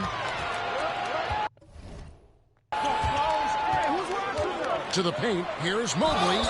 Oh, damn it, man. All this fucking center wants to do is foul. He does everything but block the shot, man. This is pissing me off so bad. I just want to get this challenge over with. The tip-off goes to Cleveland. So the New York starting five. Paul George is out there with Toppin. The computer will even do shit like as dumb as like throwing the ball out of bounds, prevent me from getting a block and stuff, man. It's crazy how long they're keeping me on this challenge, but. And the Knicks with possession here. Out to the right wing. Here's Toppin. Off target from three-point range. That's a Ruby, Obi Toppin that I'm using. Man, I can't get any of these parts of blocker shot, man. On that possession. Doris, when the Cavaliers made the trade for Donovan Mitchell, Darius Garland then began to do a lot of his work off the ball. He had to, Kevin, and he made no secret of the fact that this was an adjustment. When you are accustomed to being the primary initiator. But yeah, I want to see what they're going to be dropping in tomorrow, basically in 5 hours from now. I want to see what kind of boxes they're going to be dropping in. Simply don't want to put them there.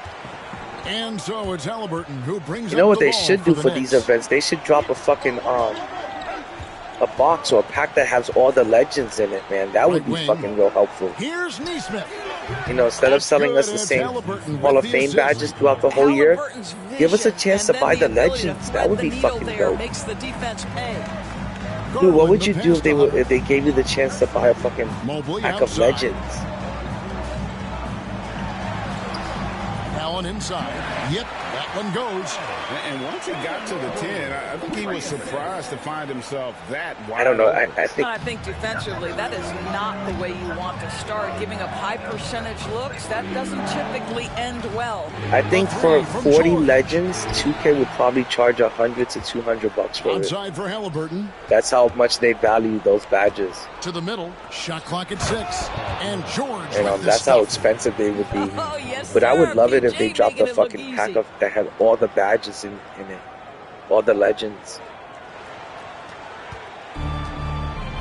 Now here's Garland. Okay, 10 more assists, and I need to get a block in this first quarter. I need to try to get at least one block in each quarter. Hunter, no good. Can't leave it for the last second. Halliburton against Garland. The three from George. That's basket number 2 with his third shot off to a fast 2 for 3. This guy practically automatic. Paul George in the catch and shoot. Look out. Then I gotta get my kid ready for school. Garland dishes to Then I'm pretty sure my girl wakes up is gonna be awake in like the next 30 minutes. Mobley a screen on George. Here's Hunter and block. That one goes. Yes, I got one of those blocks that I needed. What a defensive play from Nice. Paul George. Send it back, big fella. Halliburton kicks to Toppin. Okay, I need 2 more blocks and about 10 more assists. Hunter against Halliburton. Here's George. Mobley with the rebound. Hunter against Toppin. Down low. You know, I think next year they should bring back the player market for people that don't feel like fucking 132 left to play in the ripping first packs, quarter. or people that don't feel like working the auction house and sniping or having a stack up MC that way. You know, for people that just want to come home after work and buy the players, and you know, they want to try them out and give them a run. You know, you shouldn't have to fucking play this whole huge like guessing game. Hey, if I give you $100, can I possibly get what I want? Can I get something that resembles what I want, something close to what I want? I don't think it should be like that. There has to be a better system going into next year. It definitely shouldn't be the same shit.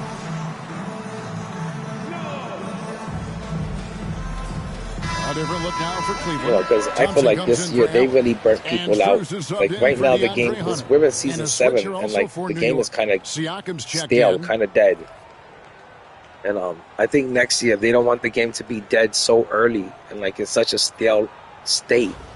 You know, they need to improve the auction house because that would solve a lot of issues. You know, right there would give people, you know, access to trying out different players. They need this. Got a piece of it.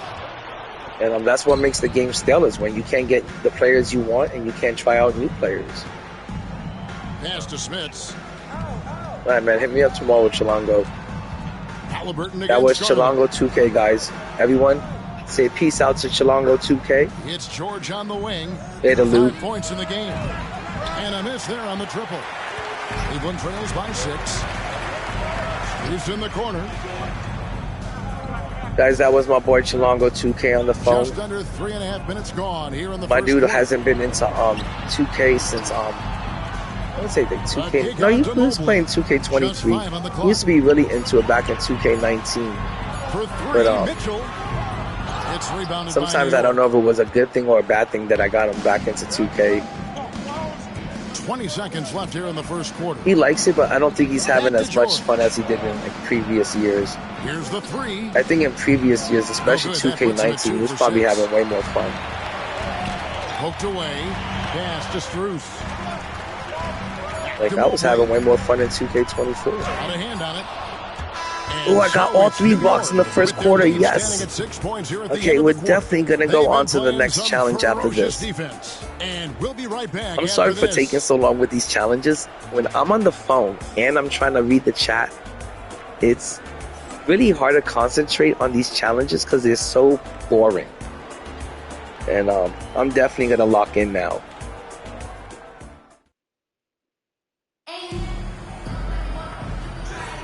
And for those of you just tuning in, the second quarter of Corby, what are you up to? Are you right grinding now. the park? And looking at what But Corby's always at the park. What do you guys think? You gotta credit their If you guys don't know who Corby Tedford is, he is Dead Man Walking 420 Yeah, I think they on wanted to come out of the gate NBA2k strong, MyTeam, and they he is have. a They've park taken the legend. early lead here. The guy gets 400 wins or more every season. New York He's leading by unstoppable 6. out there. Jared Allen is out there with Wade. Then it's Max Strus. Then it's Porter. And it's Jerome. Corby at the has, two-guard spot. Corby does have a Right now here in kryptonite, the just the way second. Superman has, kryptonite. Corby does have his kryptonite at the park, and there's only one thing that can stop Corby at the park, and that's when he teams up with me. When Corby teams up with me, it's guaranteed L's. I don't know what happens with us. We just can't get it done sometimes. But I blame it on the park being so sweaty and full of tryhards. And a lot of people out there being so toxic and talking trash. It really throws me off my game. But for some reason, park is the only mode that I'm not good in. I'm good in salary cap. I'm always 10 games above 500. I'm always getting to 80 wins in showdown. I go to the park and I can't do shit out there. And I don't know why. I can't explain it. I also blame it on the lag and the latency. There's a lot of latency in the game. Got 4 assists in the game. Cleveland trails by 10. Well, Doris, before we started playing basketball, Siakam was on the path to priesthood. And there are a lot of GMs. But I promise you, before this game comes to an end, I'm going to spend enough time at the park where I get 400 wins in a season. I'm going to do that before this game ends. It's one of my goals. Pick up a basketball until he was 16. But even with that, he's built. But I'm too busy with showdown and salary cap. And when you play like those two modes, something, it's going to fall by the wayside. And that's usually for Jerome, and it's park. Garland in for Porter. I usually don't have enough time for park.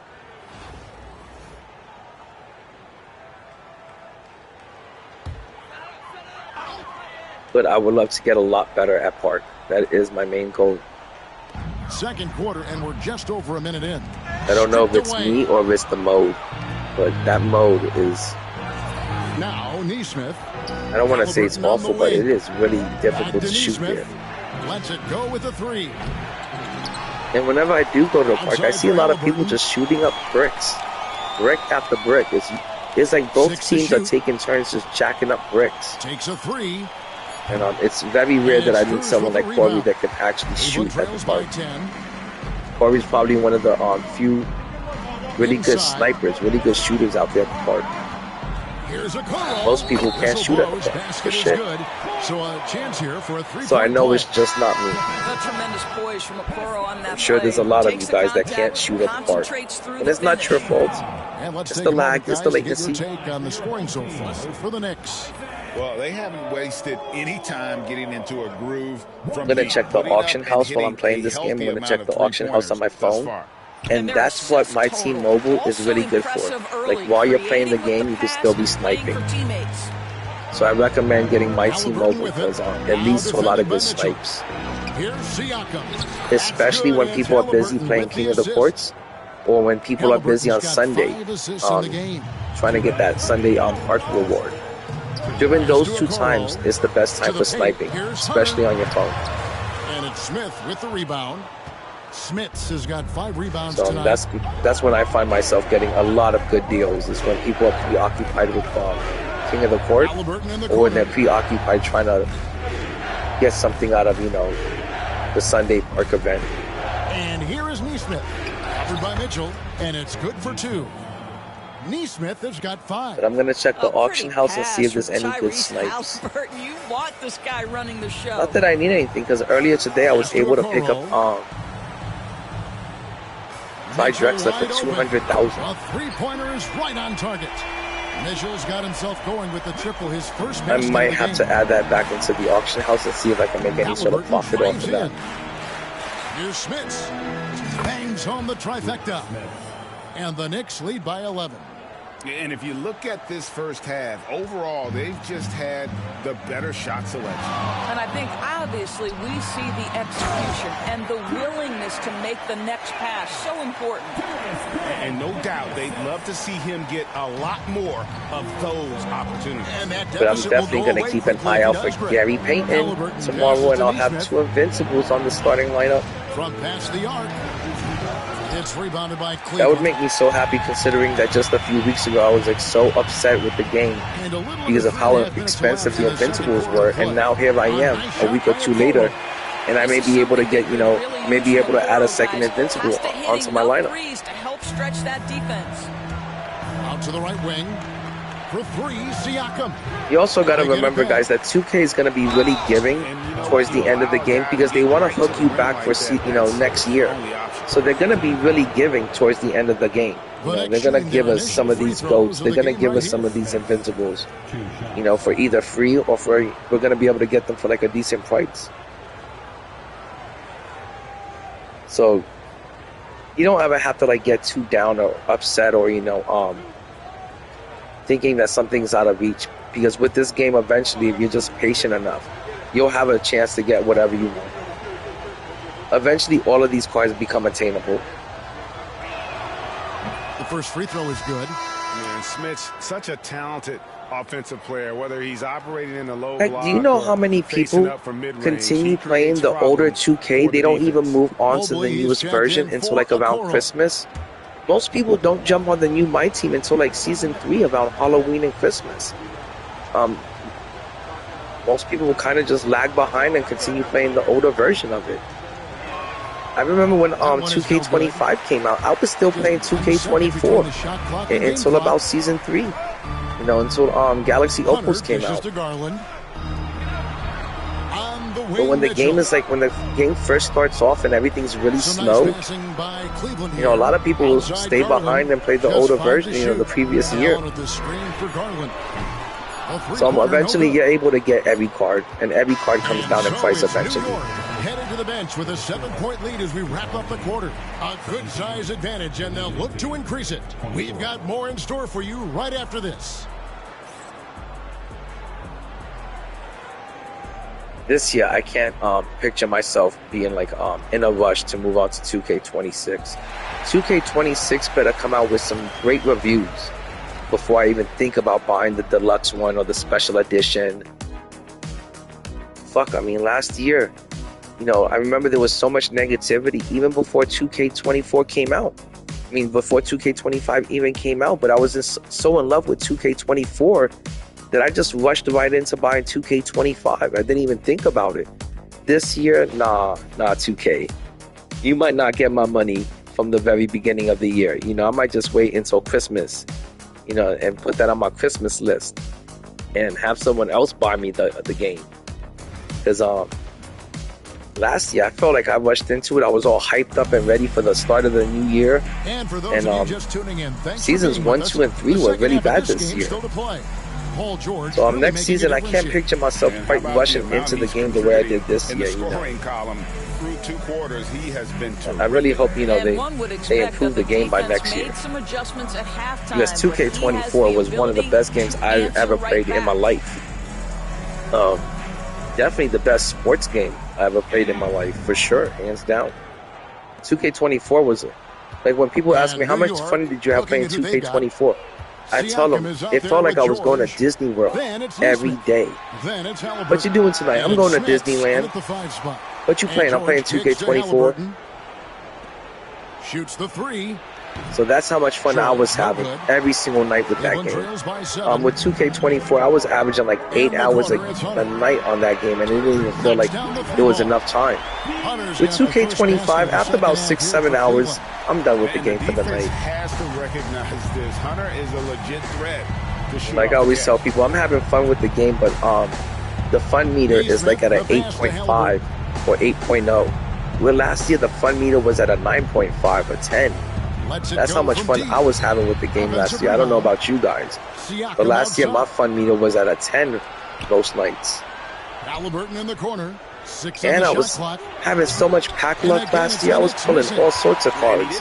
I had all the Dark Matters, the 100s, the Invincibles, the GOATs. I had them all last year. And not just at the very end. You know, I had them as they were dropping. Back to Garland. I remember last year, I pulled the first 3 Dark Matters that came out. The first 3 Dark Matters that came out, it was Adam Morrison, Carmelo Anthony, and I think it was Wemby. And I pulled all 3 of them back-to-back days, 3 days in a row. I pulled each one. And last year the game was so much giving. It was way more giving last year. So he'll be shooting free throws here. Certainly with one of the more unique oh my God, if I could just go back in time and relive that one video game year, that one video game year in my life, I would do it over. That's how much fun that experience was for me. That's how much fun 2K24 was for me. 2K24 was so much fun, I'm still hooked on the game. But it's mostly because of 2K24. He's one of the best shooters at his position. I still love the game, but I'm not in love with the game. You know, sometimes you can be in love with a girl. You can love a girl, but you're not in love with the girl. Talk about a guy who just loves this game. Halliburton is such an enthusiastic player, and that positive attitude really I'm gonna say this year 2K25 is like my side hoe. You know, I think if you're talking, I like her a lot, but she ain't my main girl. To me, on 2K24, that's my goat. He can shoot the ball with range. He's got unbelievable handle. I can still pop that game on and have a ton of fun with it. So much fun with it. Sometimes when I'm not playing 2K24, I realize how much I miss it. When I go a long time not playing it, I realize how much I miss it. And I go back and I play 24, you know. It's the last game that had Kobe in it. So, you know, you guys also got to think about that. We're now playing a basketball game that has no Kobe Bryant in it. Arguably the second greatest player of all time, and we're playing a basketball game that has no Kobe in it. That's insane to me. That like boggles my mind. Every year I like building a team around Kobe. I like kind of like building like an all-time classic Lakers team and building that team around Kobe. So I'll have Shaq at the 5, I'll have Kareem at the 4. I usually run King James at the 3, and I'll have Magic at the 1. And this year with no Kobe, I was like, well, what's the point of that? Doesn't make any sense to do that. So to me, the game lost a lot of its fun because I miss building a team around Kobe and stuff. But you never know. Next year they might get Kobe back in the game. Hopefully they get his rights back. No good from outside. I know Carlos from Carlos' Story. I'm always talking to him on Twitch and shit. You know, he feels the same way. You know, the game just isn't the same without Kobe in it. You feel like it's missing his presence. You know, running with Kobe is way more fun than running with Michael Jordan in this game. You know, that's how important Kobe was to this game. How about the range? You know, he's a huge factor in why people have fun with this game and why they want to play it. Now Mitchell. You know, and that's why they made Dr. J so good this year, because there was no Kobe, so they had to really they had to find a way to try to replace Kobe, and their answer was juicing up Dr. J. And as much as I love the Dr. J card this year, it is a great card, but it's still no Kobe. You know, people want to actually see Kobe on the floor, on the court, on their team. It's called MyTeam for a reason, because on my team I want to put Kobe on it. You know, and there's no replacing Kobe.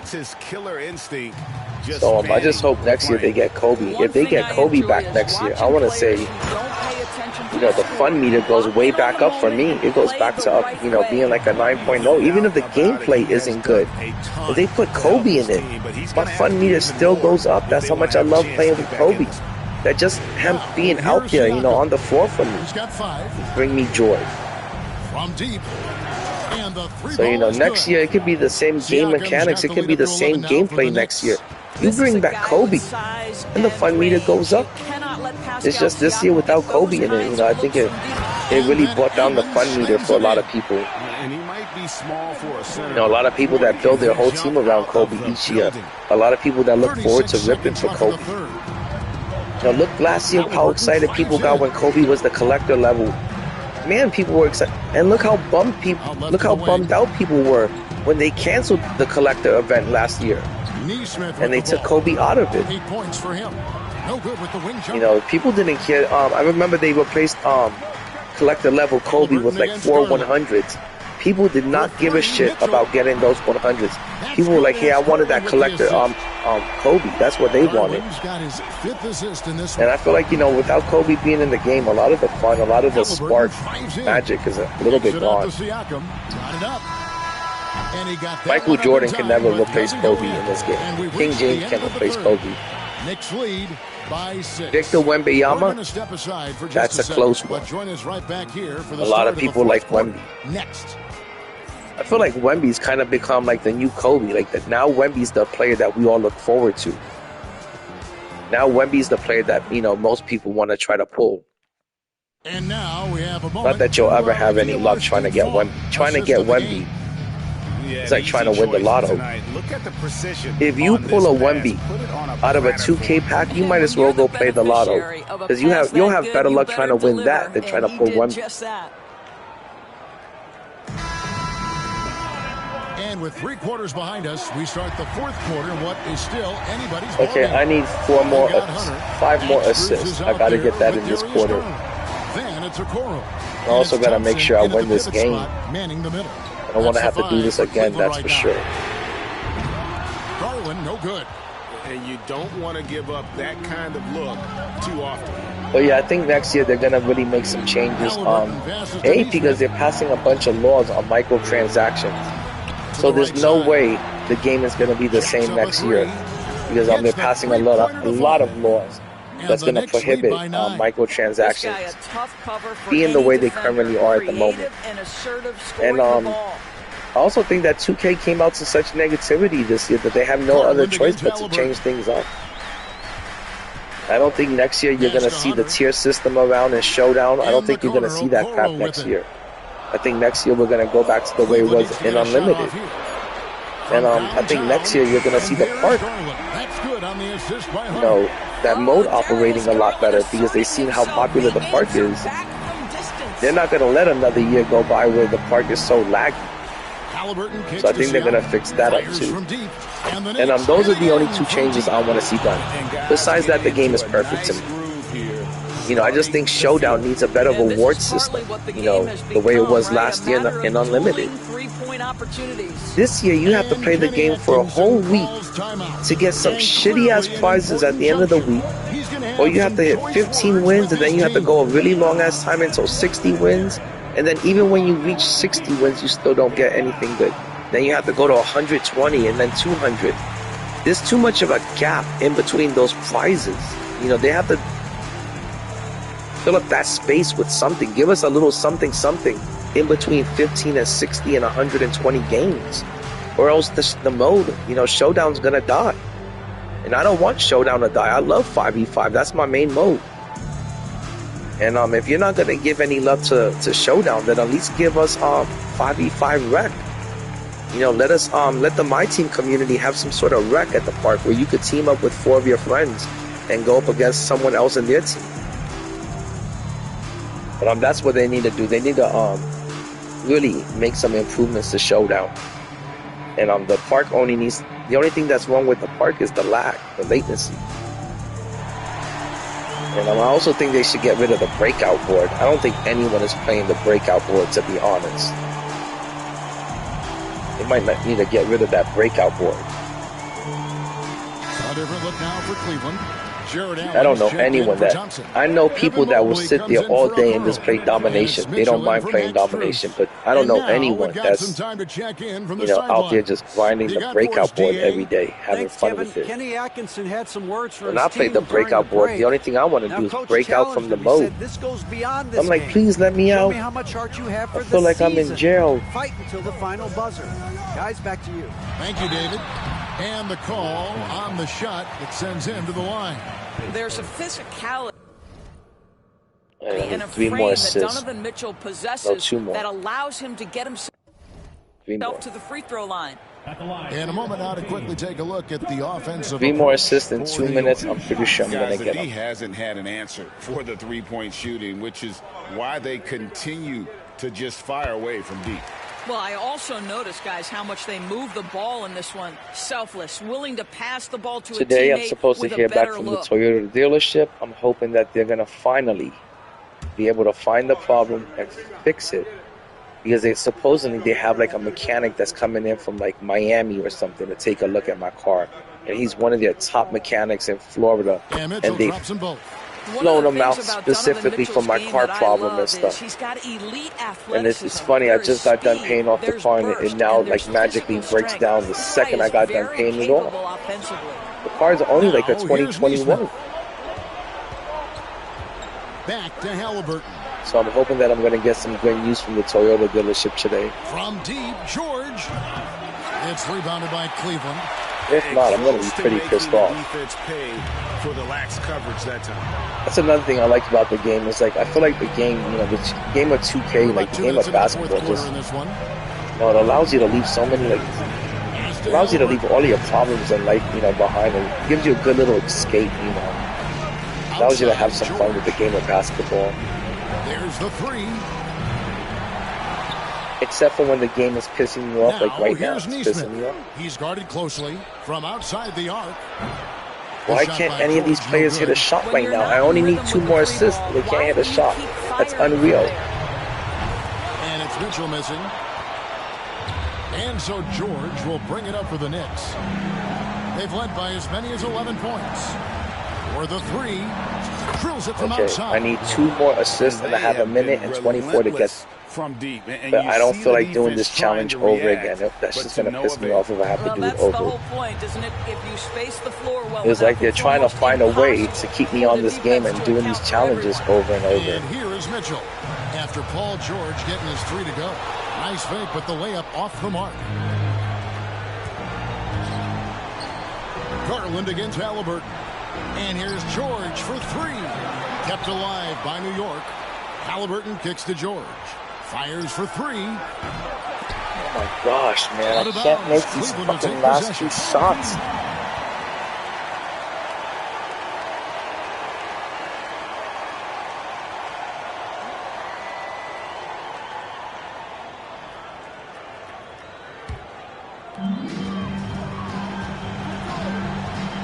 Here's Mitchell.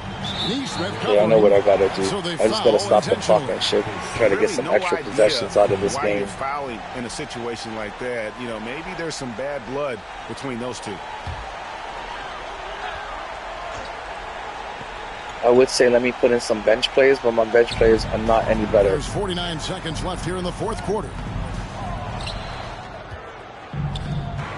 Here's Halliburton. It's George on the wing from the arc. I need 1 more assist. I need to fucking get some extra possessions. George has got the lead up to 13 now for the Knicks, and so they choose to intentionally foul. Doris, one of the got 32 seconds to get 1 last assist that I need, and then I'm done with this challenge. But I really hate how the fucking computer is making it so difficult to get this last assist. Tremendous responsibility on the offensive end. Donovan, one of the more confident players you'll meet. I'm running the 5-out offense, and no one is standing beyond the 3-point line. I don't know why everyone keeps taking a step in or everyone's cutting to the hoop right now, but I know I'm running 5-out.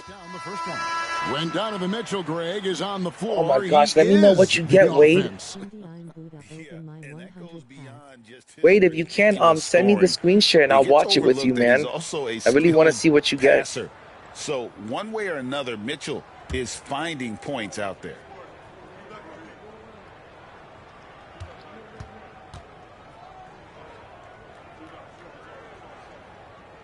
And Mitchell drops them both. And I hope you get something good. I really do. Now 8 seconds separating the two clocks. This one for three. And there's George. Ooh, That's right good there. I on the just got assist that by final Halliburton. assist that I needed. So I'm And done the with this Knicks lead by challenge. 14. It's done. Saw And I'm the up by like opportunity fucking to put 15 this points. So away, and you could see the killer instinct. I got take one over. last challenge to And you want complete. to save your best for last. So fucking Tonight, boring, they've man. done that and then some. This Tyrese Halliburton card has to be one of the worst shooting cards I've seen all year. This pink diamond that they gave us for free is trash. I don't know how money spent people survive. I really don't. If I was no money spent in this game, I would cry myself to sleep every night because I wouldn't be having fun. I'd be running with players that I don't like and didn't want. For New York as they get the win. But yeah, wait, let me see that. If you want to screen share it, I'll watch that pack opening with you. It really was. I want to see what you get. It's never going to be easy. Maybe even turn it into a video. It's up to you. Let me know. Thank you for joining us. That'll do it for now. For Doris Burke, David Aldridge, Greg Anthony, and the rest of our terrific 2K Sport. Okay, let's see which is. I'm gonna check the auction house before I go do this last challenge. I only have one left and I'm done. But I want to see if I can snipe up Gary Payton for a really cheap price. Right now is the time to do it.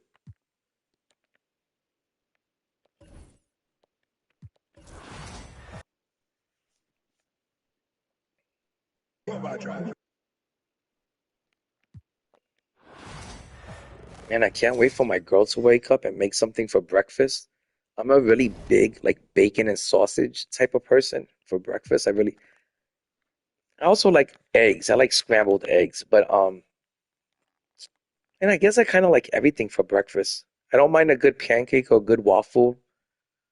I also like some good English muffins, or I'll take a croissant for breakfast. But I know right now I'm starving, and I can't wait till she wakes up. Maybe she can make me something. I don't know how all of the other streamers do it. They'll stream for 6-7 hours, and I don't see them hydrating themselves. I don't see them eating. But that cannot be good for you. And like when I'm hungry, I'm hungry. I gotta eat and I gotta hydrate. So I'm sorry, but sometimes I will eat on my stream. I can't go without food for more than 4 to 5 hours. I'm like fucking starving right now. Okay, I'm gonna check the auction house like I said. Okay, did I have any outcomes? Nope. I gotta relist all of this. And this is what really sucks about the MT method is you'll make 1,000 per badge. See, like this one over here, you'll make 1,000 per badge. You'll make 2,000 per takeover, stuff like that. But when it doesn't sell, and like at nighttime, sometimes a lot of things won't sell at nighttime. You're constantly having to relist stuff. It's real tedious. But when they do sell, it's gonna sell for a lot more than what you would get for quick selling it. So I always recommend don't just quick sell your stuff. I don't want to hear people saying, "Oh, I can't stack up any MT." How do you stack up MT? Well, the first thing you don't want to do is quick sell your stuff like your badges, your sneakers, your takeover boost, your playbooks, your jerseys. Don't quick sell it. Take the time to listen into the auction house. And when those things do eventually sell, it's going to add up. But it just takes a lot of time, of relisting things. Yeah, I'll do this at a later time. But let's take a look at the Invincibles, because they've gone down in price. Oh my God. Gary Payton is down to 358. That's insane.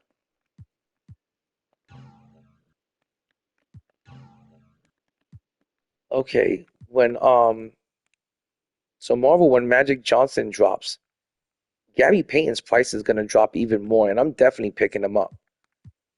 Guys, I want you to be here tomorrow because I'm definitely picking up a Gary Payton, and I want to get one that has at least 15 legends on it. That's not asking for too much. But the other ones are still really expensive, especially Giannis and Wemby. I think it was Wade who said that Shaq was not all that, and he thought that Shaq actually sucked. So I wouldn't waste any MT on this invincible Shaq. That card, I think you should just get the 100. Also, Invincible Dr. J has been looking pretty affordable. He's definitely come down in price. There's been multiple occasions where I've been able to snipe him for 2 to 3 mil. You just got to be willing to pull the trigger on it.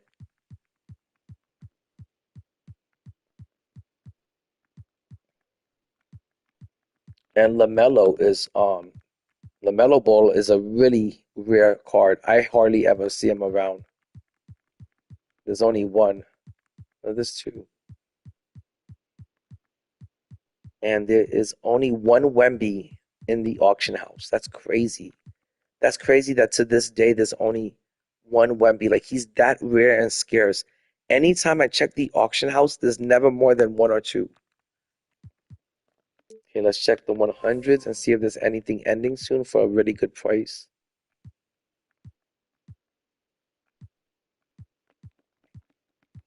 Looks like Scottie Pippen is about to end in 10 minutes. He's at 795. That's a really good card to have as your point guard. I wouldn't run Scottie Pippen at the 3 because he's too small at the 3. He's only 6'6" or 6'8". Wow, they made Scottie Pippen 6'8". But I would definitely run this Scottie Pippen at the 1. He'd be really good to run at the point.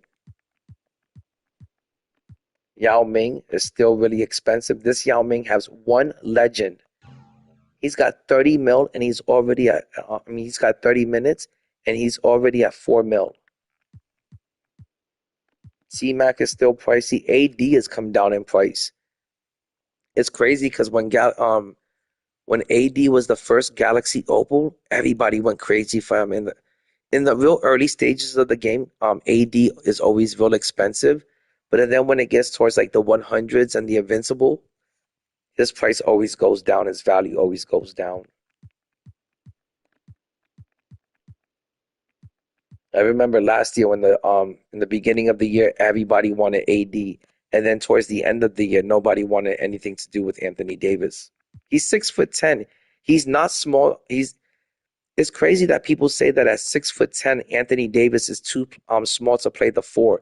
At 6'10", Anthony Davis is the right height to play the 4. He's the perfect height to play the 4. He's really athletic, real agile. He could hit the 3. He could spread the floor. I think Anthony Davis, if you can get him for under 600,000, that's a good pickup.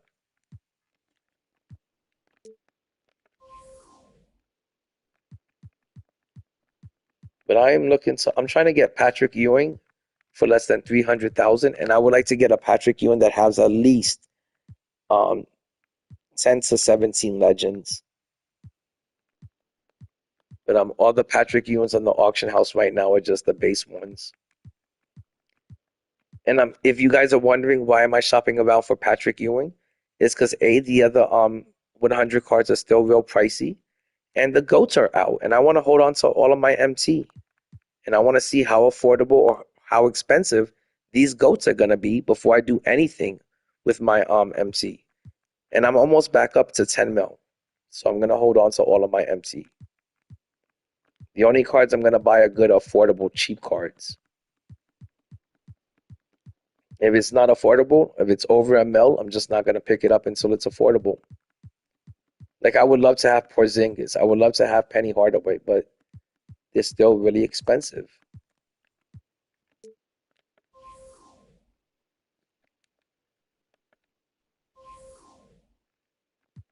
Ooh, look at that. AD, he ends in 30 minutes. He's only at 470.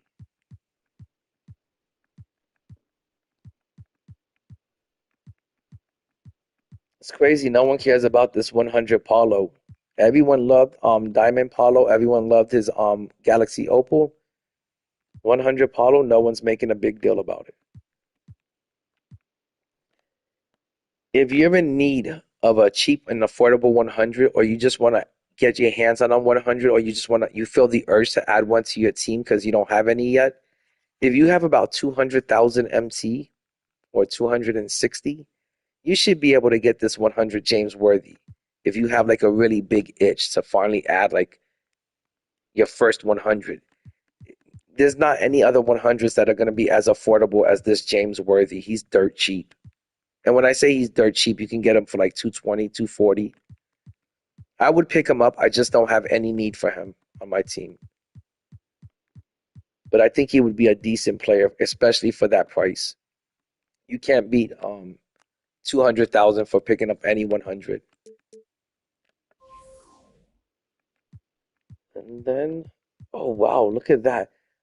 Earlier today, I got Clyde Drexler for 200,000, and he's now currently going for 296.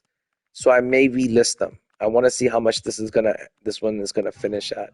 It ends in 2 minutes, so I'm gonna keep an eye out for it. But I don't think he's gonna go for any more than 300,000. And it's sad because this Clyde Drexler, just a day ago, was going for 500,000. Today, I don't think this card is gonna make it over 400,000. And it's a really, really good card. I was surprised how good that card was. Pretty decent. If I see another one on the market that pops up with 10 or 12 legends, I'll pick it up for sure. The one I have doesn't have any legends on it. It's got two that I applied.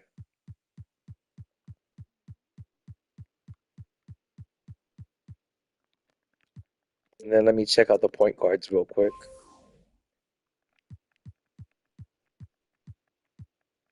The Big O is the worst card in the game. This 100 overall Big O, stay away from it like it's the plague. Stay away from this Big O card like it's got COVID. That's how far away you should stay from this card. Like it's got COVID. And this card was trash. I was so upset to see this card come out of my 100 pack. It was one of the biggest letdowns of the year. This card is complete trash. He's unrunnable. He's real slow. You can't boost. You can't burst or turbo past anyone on the court. And since you can't burst or turbo past anyone, you can't dunk on anyone. And his release is really slow. And everything about this card, his movement was just junk. It was garbage.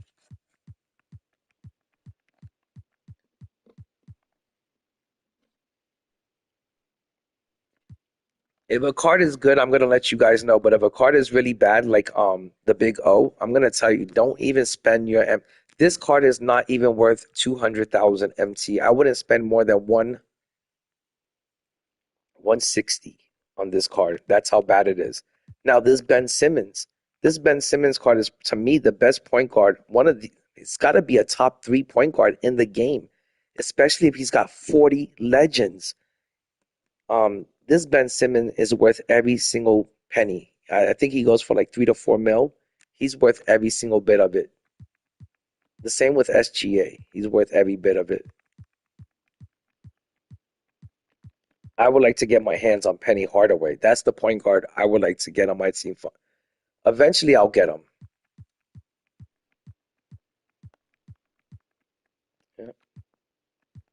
And I'm not even going to check any of the dark matters because I don't feel like the dark matters are worth their value. The only thing you should be doing with dark matters at this point is looking for one that's really badged out and trying to get it for the low. Because if you can get a dark matter that has 40 legends, then I want to say that dark matter is as good as a 100. It's as good as an invincible, especially if it has 30, 40 legends on it.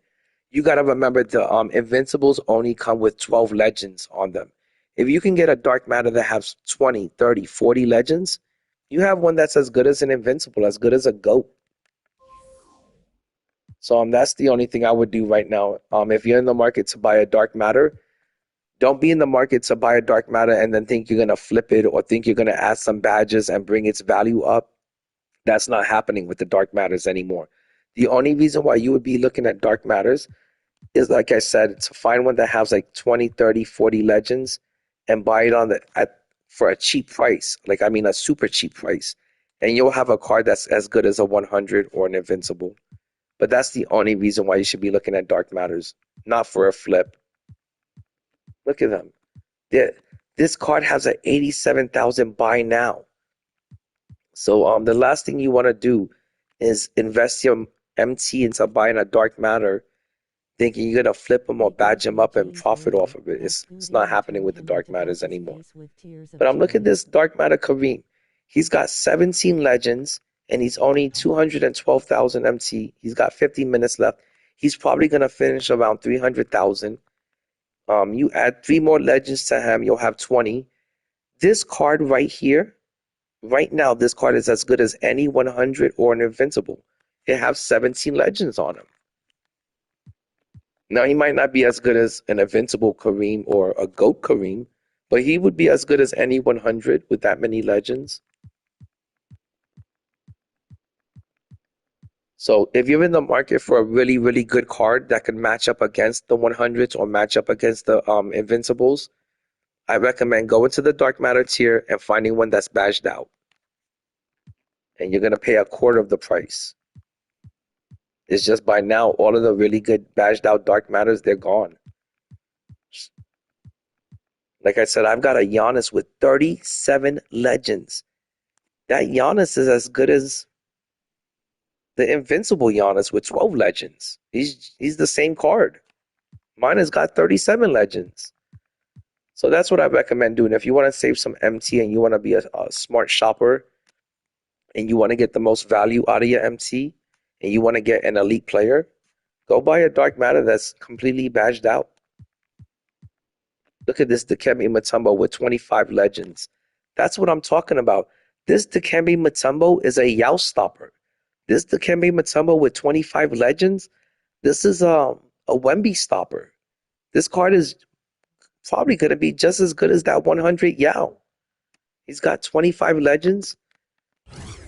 He's 7'2". Good Lord. Enough said. Enough said about that one.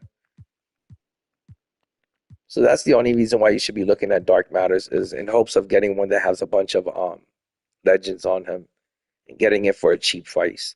That's the only way you could make some sort of profit or get a really good card for the cheap. All right, let me check out what other agendas I have left. I think I've got one more playoff challenge to do. Yep, this is the last one. I'm just going to get started on it. But I appreciate you guys hanging out. I really do. Oh, they gave me James Worthy. Oh, my God. They gave me James Worthy. That's good. Ema turned him into Badge's face with tears of joy.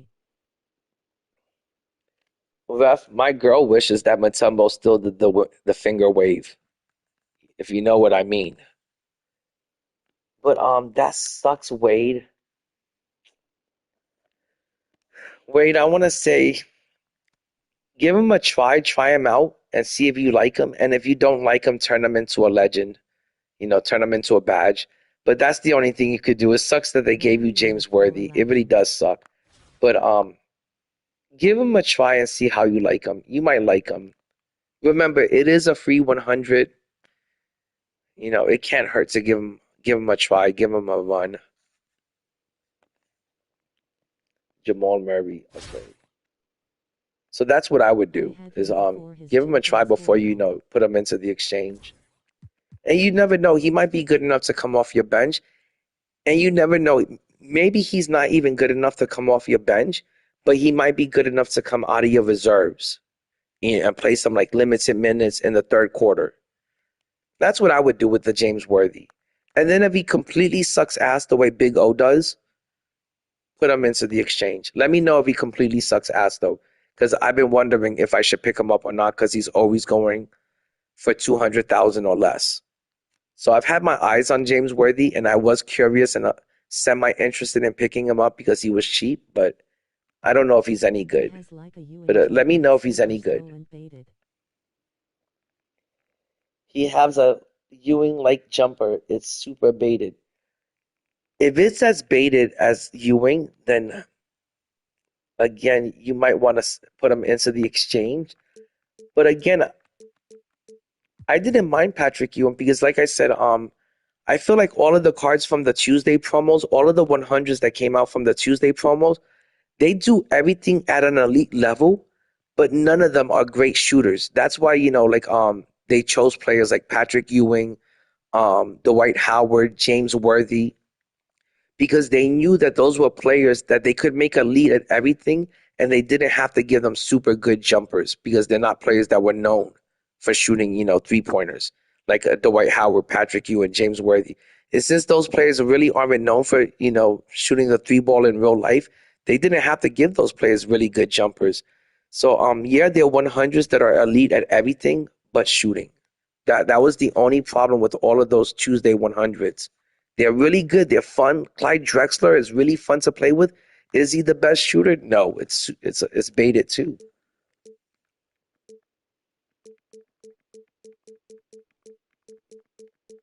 So it depends on how you're going to use that James Worthy, whether or not he can make that team, whether or not he fits your style, your system. But if you're going to use James Worthy for just, rim running and slashing to the rim, he's great for that. I mean, you got yourself a really good player for that. But if you're going to depend on James Worthy for outside shooting and to stretch the floor, James Worthy is not the right person for that job. You've got the wrong person for that job then. But it just depends on how you use the card and if he fits your system, your style of play.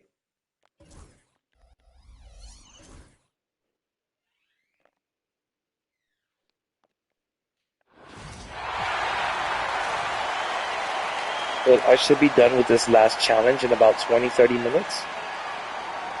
30 minutes tops. Let me tell you guys, Diamond Chet was such a good card for his time. I still like using Diamond Chet in salary cap.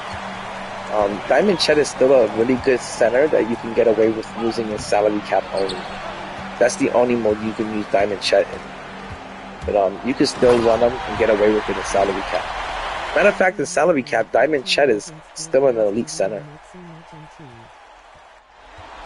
Diamond Chet is better than that Diamond Wemby they gave us for free. Like we said, I gotta find the right player first.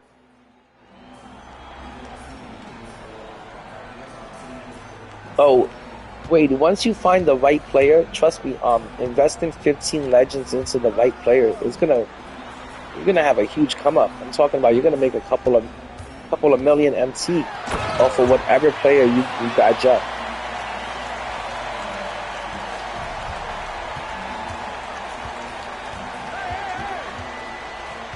Like I'm talking about, wait, if you could pull an invincible Melo today and badge and give 15 legends to the invincible Melo, man, you're gonna bank.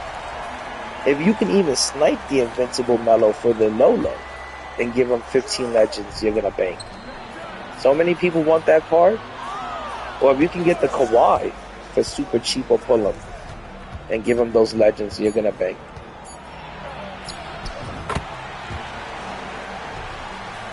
But yeah, you just gotta find the right player.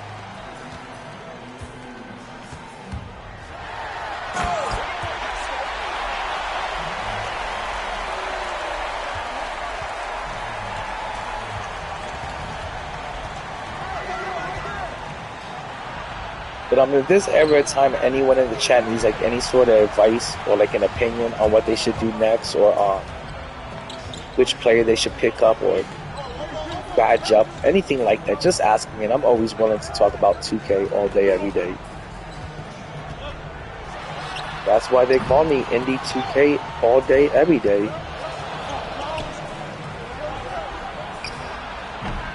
I want to say like 80-90% of the time. That's what me and Chilango 2K are talking about. Either we're talking about the game or we're talking about, the real life NBA.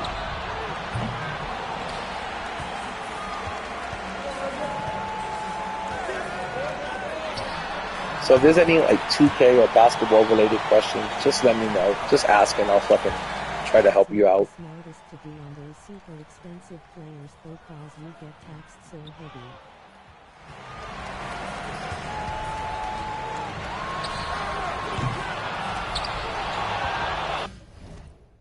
I'm staying indie like Hallie.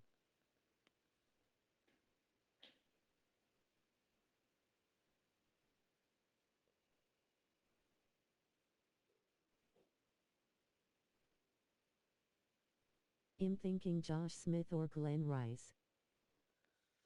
Oh, both of those cards. I would go with badging up the Glenn Rice Wade for sure, because like I said, that's going to be a super popular player that everybody's going to want. Glenn Rice is going to be in some high demand tomorrow. So if you can get Glenn Rice for the cheap, or you could pull him, man, badge him up and make some money off of that. You know, make some MT off of that for sure. That would be a really smart move.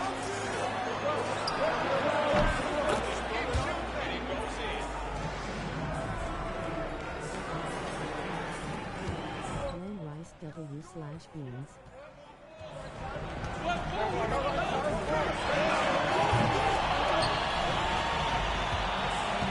Glenn Rice with beans.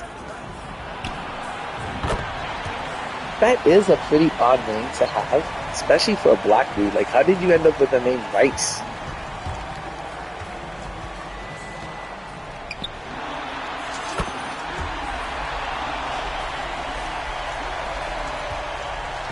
And last year I used Dark Matter Glenn Rice for like at least 2-3 seasons, but it took me a good season to get used to his jumper last year, because that's how fast the release was last year.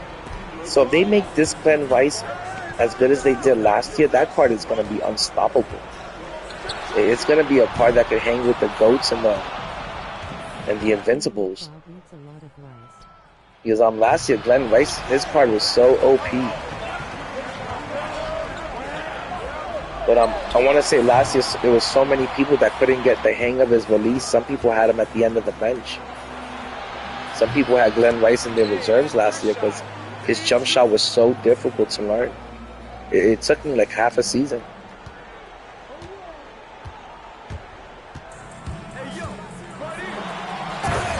But I want to see how good Glenn Rice is going to look. I want to see how good Magic's jumper is going to look. Magic's jumper is going to determine his price for sure. If he comes out with a shitty jumper, no one's going to want to buy him. He'll be super cheap.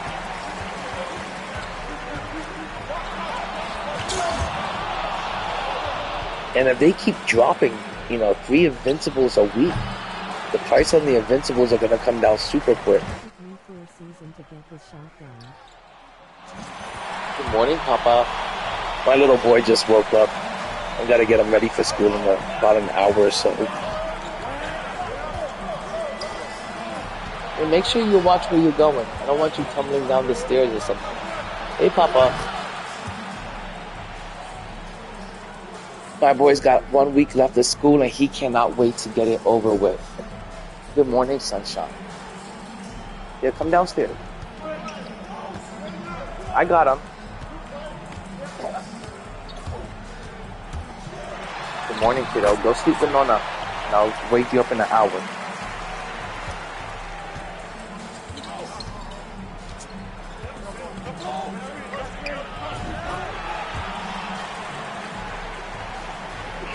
Yeah, he's got 1 week of school left, and then he's done with the first grade.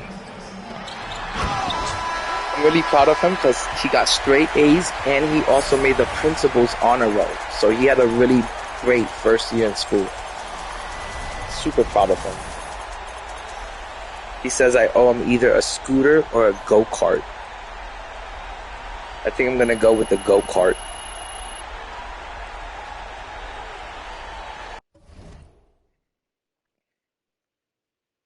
Ref, it did not take 4 seasons for you to learn how to shoot with Glenn Rice. Stop it, my dude. Okay, I got that down and I got 3 more to go. Where's your iPad at? Yeah, I'll get it for you. I'll get it. Go to Nona's room and lay down. 3 asterisk. Be right back, guys. I gotta get my son his iPad.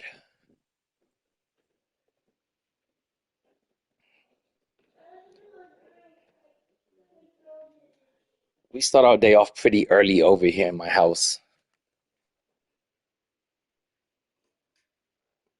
Like, depending on how you look at it, it's either really late or really early.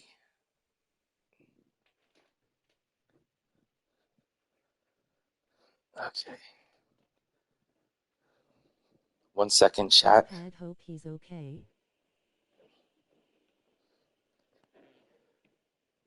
It's crazy because, my kid wakes up and then my girl wakes up and here I am still playing, NBA2k from, the night before.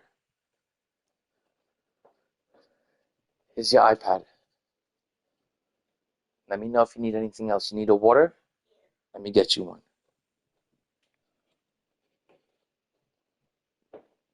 And yes, I know my boy's 7 going on 8, but I still treat him like a baby.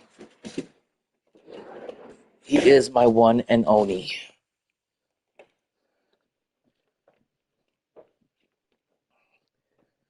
Yeah, Papa. Okay, I'll wake you up in an hour. Watch out for Nona's glasses.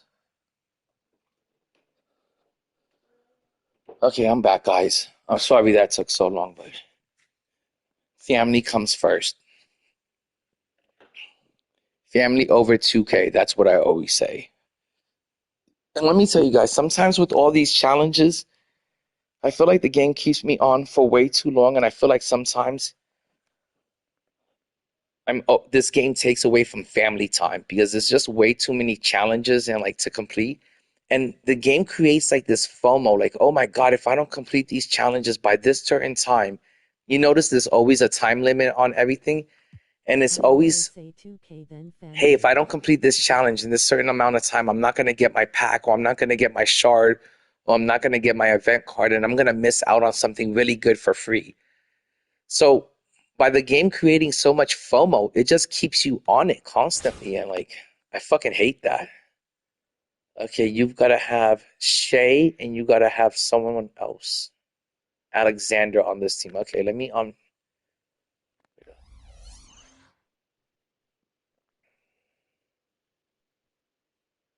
you must include playoff Shay Gilders and okay, 2 players you got to include.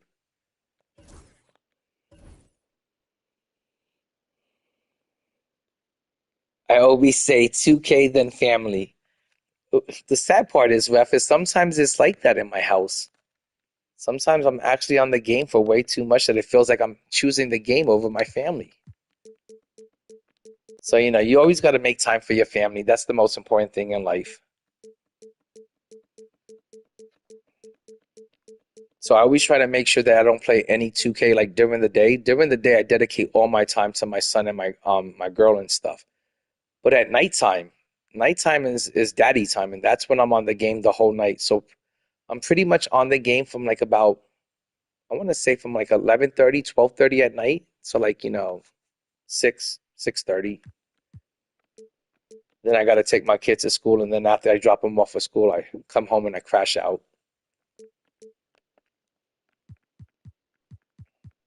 But that's pretty much my 2K day. I call it like my 2K life. It feels like a part-time job and shit sometimes.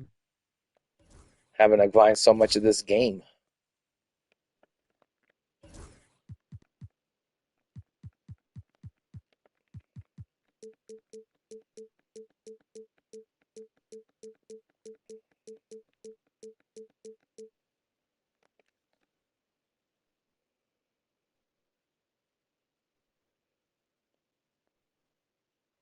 That's too funny. Sometimes I wonder, how does the Centric spend so much time on the game? And then, you know, like, what about his family life? You know, his family time and stuff. But this game is also Decentric's job, and this is how he puts, you know, food on the table. So when he's on the game, he's not actually just gaming for the fun. He's also gaming, you know, because it puts bread on the table. And, you know, he's real lucky that not only does he get to play the game that he loves, but, you know, it helps him pay his bills and shit.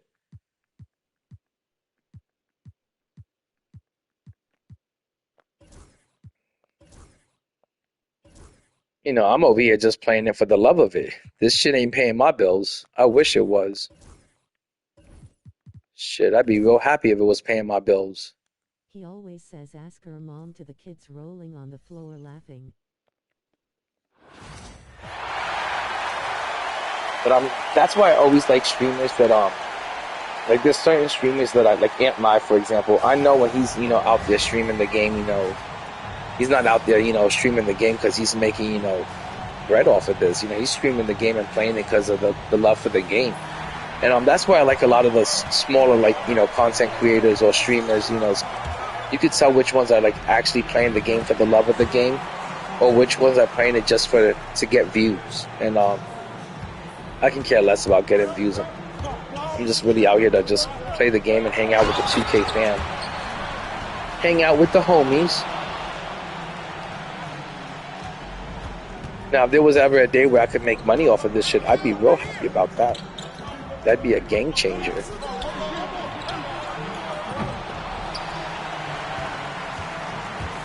But I'm mostly, like, I would be here playing this game whether or not I am or am streaming. Like, even when I'm not streaming, I'm on the game, so...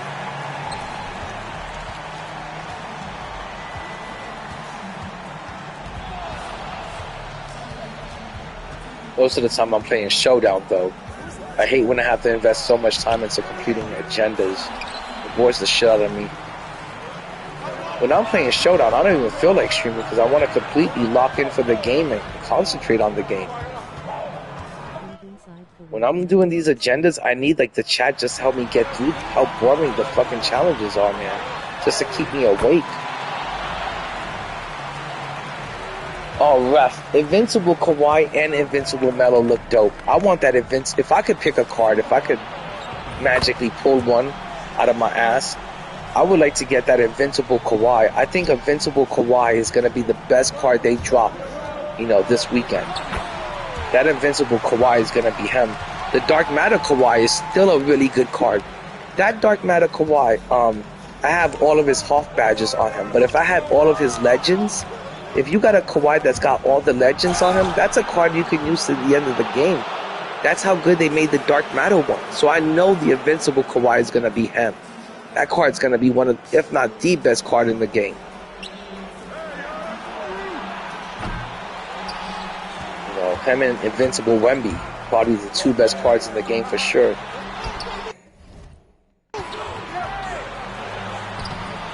So I'm real excited about Invincible Kawhi. Invincible Melo is always going to be... Carmelo Anthony cards are always going to be fun. But I don't ever consider them elite. I consider them fun cards, fun offensive cards. But if you want like an elite card that's going to help you compete on that comp level, you know, Invincible Kawhi is him. The only other card this year that I thought was just as good as Invincible Kawhi is Invincible Dr. J. I mean, Dark Matter Dr. J. Dark Matter Dr. J and Dark Matter Kawhi were on the same level. And I think the Invincible Dr. J and the Invincible Kawhi, those cards are going to be elite. You know? And it's crazy. You can get Invincible Dr. J right now for like $3 million. And I think that's one of the better cards in the game that you could have, that you can grab for that price. So right now, if you got $3 million, I would pick up an Invincible Kawhi. I would pick up an Invincible Dr. J. But I think Invincible Kawhi is going to be $4 million up. That card is going to be expensive on day one. And the chances of pulling him are slim to none. But I would go Kawhi over Melo, for sure.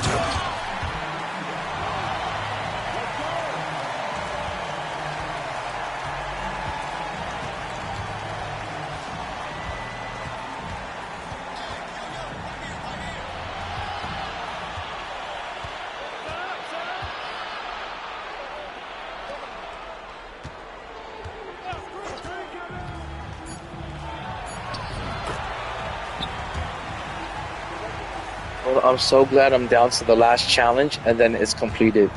And I can't wait till they start round 4 because I want to see what Invincible we're going to get. We should have a really good idea, you know, within the next week which Invincible we're going to get.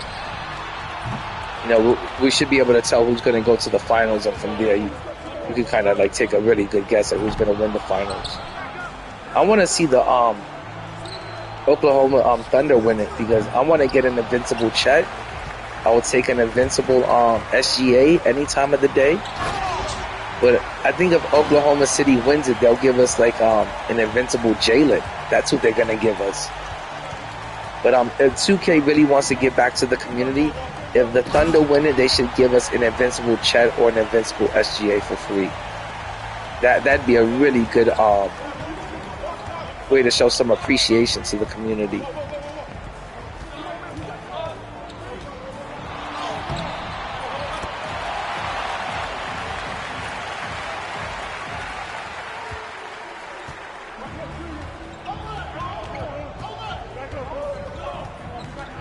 God, the computer plays in slow motion sometimes, not because they think they're gonna beat you, because they just want to keep you on the game forever. It's like, just Just shoot the ball and shit, guys. Let's get this game over with as quickly as possible. After I'm done with this tomorrow, the only thing I'm going to do is get my free 10-pack, and then I'm going to be on Showdown or Salary Cap the whole night. Because I don't want to take the chance of not getting my 100 or my Dark Matter Shard from Salary Cap. I can't even believe they're giving out a free 100 from Salary Cap this season.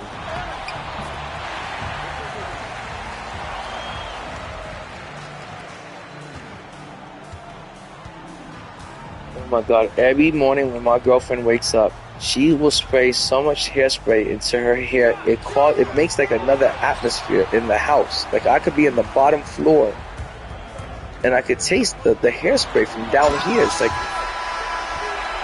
it's not being negative, baby. I'm just saying there's so much hairspray that I could feel it in my eyeballs.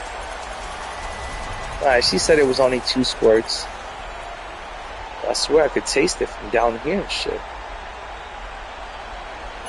Alright, I love you.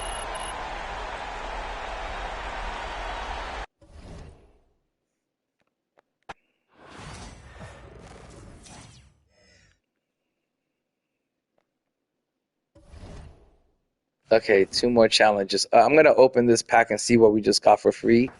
But what was it that they're giving out over here? Oh, it's Caruso.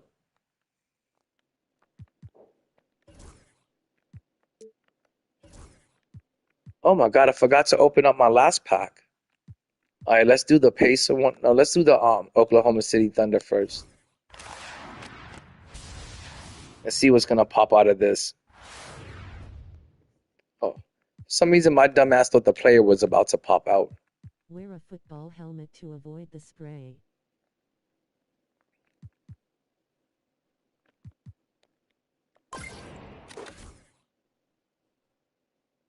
Ref says wear a football helmet to avoid the spray. I probably need a football helmet because she's gonna throw that hairspray canister to my head. Ooh, I don't know where I've been getting all of these packs, but I also have a 95 plus premium pack waiting that I can open up.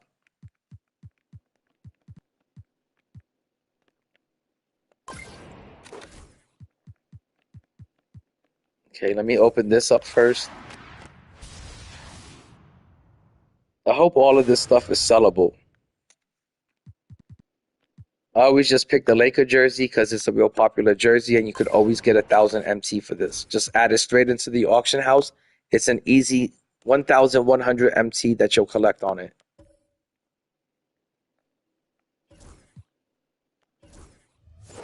Same with the badges. Don't just quick sell all of your stuff. You know, take the time to put it into the auction house. You're going to make a good amount of MT off of it. If you just take those 30 seconds to list it. Oh, it's from the daily login? I didn't even know that. It's probably because I'm always logged in.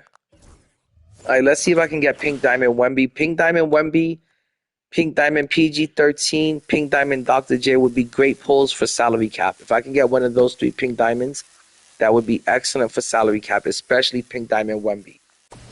Let's see who I get. Let's flip this bitch over. Let's see if she looks good from the front.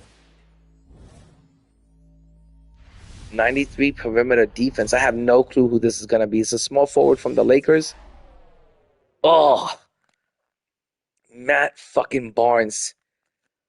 DBG was hyping up this card for a while, but I can't picture myself running with Matt Barnes. Not even in salary cap.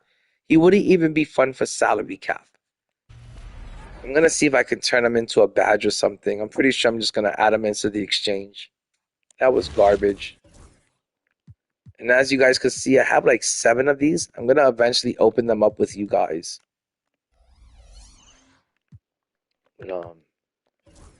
Let me finish off these playoff challenges because I think there's only 2 agendas left. Defeat the Denver Nuggets in a clutch time game. Score 8 fast break points. You must include Shea and 3 other Thunder players. Not too bad.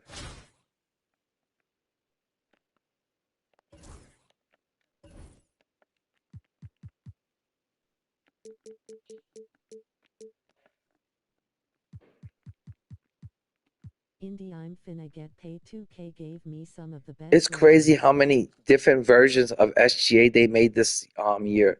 Here's the dark matter version. Here is another pink diamond version of SGA. And then here's another pink diamond version of SGA. How many SGAs do we need? We didn't need that many this year. That's a huge amount of SGAs. Okay, I got to put 5 Thunders on this team.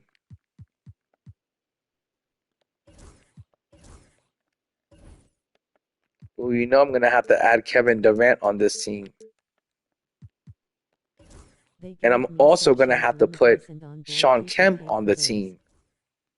You can't have a Oklahoma City Thunder without Sean Kemp and KD on it.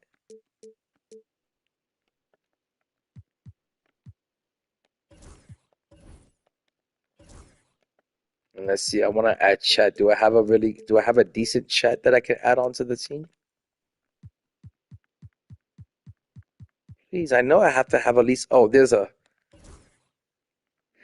it's not a good version of Chet, but at least I have Chet on the team.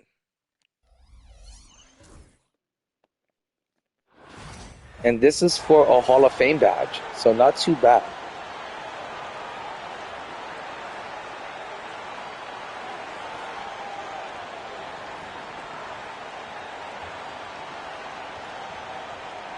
They gave me set shot specialist, limitless, and arm ball. Oh, those are some of the best badges you can get right there, Wade, for sure. Those are some really good badges that you just got. Especially set shot and limitless. Those are always 2 you want to have in your collection, or those are 2 you always want to add to any player to boost up their value. That's a definite, those 2 are really good.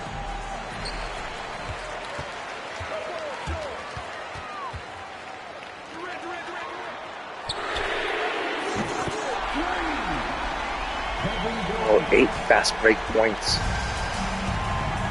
Damn it, they want you to get 8 fast break points in 1 game of clutch time? There's not enough time for 8 fast break points. First personal foul.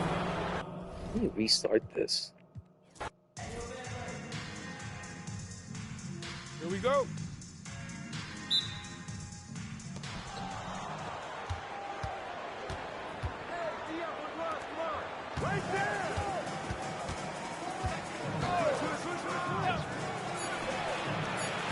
Oh, Wade, I have a feeling that the next time I see you, Wade, you're going to be telling me, you're going to be bragging about how much MT you've made.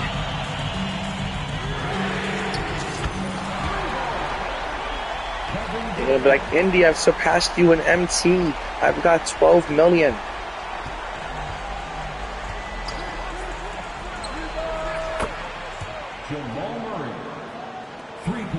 All right, come on, team.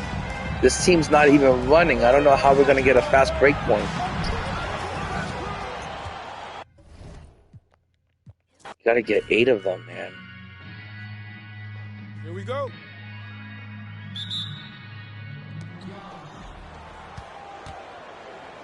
Good morning, baby.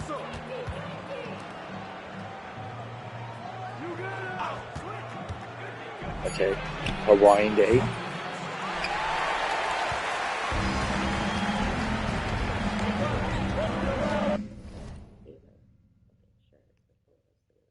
I think the sailor shirt. Okay. Alright. But babe, neither one of those shirts look too Hawaiian. Here we go. What does a shark have to do with Hawaii? That doesn't fit a Hawaiian thing. Okay. I guess you're right. So yesterday was Tacky Tourist Day and today is Hawaiian Day at school. Oh, yesterday was happy. Okay, I'm sorry. I don't know what's going on at school, but for the last week of school, they've been doing like all these little themes. So each day's been like a different theme. Okay, fast break points. Come on, guys. Good Lord. Trying to get 8 fast breaks in 1 quarter, I think that's a little bit tough. I might have to save this for another day.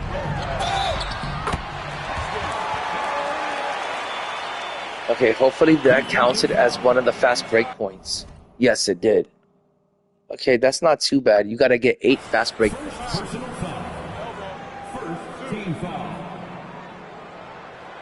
At the line for one, Kevin Durant. I need to get 6 more. I guess that's not too bad.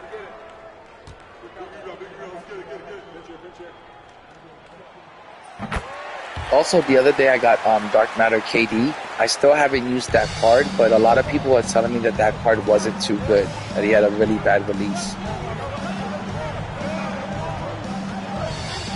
But this Galaxy Opal KD, I've had him for a while in my collection, and I thought the card was actually pretty good.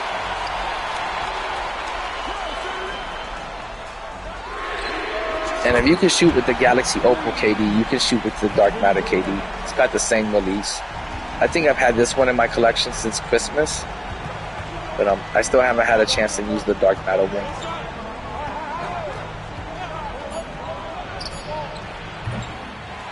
Okay, let's see if we can force another fast break.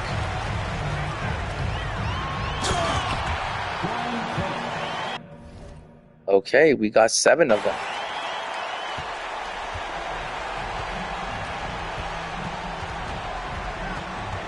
I don't know why I thought this one was going to be a little bit more difficult, but it was still pretty simple.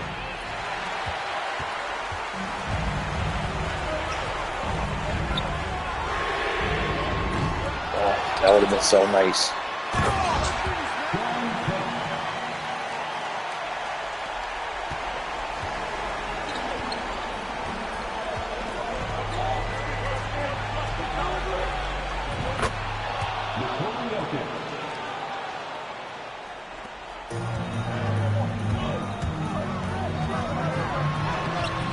Okay, let's see. Did that count? No, that did not count as a fast break.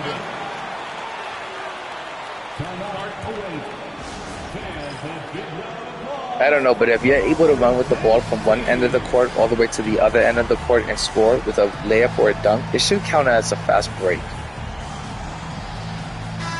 Hey, baby, are you cooking anything for breakfast?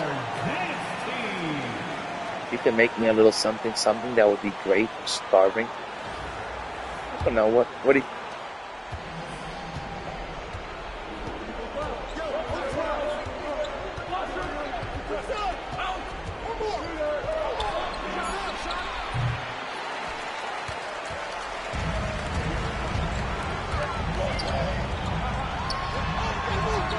And chat, if you're wondering what my girlfriend is making me for breakfast, it's an I'm tired, which means absolutely nothing.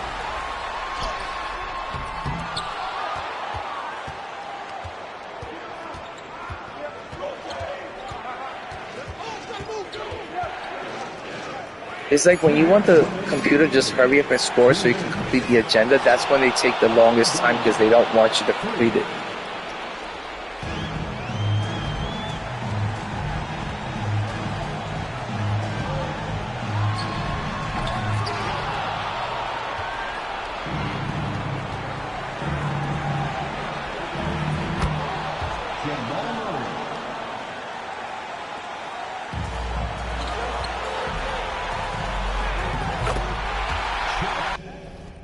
I need one more basket to complete this challenge, but it needs to be a fast break basket.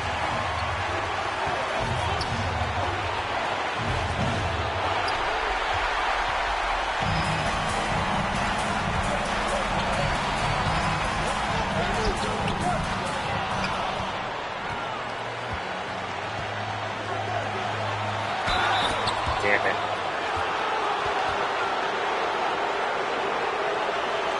No, I don't want no leftover dinner for breakfast. That would fuck my stomach up.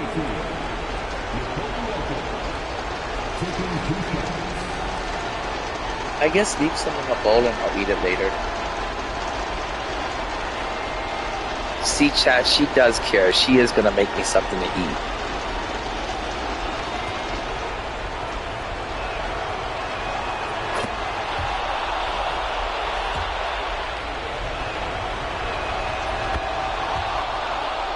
Okay, I got a minute left to get this last fast break point.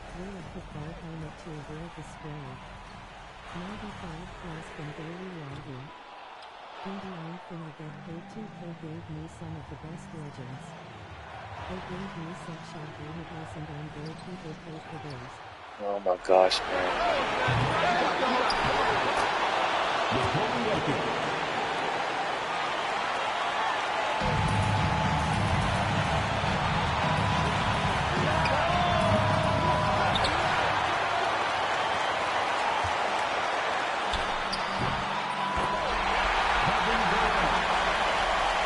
Just need this last fast break point. So done with these playoff challenges because they were pretty tedious.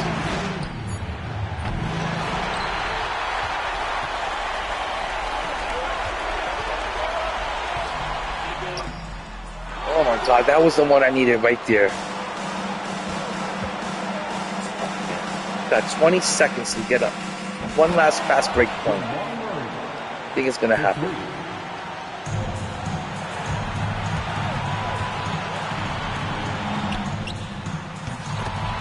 Did that count? No, it wasn't a fast break. Oh my god, I think I'm gonna have to do this one over.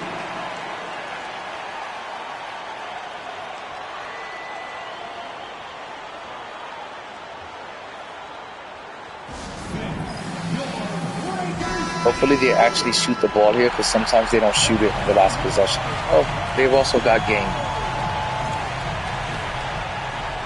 So yeah, I might have to redo this one again.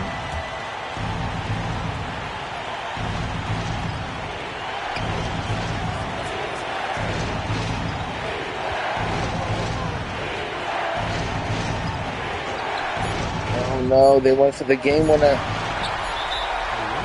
And then the computer fouled me, preventing me from getting that last fast break point. That sucks. Time to do this challenge over. Yippee skippy.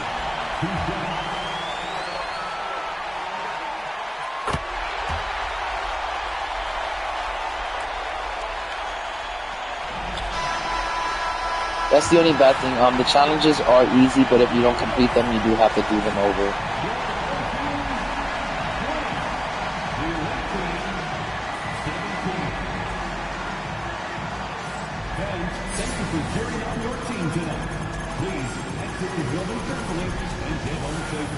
We'll see you next time.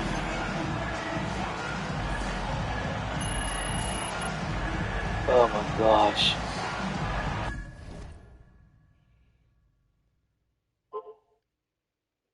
Every single person is sending me pictures of Tyrese Halliburton with the choke sign for the New York Knicks. It fucking sucks that they lost. It sucks that I just lost this and I have to do it over.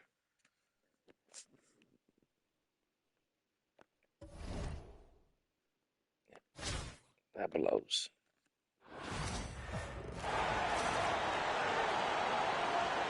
It's crazy. I just needed one last fast break and I couldn't get it done.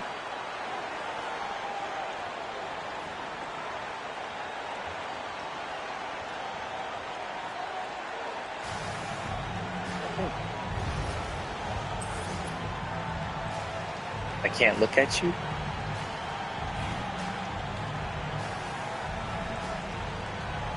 You look very cute as always. Love you. Better have a good day at work.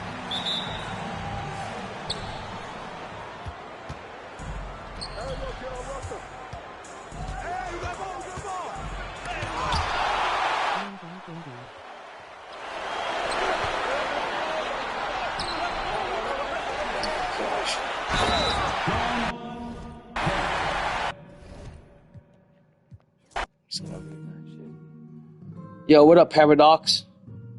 Yeah, I'm still here. I gotta complete this last challenge, but it's been taking me forever. I just got this one last challenge left, and it's got 2 more agendas in it, and then I'm done.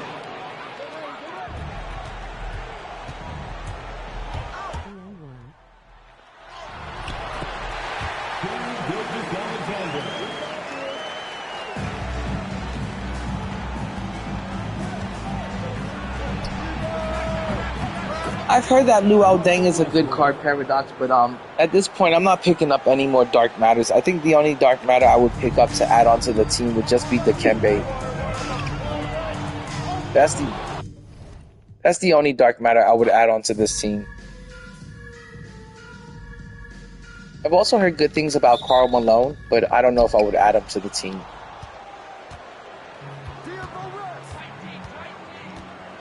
He would have to be like the 13th man on the roster, if you know what I mean.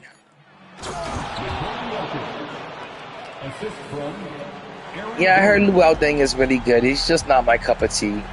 I like running with certain players.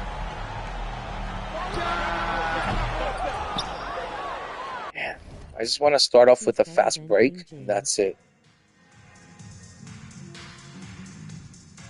Yeah, I know that he's better than LeBron and stuff. It's just that sometimes I'll play with a player, like, for example, I ran with Dark Matter Michael Jordan for the longest, even though I know the card absolutely sucks. Sometimes a card could even suck or maybe not be as good as another card, and I'll still run with it if it's a player that I really, really love playing with.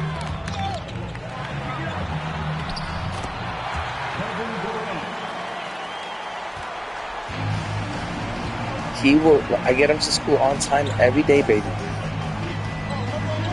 I love you. Take it easy at work. Try not to work so hard. I'll see you later on today.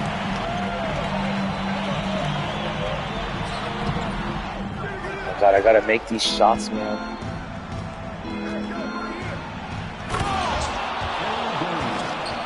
Gotta get these fast break points. 8 fast break points in 4 minutes. That's a little bit ridiculous.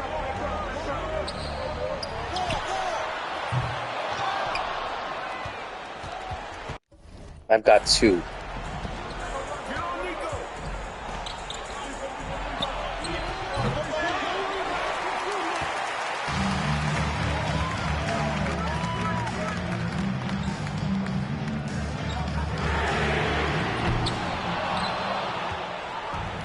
Oh, this is so frustrating and boring at times. I wish most of these challenges were a moments challenge. Like, remember the Derek Fisher challenge where you had to score a bucket in 0.4 seconds? I think the challenges should be like moments challenges where you do that one challenge, that one moment, and then the challenge is over. You know, like, 2K acts like these challenges are challenging. They're not challenging and they're not fun. You know, it's just people don't want to do them. The only reason why I put up with this crap is just to get the fucking free cards.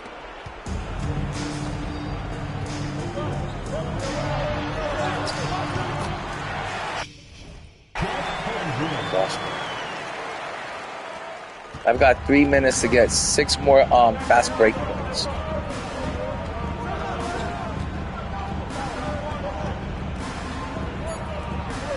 But it's like trying to get these pink diamond and diamond players to fast break is like not happening.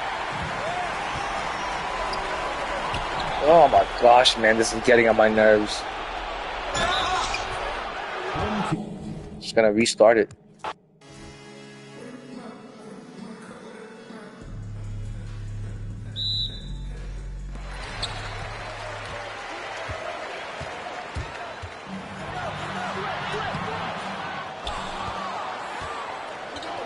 It's like they're moving in slow motion, man. I just can't get this one fucking challenge done.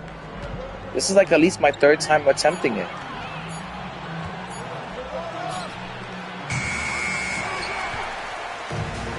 It's like the more frustrated I get with these fucking challenges, the shittier I'm doing.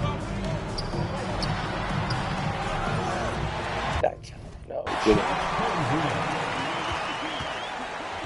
And what the heck qualifies as a fast break? I just want to know, how do you judge a fast break? To me, if I'm just running down the court and I score the ball, it's a fast break. It's definitely not a slow break. If you're pushing the ball down the court and you score, like, why can't that count as a fast break?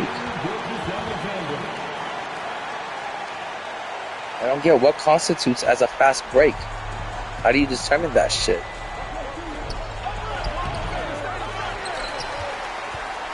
Okay, look, we're fast breaking it.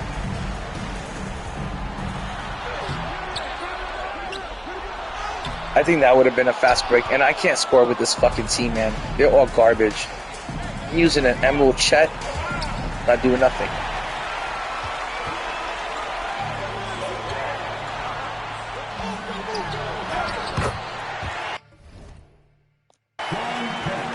Yeah, I guess I got 2 fast break points. I need 6 more. 6 more fast break points in 3 minutes. I think I could do it. And then this challenge is over with.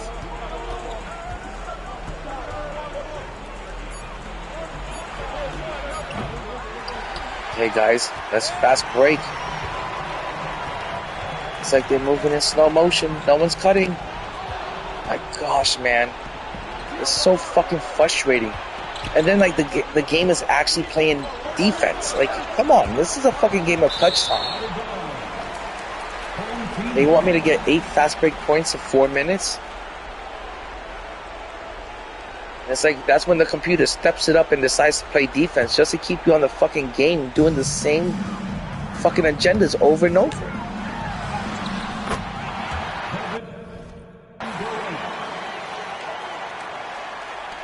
Fuck, man, the shit that I do for free cards in this game, I'm a sucker for free cards. I mean, 2K could tell me, hey, we're giving this out for free. I'll be at the park all day trying to get 5 wins.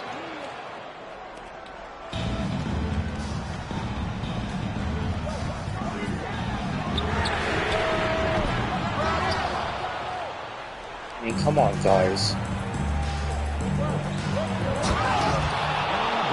I'm not gonna quit this one. I'm gonna see if I can get any more fast break points, but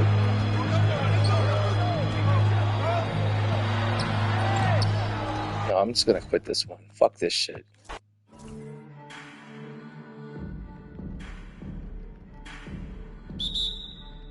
Okay, I'm gonna get the 8 fast break points in this game, no matter what. I'm determined.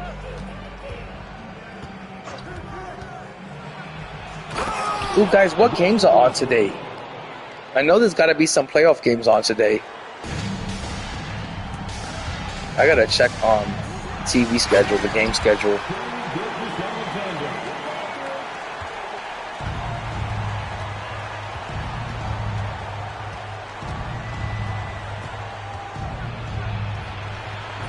Oh my gosh, man, you can't fast break anything if the team is making all of their buckets and shit, man. Oh, this is frustrating.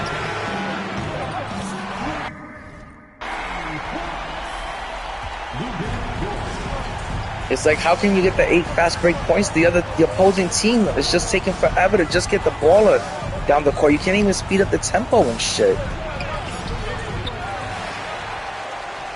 This team, these players don't want to fucking run.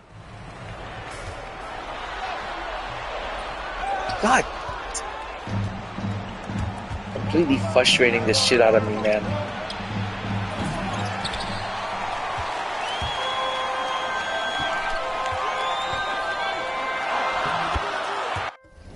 That didn't count as a fast break. For some reason, that didn't count as a fast break.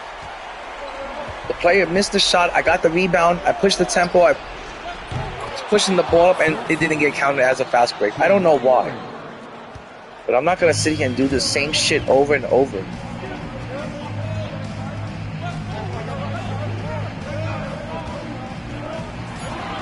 Sometimes when the game gets this annoying and this frustrated, I just put it down for the day. Gets on my fucking nerves when the game gets so complicated just to complete one challenge, just to get a fucking free garbage ass dark matter that's not even gonna make a team. It's like, make the fucking game fun, not fucking annoying. This year's 2Ks was like, hey, you know, we can't make a fun game. Maybe we'll make an annoying, agitating game. That's what is gonna make people come back to the game. Like, these challenges sometimes are fucking so stupid. Like, look how slow the team... Look, guys, no one is guarding you. Just, let's get the game going.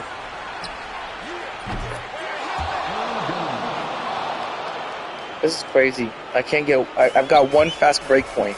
I'm gonna be doing this challenge again.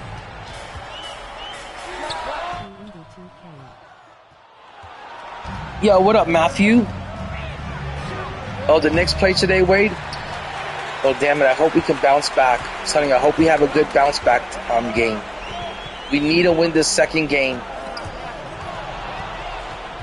Definitely need to win this second game, man.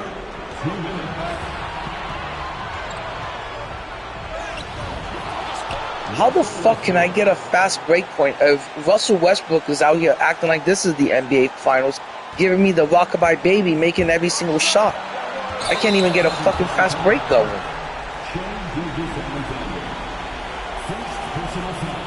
But how are you doing today, Matthew? What's going on with you, Matthew? What you got planned for the day?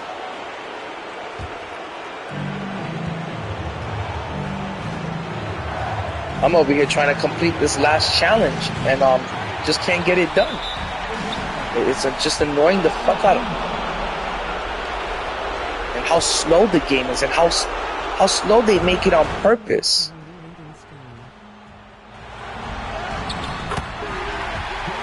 It's like the game is so slow and boring to play against the computer. It's hard to even focus or concentrate on it or stay locked in because you just don't want to play it. Like, why not make the challenges fun? I know this company isn't full of a bunch of retards. They got people in there getting paid millions of dollars to create a game. Why can't they just make it fun? But instead they put us through this torturous these challenges that are so boring and time consuming. And there's like, here's the playoff challenges. There's 100 of them. It's like, it's crazy how long it takes to complete this shit, man, and it's just not fun. If they want people to stay on the game, all they gotta do is make it fun. With a bunch of basketball crackheads, we'll fucking stay on the game if it's fun. If it's fun and challenging equals us staying on the game. Fun and annoying equals me wanting to get the fuck off the game. What do they not understand about that?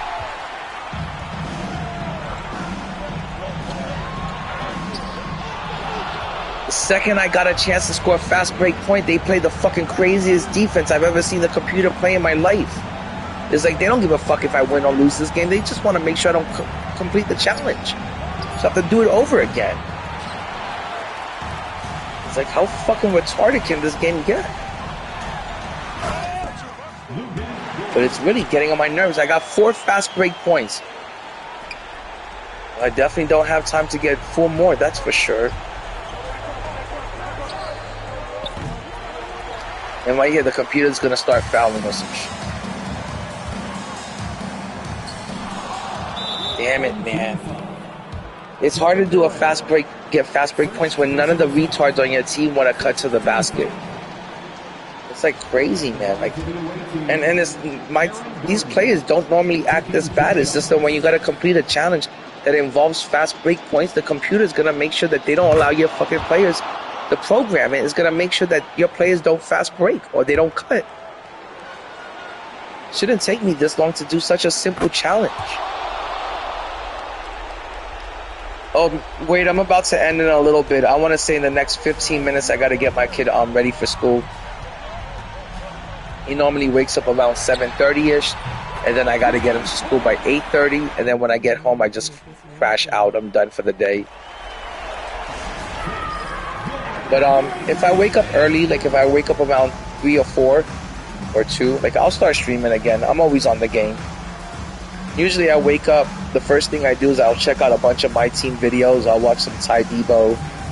I'll watch some JC2K. I'll watch DBG. And then afterwards, I'll just jump on the game and I'll start my day. You know, first I shower and I eat breakfast and stuff. And, check if anything's on the agenda, anything that needs to be done. But if not, I just kind of stay home and I just on the sticks most of the time. Trying to become the best 2K MyTeam player ever.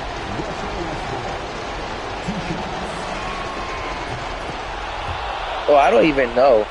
On this challenge, I got all the other ones done really quickly. It's just this one got me a little bit stuck. The one with the fast breaks. This is like my 3rd time or my 2nd time doing it. I think I'm gonna have to do it one more time.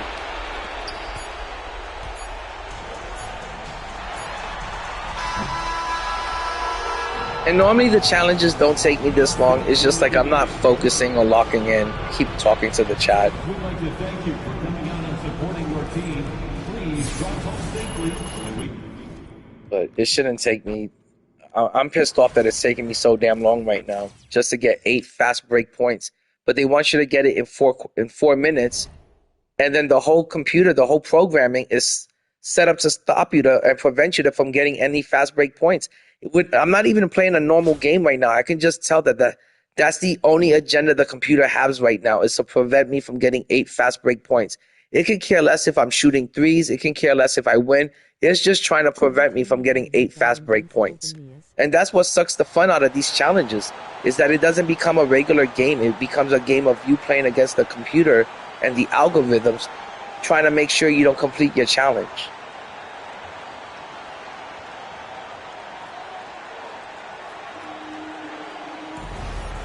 Oh man, I would love to have Invincible Giannis. That's got to be a really nice card, Tony.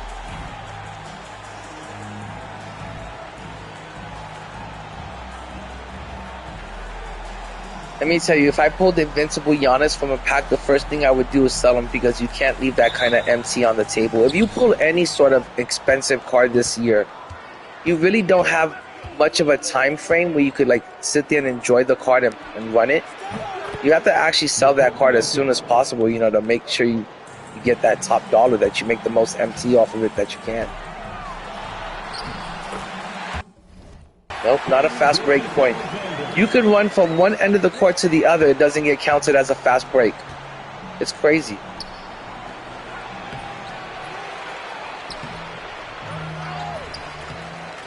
Look at me fighting for 3 to 4 rebounds over a fucking...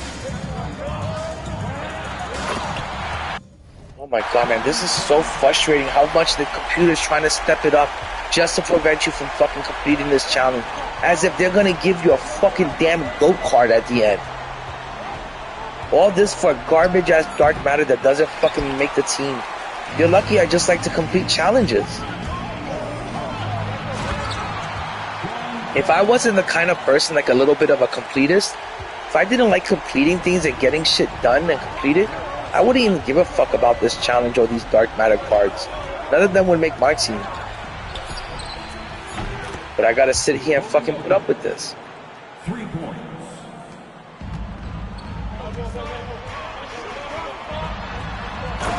Oh my god, that dark matter Sean Kemp. This year, guys, I like a lot of the dark matters that came out this season. I really like a lot of them. A lot of them are really good cards that attach to like really good names that I want to play with. Look at this, Joker card doesn't miss, and they go to him every single fucking possession, man. They see that I'm using Chet on defense, and they go to him every possession. Did that count as a fast break point? Yes! I think that counted as a fast break point. I could need 4 more fast break points, and I'm done with this. First team foul. At the line for 1, Shane Gilgeous-Alexander. Yeah, I need 4 more. We can do it this time, gang.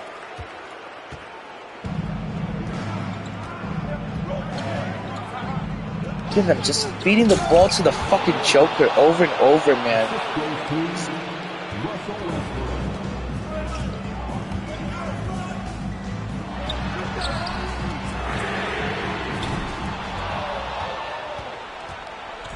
Sometimes I want to go into the front office and give Ronnie 2K like a good smacking, like for making such a dumb game this year.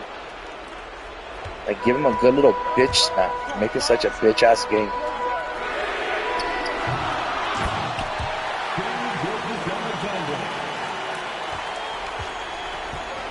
Like, let's see if they go back to Joker for this possession, just because that's who I'm guarding.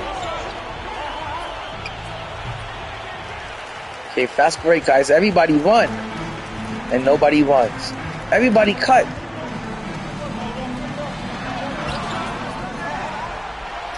Damn it, man. This is where it starts. This is where they're going to make it as tough as possible to get 2 last fast break points. Yep. It's getting on my nerves. And that's what I hate about the game this year. So much of it just gets on your fucking nerves.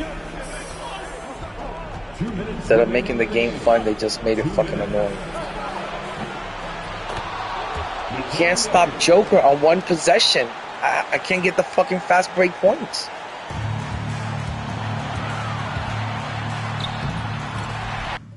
Of course not. You can run from one end of the court to the other. It's not a fast break. It's just a layup. They run, guys, run, so it can get counted as a fast break. You got to move fast for it to get counted as a fast break. Okay, one more fast break point and I'm done with this excruciating, annoying challenge. I mean, I wish 2K could learn how to fucking make a fun game. Right? Why don't they fucking take a census among the community and ask us, like, what do we find fun and not fun in this game? I bet you the number one answer would be annoying-ass challenges.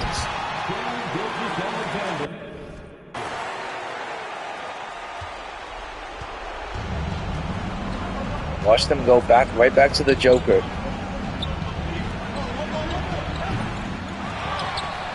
I can't even rebound over this motherfucker. He's got the crappiest dark matter in the game, but this one is giving me problem. Does anyone fucking run a cut to the basket? No, instead my teammates get in the way to make sure that they prevent the fast break. In this game, when the opposing team can't stop you from completing the challenge, the computer will make sure your own teammates will fucking stop you from completing the challenge. Good lord, man. Look at this. Fucking Russell Westbrook getting by Pink Diamond SJ like he's nothing. Guards don't even fucking run. They just stand there and shit doing nothing. Dark Matter Sean Kemp. Can't do shit.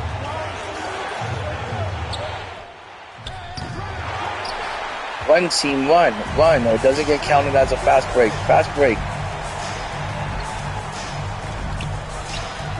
Did that count? I think I fucked up that fast break. I think that would have been a fast break. I don't know what happened. Fuck, man. I swear I might not be able to do this today. I might just give up because it's that annoying. No.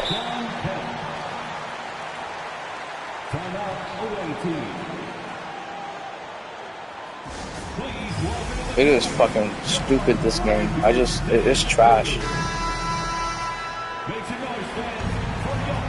I'd rather be playing Showdown right now, but this game this company will come up with so many fucking dumb challenges and events to just keep you on this fucking game, not even playing what you want to play.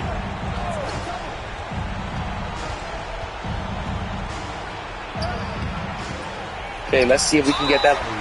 Fuck, man, and before I could do the last fast break, they fouled me. That's fucking great, god damn it.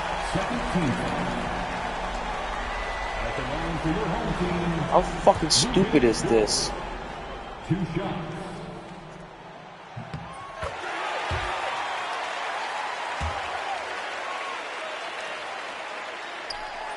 Damn, this is annoying, man. That could have been my last fast break point, and they fucking fouled me just to make sure I don't... They're down by 5 fucking points, but they're gonna make sure I don't get that last fast break. Let's see, can I get it here? No. He's gonna rebound like he's Ben Wallace. That's what's gonna happen.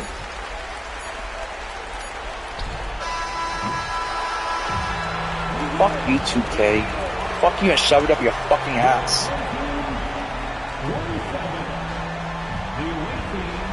Dumb fucking game, man. Just keeping me on this shit for no fucking reason at all, man. Like, it's gotta be that hard to score fucking 8 fast break points? It's not. But they'll make sure of it just so you can have to do it over. Make sure we keep him on the fucking game all day. Make sure he can't fucking live a normal life. Just keep him on the game. Fucking so stupid. Like, over and over doing the same bullshit fucking challenge. There's 4 minutes in the game of fucking clutch time. Like, how many possessions do they think you're gonna get to do 8 fast break points?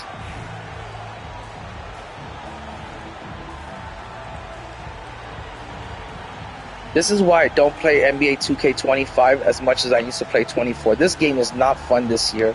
Even last year, the challenges were fun compared to this shit.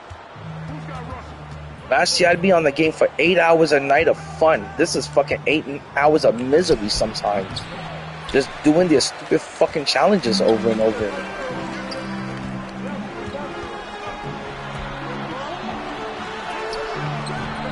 Right there, no fucking fast break. They had to make sure they stopped that fast break for sure. Gosh, man.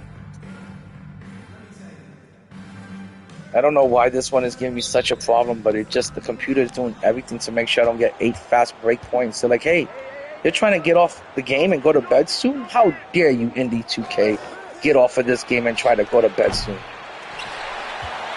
You need to complete these challenges.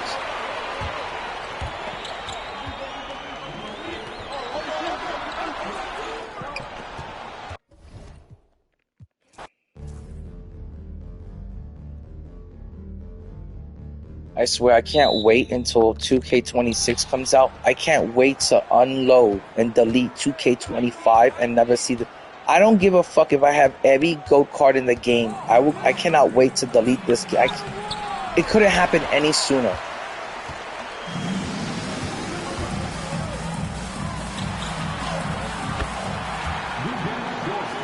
I just cannot wait, man. 2K24, I still play that game 2 or 3 times a week. You will never see me pick up 2K25 ever again. The game is that bad. Okay, run, guys, run. Fast break, guys, run. Let's see, did this get counted? Okay, 4 fast break points. We need only 4 more now. Now is when they make it super tough. Watch, Joker is not going to miss a shot from here on out. They're like, you want that free crappy dark matter we're trying to give you? But we got to make it as difficult as possible. You're about to get a dark matter from us in May.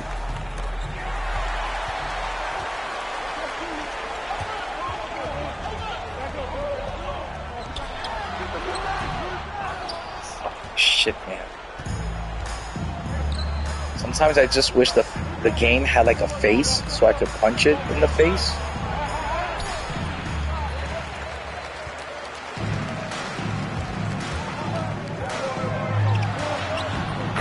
Did that get counted? Yes, I got 1 more.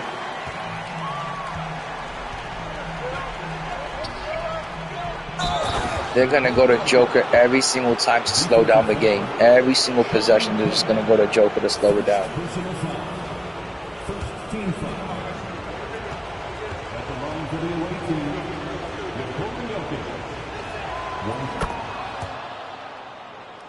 And then I'm going to finish off the last challenge. I'm going to make sure I complete this playoff challenges because I don't want to see any of these agendas tomorrow. I don't want to do any of this shit tomorrow.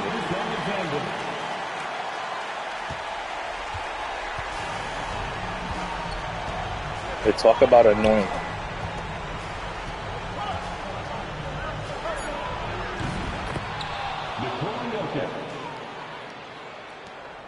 It's hard to fast break when they make sure that the Joker doesn't miss a single shot.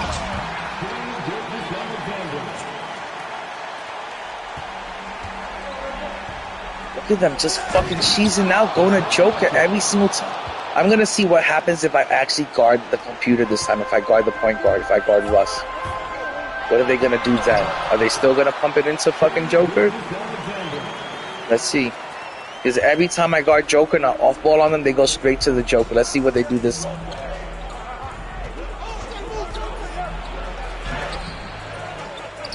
They make sure the Joker got the rebound. That's crazy, man. 2K will sit here and act like this is one of the best cards out there.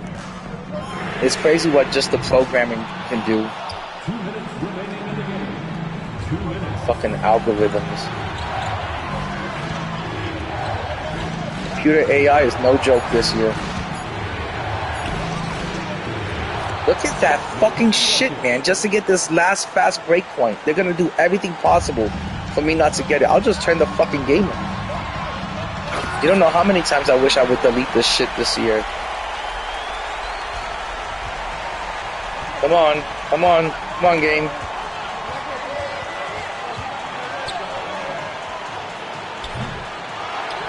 Fuck, man, you can't stop fucking Joker from getting a rebound. Fuck, you can't even stop him from scoring, man. This is some bullshit right here.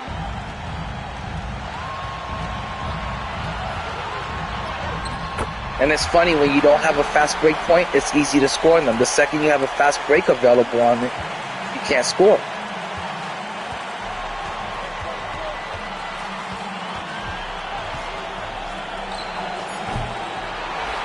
Fast break, everyone. Fast break. Fast break. That means run. Fucking shit, man. Fuck, man. 58 seconds. I'm pretty sure I'm not going to get this last fast break point again. It's got to be the 5th time that I've tried this. Every fucking time when it comes down to the last 1 or 2. You're just not allowed to get that last fast break point. They want you to come back and do it again tomorrow. Join them for the fun. This is 2K's idea of good content. It's terrible, man. It's sad that they make us waste our lives doing this shit. That's how frustrated I get. I'm like, man, I'm fucking wasting my life over here with this garbage ass game. They can't even give me something fun.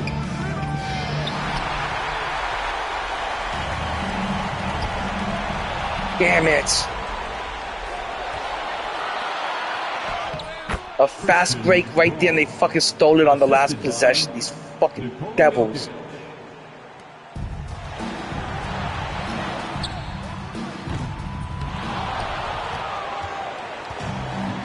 That's what I think of them sometimes, man. Fucking evil bastards, man.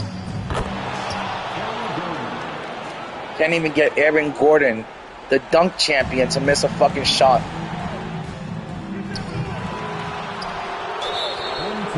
What a stupid fucking game, man. What a fucking game. I'm like so close to throwing my controller just to the TV. Like sometimes I want to take the damn PlayStation, just break it over my knee and throw it into the lake. That's how fucking frustrating these challenges are. They're not even fun, they're just annoying. And 2K thinks if we give them a really challenging, annoying game, maybe it'll remind them of like when they played Super Mario and they used to get annoyed and frustrated, they would come back because of the challenge. No, we went back to games like Super Mario because they were challenging and fun, not annoying and fun, not agitating and fun. This is fucking annoying and not fun. This is you watching the computer do 1,000 things to prevent you from completing the challenge. That's not fun. I want to take this controller, shove it up fucking Vonnie's ass sideways. That's what the fuck I want to do with this game sometimes.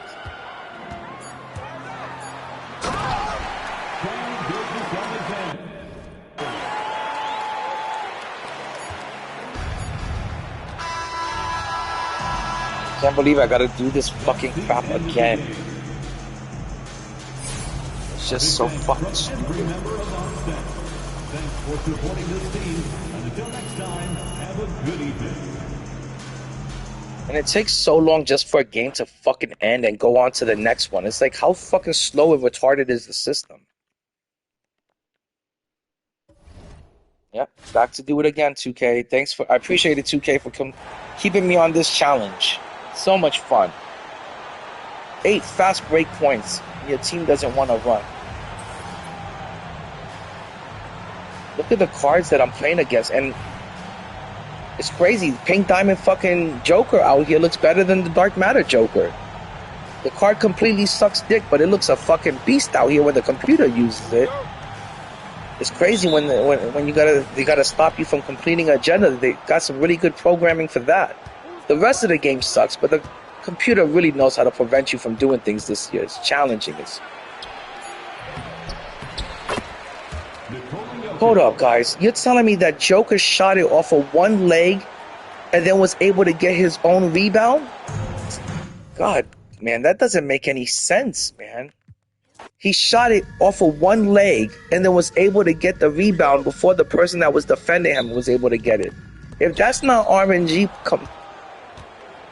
preventing you from completing a challenge, I don't know what the heck is, but that doesn't make any law, like, that doesn't make any sense by the laws of physics. I should be able to get the ball off the rim before the person that shot it. I just don't think the person that shot the ball should ever be able to get the rebound, on his own rebound, before the person that's defending him right in front of him in the rim. Okay, team, run. Let's see if you guys could do a fast break run.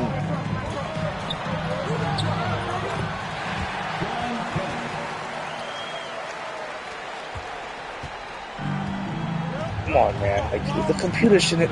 It takes the computer 3 hours just to get into the offense. And they fouled me to make sure I couldn't do the fast break. Oh, they're saying I fouled them. Wow, it's craziness.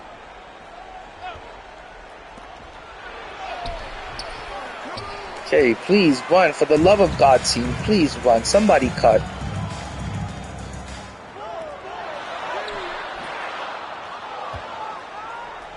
Man, I think I'm going to be done with this game for the night.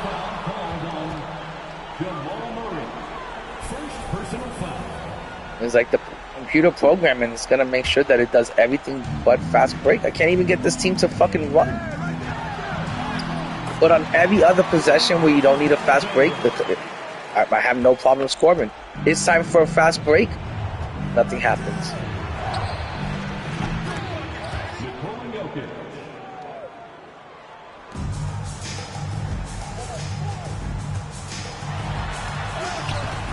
No intense defense unless it's a fast break. That's great, 2K. I love your programming.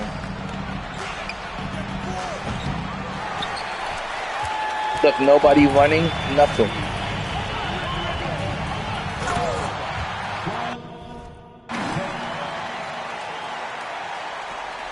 That's what I'm going to do. I'm just going to start taking the rebounds right off the rim and running it myself.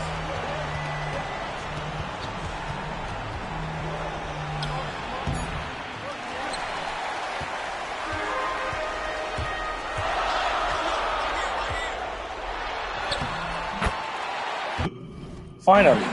Okay, I need one more fast break point and then I'm done.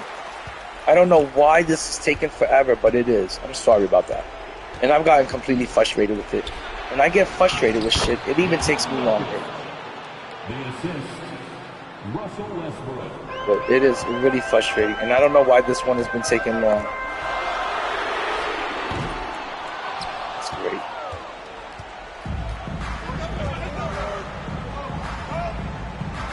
Every time I need that last fast break is when it makes it difficult on purpose. Look, he's not even shooting the ball, so I can't initiate the fast break if he doesn't shoot.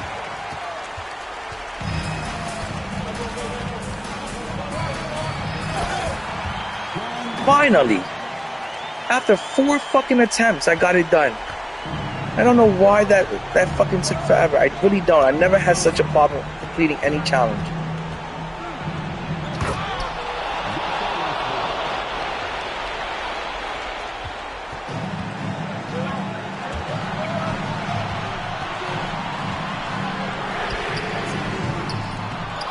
Now I gotta win the game.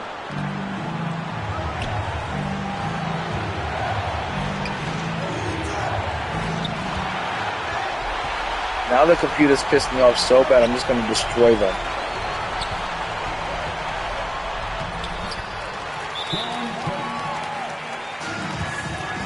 Another thing I don't get about the game is why does the computer need to call a timeout? Are they actually drawing up plans? Are they strategizing? Are they calling timeouts because the fake digital cards need a rest and a break? It's like, why the fuck call a timeout and delay the game any further? Like, playing the computer's already boring enough. I don't need to sit through a fucking timeout. But they'll call a timeout as if the team needs a Gatorade break. Anything to prolong the process of keeping you on the game. Yeah, Joker's Michael Jordan.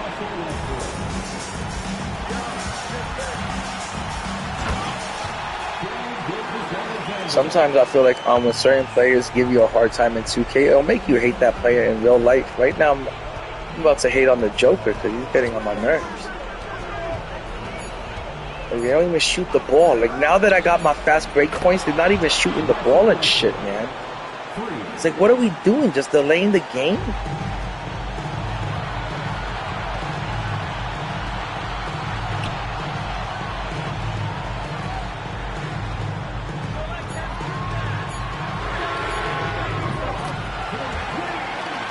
49 more seconds and my misery is over. I don't know why this challenge just... I don't know why I wasn't able to get those fucking layups, those fast break points.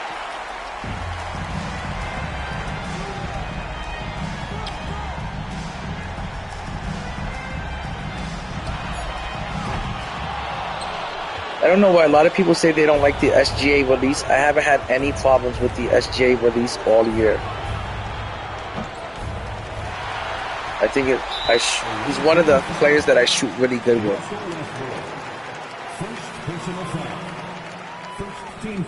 19 seconds, and they'll foul you just to keep you on this game. Like as if they're going to make a 5-point comeback. It's 2 possessions. As if they're going to make a 5-point comeback in 19 seconds. But they'll do it just to keep you in the game. Good morning, Papa. Yeah, I'm still on the stream. You want to say good morning to everyone? No? Good morning. Are you ready for cuddles? Did you sleep good? They can hear us. Yeah, they can hear us. Did you sleep good? Glad you slept good. You ready for your last week of school? You know, they don't make you do nothing but watch movies and play all day the last week of school. Yeah.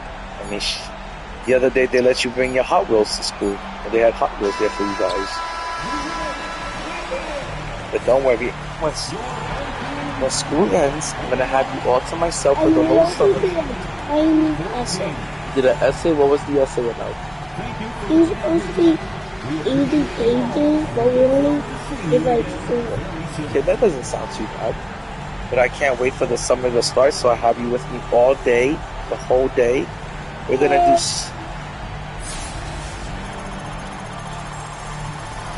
We're gonna do so many things in the summer, Sleepy Bear. We're gonna do a bunch of things in the summer. We are not just gonna be indoors all day playing video games. We are gonna be going out this summer. We're gonna go out there and touch grass. Yeah, we're gonna do a lot of pool days. Yay. I want to say we're gonna go out there and hit the courts and play some basketball. Dad, I'm too short. No, you're not too short for basketball. Yes, I am. Don't worry, I can take you to a kiddie court. I can't even make a slam dunk. All right, I've got it for this challenge. I gotta have SGA and 10 additional Thunder players. I don't even know if I have 10 Thunder players, but we'll see. I gotta make the lineup real quick, guys.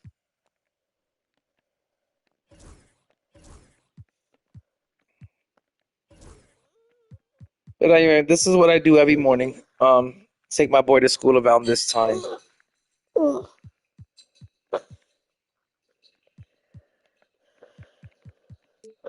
This is when my daddy doozies start. Okay.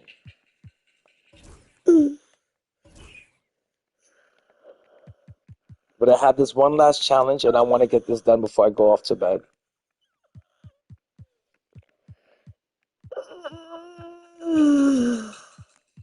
Put Ray Allen on the team.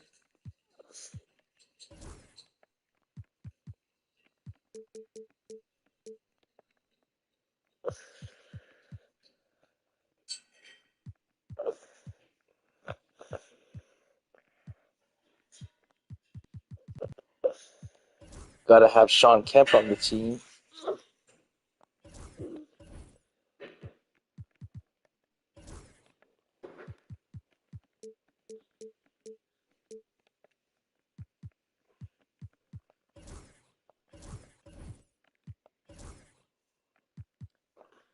And also gotta have Chet on the team. I think Chet is probably the best center to ever play for Chill out, Papa. You remember last night? What time packs? Packs come out at 11, but I think Chet is definitely the best center to ever have played for either the Sonics or the Thunder. You can't make a classic Seattle Supersonic team or classic Thunder team without Chet.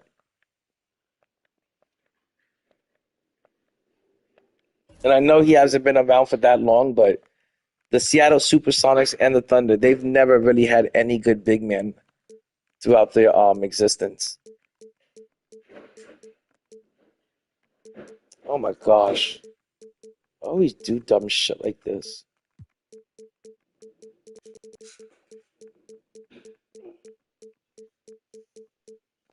Okay. Off the bench, I'm gonna have GP. You can't have a classic Thunder team without GP on it, that's for sure. Okay, then I got my roots. Okay, let me put him on the team.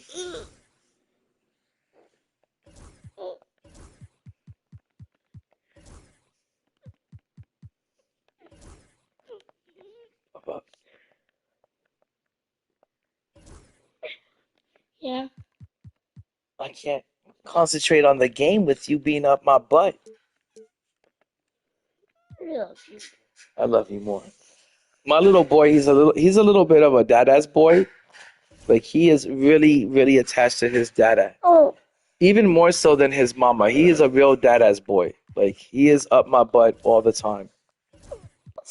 And when he sees me on the game, when he sees me playing the game, that's when he's like, he tries to get my attention the most.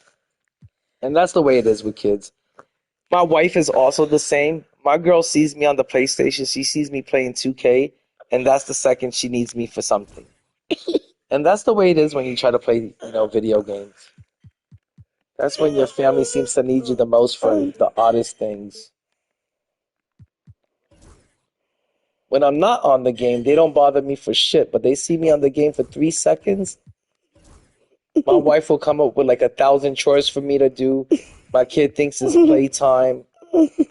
My mom wants to tell me what's aching her and bothering her. The second I'm on the game, but the second I'm not on the game, there ain't nothing going on. I get on this game, they got 1,000 reasons to bother me a little bit, which I don't mind because, like I said, it's family first over 2K. As much as I love the game, I love my family first. Okay, Papa, why don't you go eat breakfast now? It isn't done. Mom, is his breakfast ready? What are you making him? French toast? That sounds good.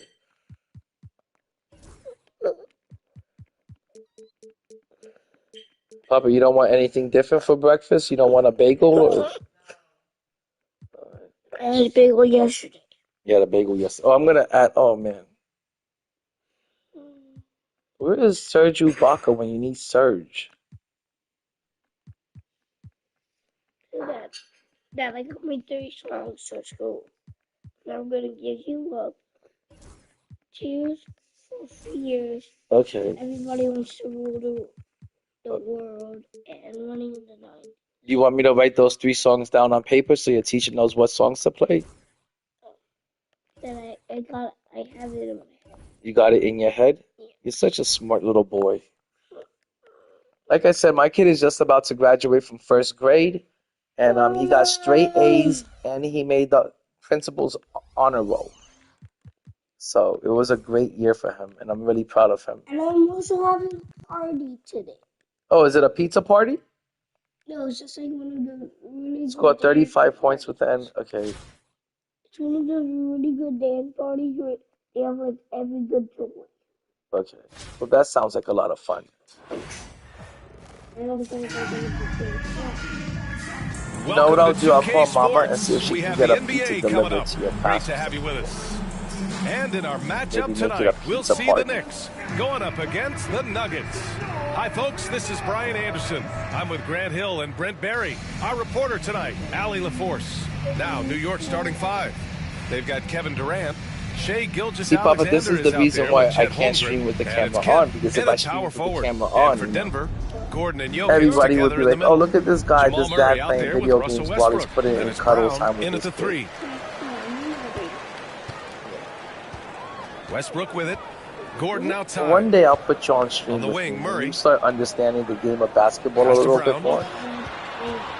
Back to Murray. Here's You're the still 3. asking me why isn't there a 4-point line. And that's, That's only in clutch time. There's no 4-point line in the real game of basketball. Out Jokic is easier said than done. There should be a 4-point line in the NBA today because people are shooting the ball from 5 feet away from the 3-point line. But no, there is no 4-point line in a real game of basketball. That's only in the game. Out to try to find out where the defense is. For full court, even a half-court shot, it's only 3 points. Yeah, even from a full court, or half court, it's just... Durant, pass to Allen. Lets the three fly. No, they should have. I think in the future, with the way these NBA players are shooting the ball, I think they're eventually going to have to add a 4-point line. Westbrook against Gilgeous Something that's a little bit further out that they can shoot for 4 points. Another shot, and it's good on the lay-in. Size and touch of Jokic just too much, finishing with power and finesse. They get 10 points. Here's Durant. Durant with the Mafia. The funny thing is my boy just started playing Fortnite. Like, Papa, when did you start playing Fortnite? Awesome. He has that effortless About a week ago, he started playing Fortnite. Until then, the only video gaming he was doing was on Roblox. And he also has a Nintendo Switch, and he does a lot of gaming on his Switch. But he just now discovered Minecraft and Fortnite about a week or two ago. He's not really that into Minecraft, but he's really into Fortnite. He loves like first-person shooters, third-person shooters. Those are his kind of games. And for Westbrook, he doesn't like third-person shooters. He likes first-person shooters. Intensity, and when he does that, and he's also really into race car games. He loves any sort of race car games. A little over a minute and a half into this first I'm really into basketball, and I'm really into any kind of fighting game.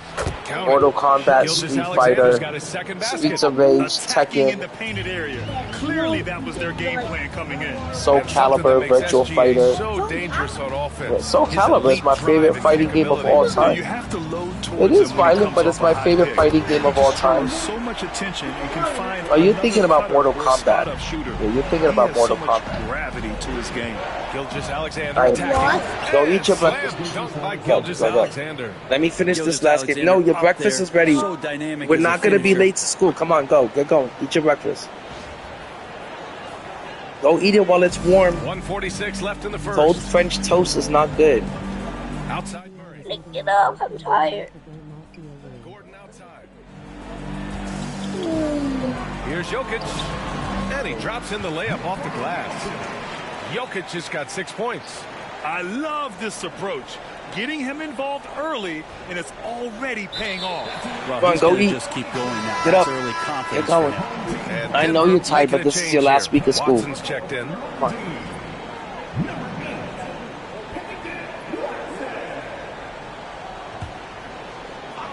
Guys, I cannot wait to see how cheap Gary Payton's going to be today.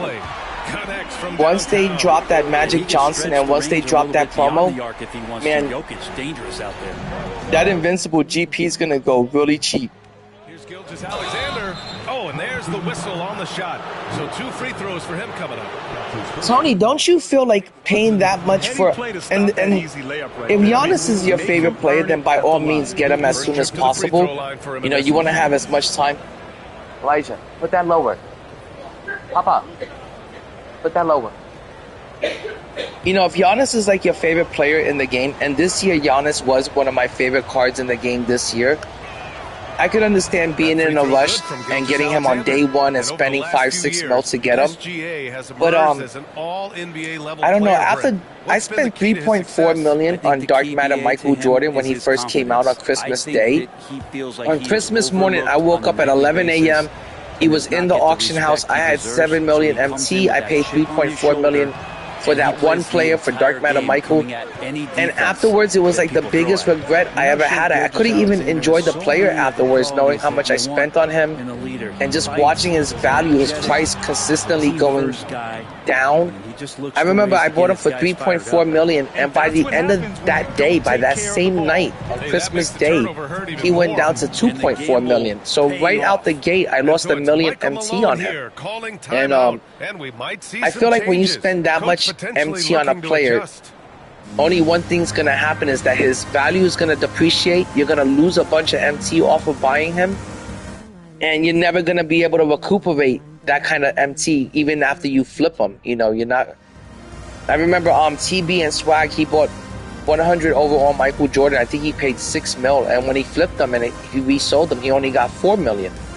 So I always feel like buying a player for that much MT is risky, and I feel like it's never worth it. And I always want to wait until that player comes down in price. And Giannis is so expensive right now, and even though I have 9 mil, 10 mil MT, I still can't, you know, bring myself to spend that kind of MT on one player.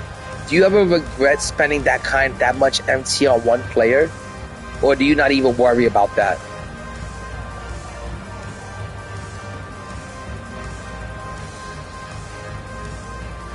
How I look at it, if he doesn't do anything wrong, I'm gonna run him for the foreseeable future.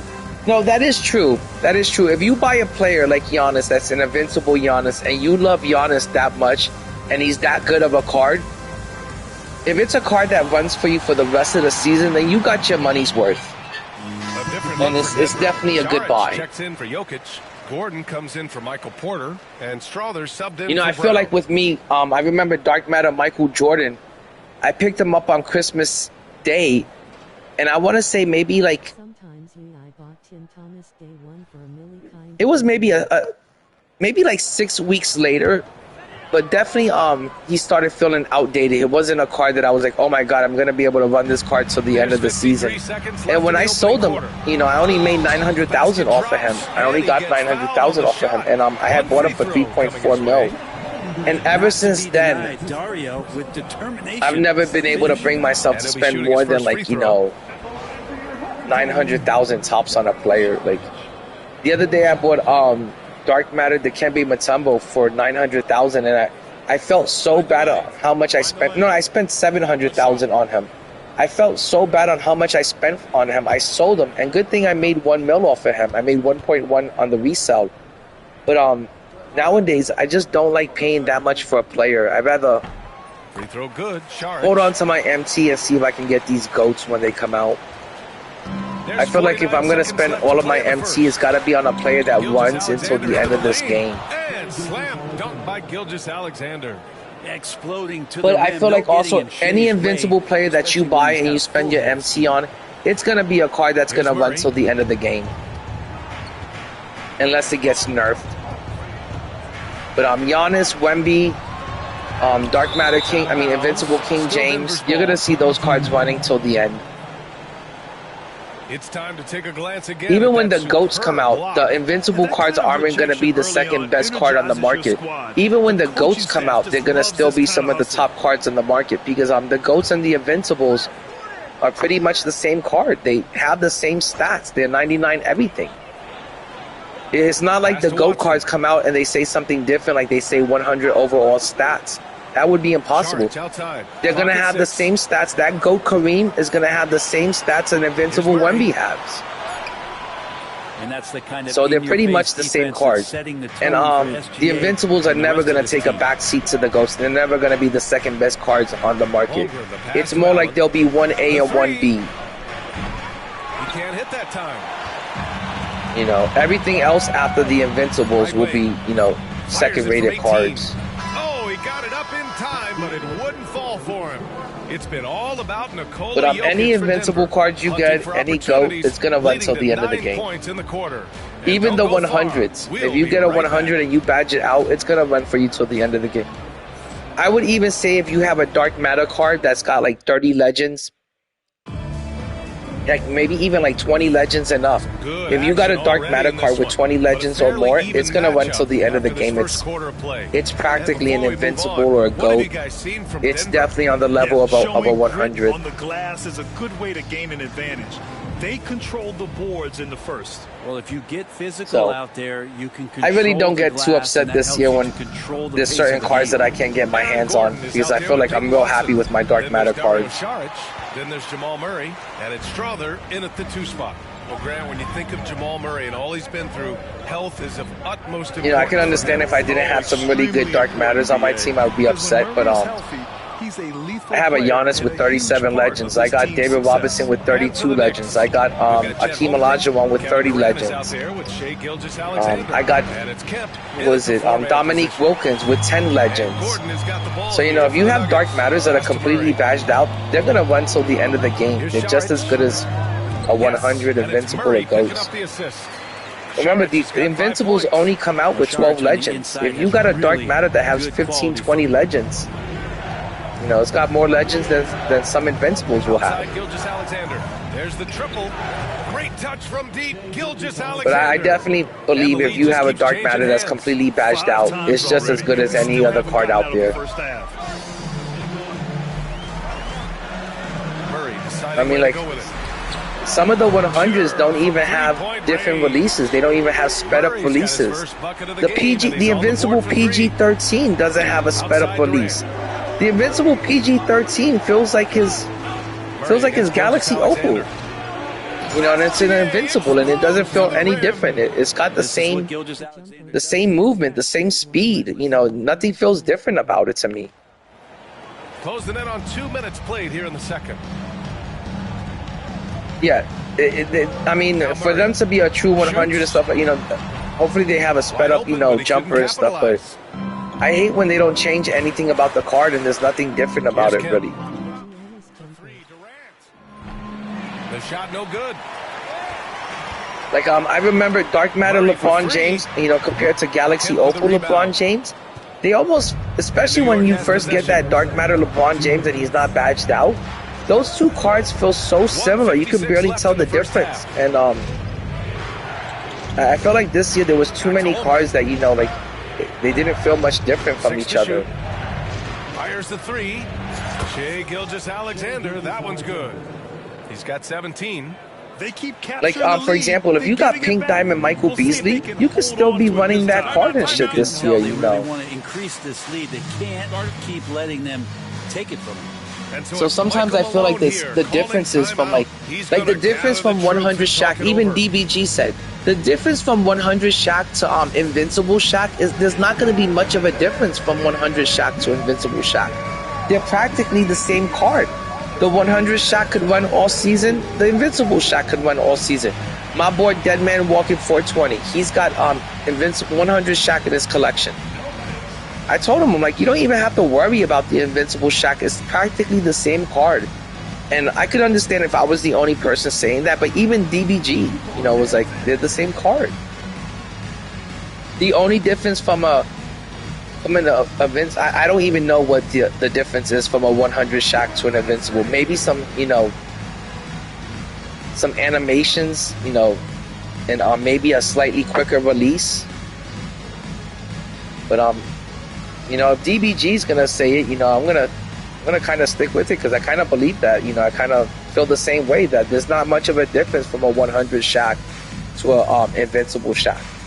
It's practically the same. And if you have a 100 Shaq all badged out with a bunch of legends, he's gonna be just as good as that Invincible. Remember, the Invincible Shaq only comes with 12 legends.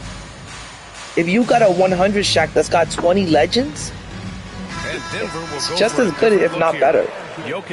And that's me being honest, so you guys can save your MT and save your money. You know, don't go chasing cards, you know, when it's similar to its last card.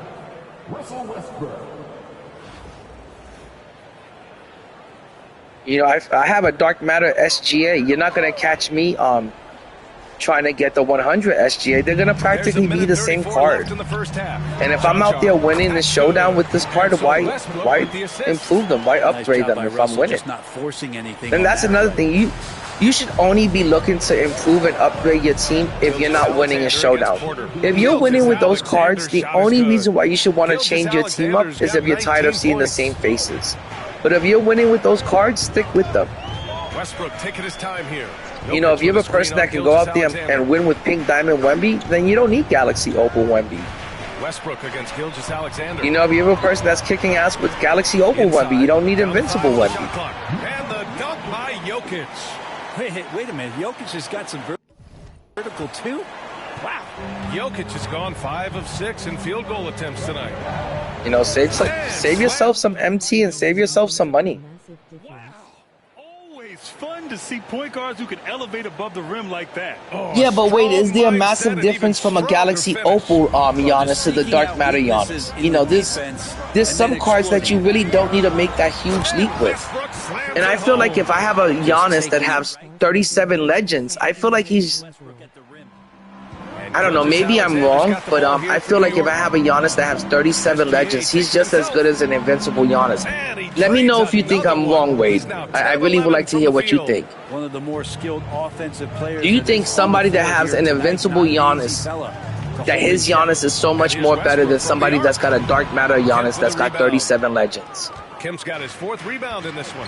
You know, I think a Dark Matter Giannis with 37 legends is comparable to a base invincible Giannis for sure. Murray against Allen. Misses the 3. Now here's Jokic. And I definitely think the card is more than runnable in a game mode like Showdown. His first personal foul. First team foul. Checking in for your home team. No, you're right, Wade, and that's gonna be the only difference I feel like from a Giannis, from a Dark Matter Giannis to an invincible Giannis. It's just that 3-ball rating. That's about it. But I feel like both of them are gonna be elite slashers. I feel like both of them are gonna play over the rim and finish difficult dunks and layups. The only thing is that the invincible Giannis will be a much better 3-point shooter. You're right about that. You're absolutely right about that. I still think that the Dark Matter Giannis is more than usable. I still think you can use it, and I still think you can compete on a comp level with that Dark Matter Giannis, especially if he's all bashed out.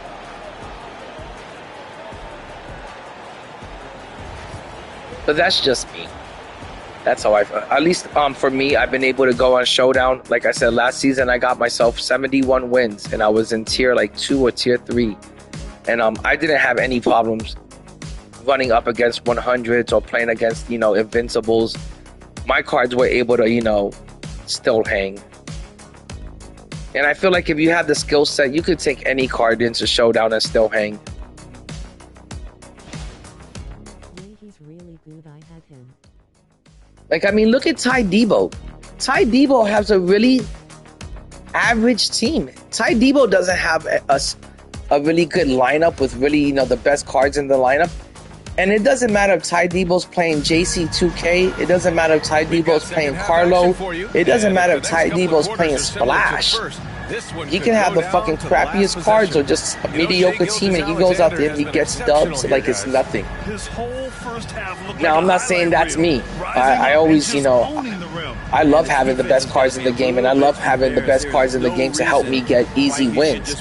You know, I'm not Ty Debo, but Ty Debo will show you, like, you know, sometimes you don't even need the best cards in the game, and you can still go out there and compete at the highest level. And that's why the community, you know, loves Ty so much and respects him so much, and that's why they respect his opinion so much, because he does, you know, he does what he does, and he goes out there and he wins with, you know, pink diamonds and galaxy opals in the middle of May. Well, it's 6'6" SGA. You know, Ty Debo isn't going out there with a bunch of invincibles or 100s, and he's still going out there winning every weekend King of the Court. So that's all I'm trying to say, is sometimes you really don't need that that best of the best. And if you're happy with your Dark Matter Giannis and you're winning with it, you know, keep it. If you know, if you're somebody that likes to have the new hotness, the highest tier card, then you know that also is great. I'm just sort of in between, and right now all I'm doing is just buying myself time until those invincible cards get cheaper. Believe me, I want those invincible cards just as bad, Wade. I want invincible Giannis. I want invincible King James. You know, I want invincible Wemby. I'm just waiting for them to come down in price, and you know, for now I gotta kind of use my Dark Matters until they come, you know, become lower in price. Right now, if I was, even though I want invincible King James and invincible Giannis so badly, you know, I kind of gotta prevent myself from buying them right now and spending all of my MT on one player, because I know there's gonna be a time and date where they all come down in price. They're all gonna be like 2 million and under, and I'll be able to get a whole team of invincibles eventually. You just gotta be, you know, patient, and that's what I'm trying to do. But I know that the invincible Giannis and the A little over Invincible Kawhi, they're much better than their dark matter counterparts. It's just that I think for your bang for your buck, to get the most out of your MT, right now instead of just getting one Giannis, go get yourself a whole team of dark matters or 100s that are all badged out, and you're gonna save yourself a bunch of MT. You're gonna have MT left over, and you're gonna have just as good of a team, especially if your cards are badged out. Murray with it. Now Gilgeous-Alexander defending. But right now, if you want to, build up a team of just all invincibles, you're looking at like a 40 million MT lineup. Man. I just don't have, or like a 20 million MT lineup, and I just don't have that. Gets the three to fall. That's another thing I always try to tell people is you got to play within your means, how much you can spend on the game, from a finance point of view, and how much MT you have stacked up. Slam dunk by Gilgeous-Alexander. You also have to be really smart with your MT. You have to look at it as if it's real life currency, and what you're gonna spend it on, and how you're gonna value it, and how you gotta spend it wisely. Now here's Gordon. And I always try to spend my MT wisely. I always try to make up any sort of MT that I spend on a player. I always try to make sure that when I flip that player, I'm going to either break even or make a little bit of a profit. So I always try to make sure that the player I get that I'm getting him for dirt cheap. Gilgeous-Alexander from outside knocks down the long J. Gilgeous-Alexander's got 7 points for the quarter. That's one of the best. If you go out there and you spend $5 million on Giannis, and then the market crashes in like 2 to 3 weeks, and you could only recuperate $3 million, you just lost $2 million MT. So for just not being patient with the game. And that's one thing that last year taught me, that if you're just patient with the game, eventually you'll get to play with all the cards you want to play with. Eventually you'll get to try out all the cards you wanted to give a try to. You just have to be patient with the game, wait for them to come down in price, and wait for 2K to actually give you some of these cards for free. Pass to Allen, and out of bounds. Denver will have it. Hey, Mom, just toast him a little bagel real quick. He's got plenty of time. Just make him a little bagel. It's so funny. My kid wakes up so hungry in the morning, and I'm the complete opposite. Sometimes I wake up and I'm not hungry for the first 30, 40 minutes. I don't just wake up and I'm ready to eat breakfast. But my little boy, he wakes up from a dead sleep and he's like, I'm ready to eat. He knows how to create space for that. He's like, ready for breakfast already. 2-point game. And slam dunk by Gilgeous-Alexander. Wow. Always fun to see point guards who can. Okay, I've got one last quarter, and then I'm going to call it a day, and wrap things up, because I completed every single playoff challenge. They're all completed. All of round 3 is done. So I can't wait to see. And think about this, guys. If you complete these playoff challenges, at the end of it, you're going to be able to add a second invincible to your team. You're going to be able to add another invincible to play alongside of PG-13. So I highly recommend getting these challenges done. I know they're boring as fuck to complete, but once you complete them, the payoff is going to be well worth it. Just imagine if we get an invincible Chet or an invincible SGA.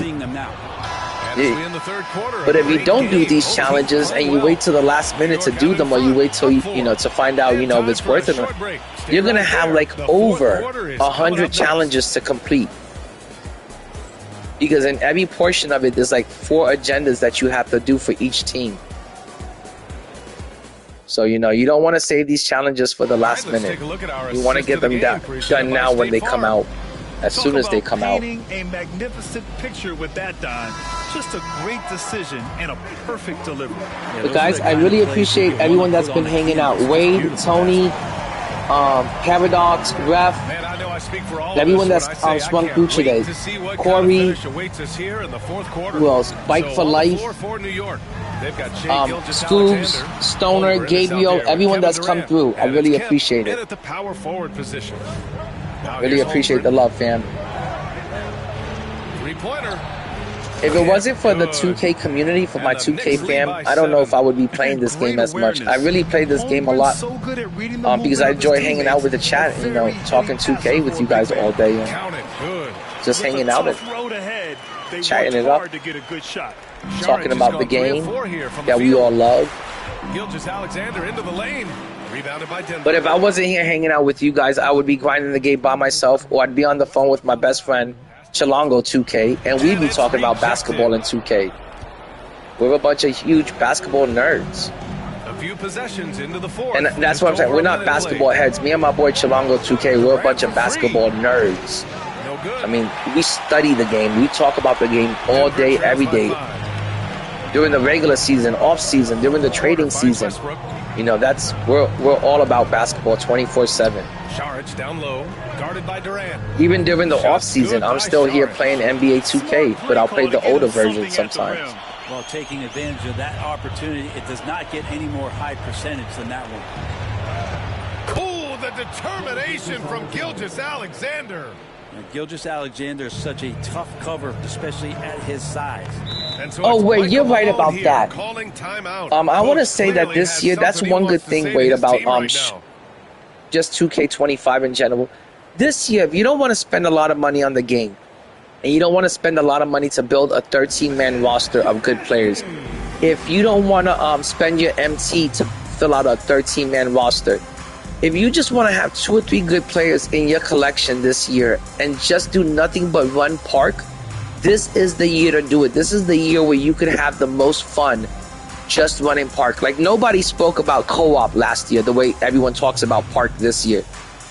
So that is something that I was even thinking about doing, that, which was just spending my 10 mil, getting 3 players that I really, really like, and just running park the rest of the year, just hanging out with the homies and run park.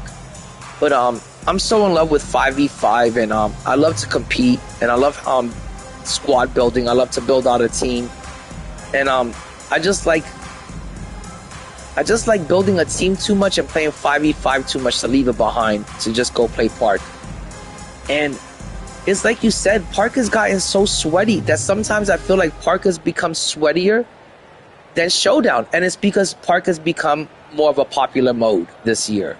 And it's just park is so much more popular than showdown, it even gives you better prizes. All the sweats, all the tryhards, you can find them at the park this year. Last year, that wasn't the case. Last year, all the sweats, all the tryhards, they were in unlimited, busting your ass.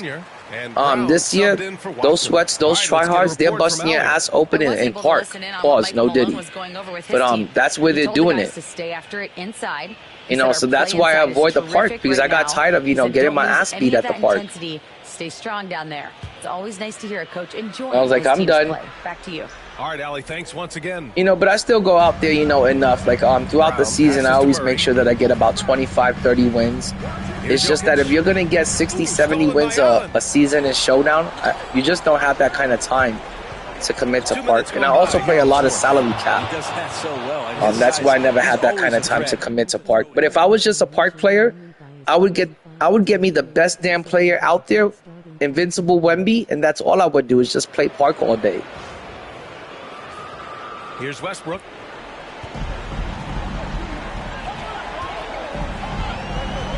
No, you're right on that too, Wade. Nowadays, the players are so expensive that most people, that's why I like stacking up my team with a bunch of great badged out dark matters, because most people that you play in Showdown, they only have a good starting 5, and then their bench usually sucks. And that's where I get my wins, is when I take my bench up against your bench. And this is, my bench is so much better than most people's benches. That's how I usually get the easy wins. This year in Showdown, I noticed that most people aren't. Last year, when you would go into Unlimited, people would have God squads. And this year, when you go into Showdown, most people just have, mediocre, okay teams. I really haven't ran into that many God squads, this year in Showdown. Left in the fourth quarter of this I'm not running into the Avengers out there. Gilgeous-Alexander against Westbrook. Most of the time, I still even see some people running Galaxy Opals in Showdown. I'm like, how is anyone running Pink Diamonds and Galaxy Opals in May? But it's true that there's a lot of people just out there running Galaxy Opals and Pink Diamonds in the middle of May.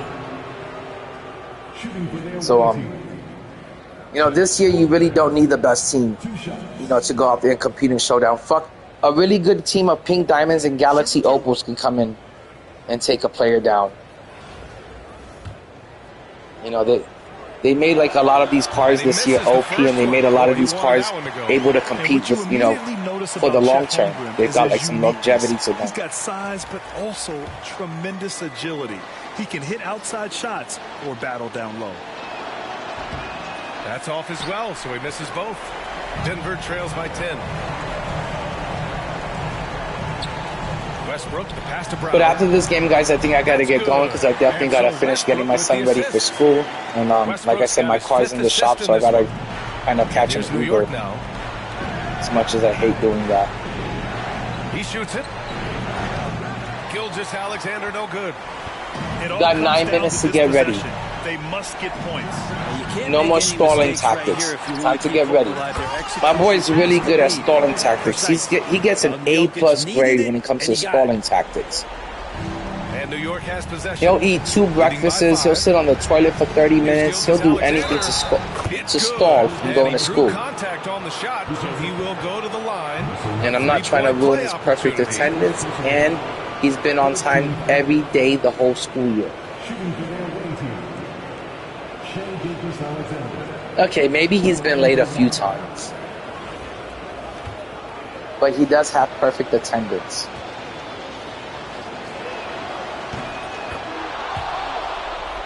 "49 seconds and I'm done with this challenge. I'll be so happy once it's completed." And they've been moving the ball really well tonight. Good things come to those who take good shots. Gordon on the wing. And he sinks it. Oh, and that cuts the lead to just 5. Oh, man. Look at Aaron Gordon proving he can step up and be the man. Computer just trying to prolong the inevitable. Some solid defense from Gilgeous-Alexander. Come on, 2K, just let the game end.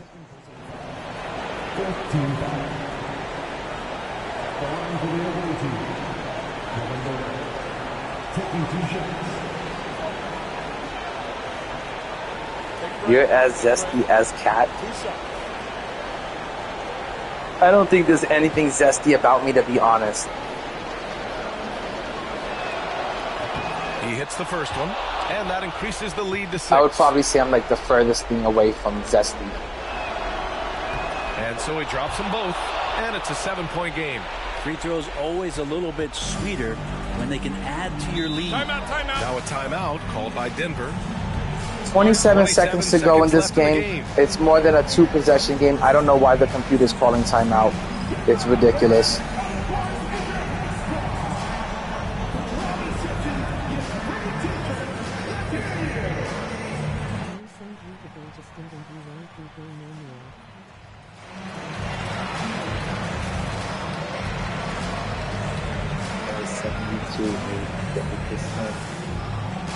I don't know what you mean, let's go for that, but I'm just gonna block some of these messages because they seem a little bit retarded.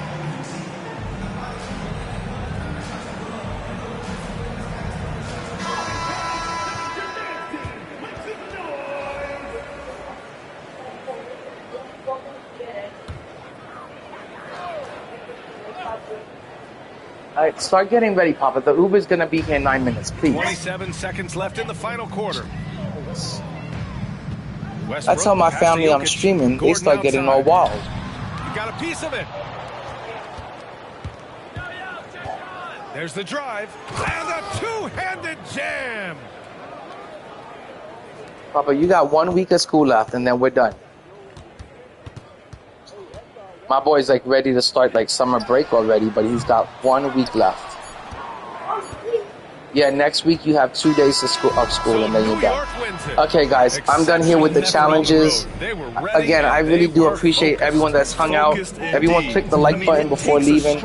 And I want to say I'll be back tomorrow. I just don't know what time I'll be streaming. That about wraps it up. There may be an afternoon or evening stream, but definitely I'll be streaming tomorrow night, like around 12, 12:30-ish. And now, time for our player of the game, Shai Gilgeous-Alexander.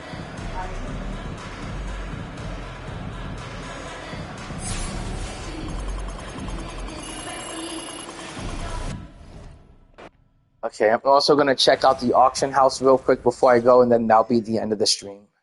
I just want to see if I can get anything for the cheap. Maybe that Gary Payton card. Ooh, 3,000 MT for completing those challenges. That was a nice way to end things. and Dark Matter Alex Caruso.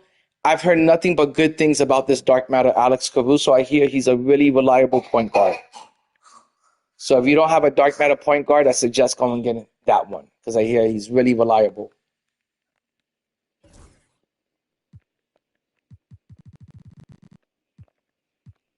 Like I said, I got all of round 3 done.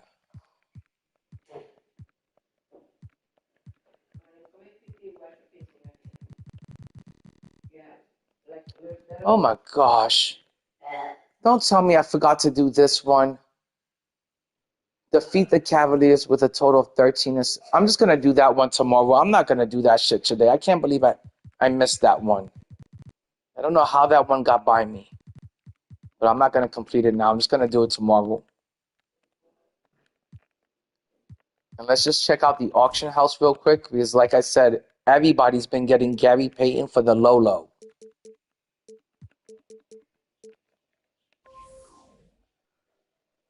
Okay, that's insane, guys. Invincible Dr. J is about to end. He's barely at 2 mil. You can't even get 100 shock for 2 mil. And right now, Dr. J is about to end in 3 minutes for 2 mil. That's crazy that he's gotten so low. Wemby has even come down in price. He's only at 13 mil right now. Hopefully by the end of this season, he'll be down to 10 mil. Gary Payton is only at 300,000. He's been selling left and right today for 300,000. I don't want to say or less, but he's definitely been less than 400,000 all night. Today would be the day that if you want to get yourself an invincible player, the one you could add for the super low for super cheap prices, you'll be able to add Gary Payton onto your team for about 380,000, 390,000. You shouldn't have to pay any more than 400,000 for this Gary Payton. There's so many of them, and his price is going to come crashing down because they're dropping Invincible Magic Johnson today. So if you want a card on the cheap that maybe you could even flip for some MT, Invincible GP is the way to go. And also Invincible Dr. J. I think you'll be able to get him for the low today. So many people are going to be going after that 100 Glenn Rice today. That prices of shooting guards are going to come down today because everybody's going to be going after that. Everybody's going to be going after that 100 Glenn Rice today. So all the other shooting guards are going to come down in price. Yeah, look how cheap that Dr. J is going for, guys. And then let me check the price of the 100s. See if there's anything good ending anytime soon. Nope, the 100s are still really expensive, but they are definitely coming down in price a little bit. Like if this 100 Scottie Pippen doesn't sell for over $1 million, that's how you can tell the price is coming down, because usually this card will sell for like 1.1 million easily. And right now he's at 800,000 with 8 minutes to go. So some of these 100s are coming down in price. There's definitely been some of the Invincibles have come down in price too. But yeah, the market is looking a little bit dry right now. But guys, I got to get going. I got to get my son to school. Again, I want to say thank you for. All right, I'm coming. I want to say thank you to everyone that hung out today, and really do appreciate you guys chilling with me and making these boring ass agendas a little bit more tolerable to deal with. I really do appreciate you guys chilling. Peace out, 2K community. I do it for the 2K culture. Stay savage, never average. I'll be back later on tonight, fam. Say bye. Bye. Later, guys. Oh yeah, if you ever do a stream that was like recording, can I be on it? Yeah, you could be on the next stream. I want it to be recorded. Okay, well, we'll record it.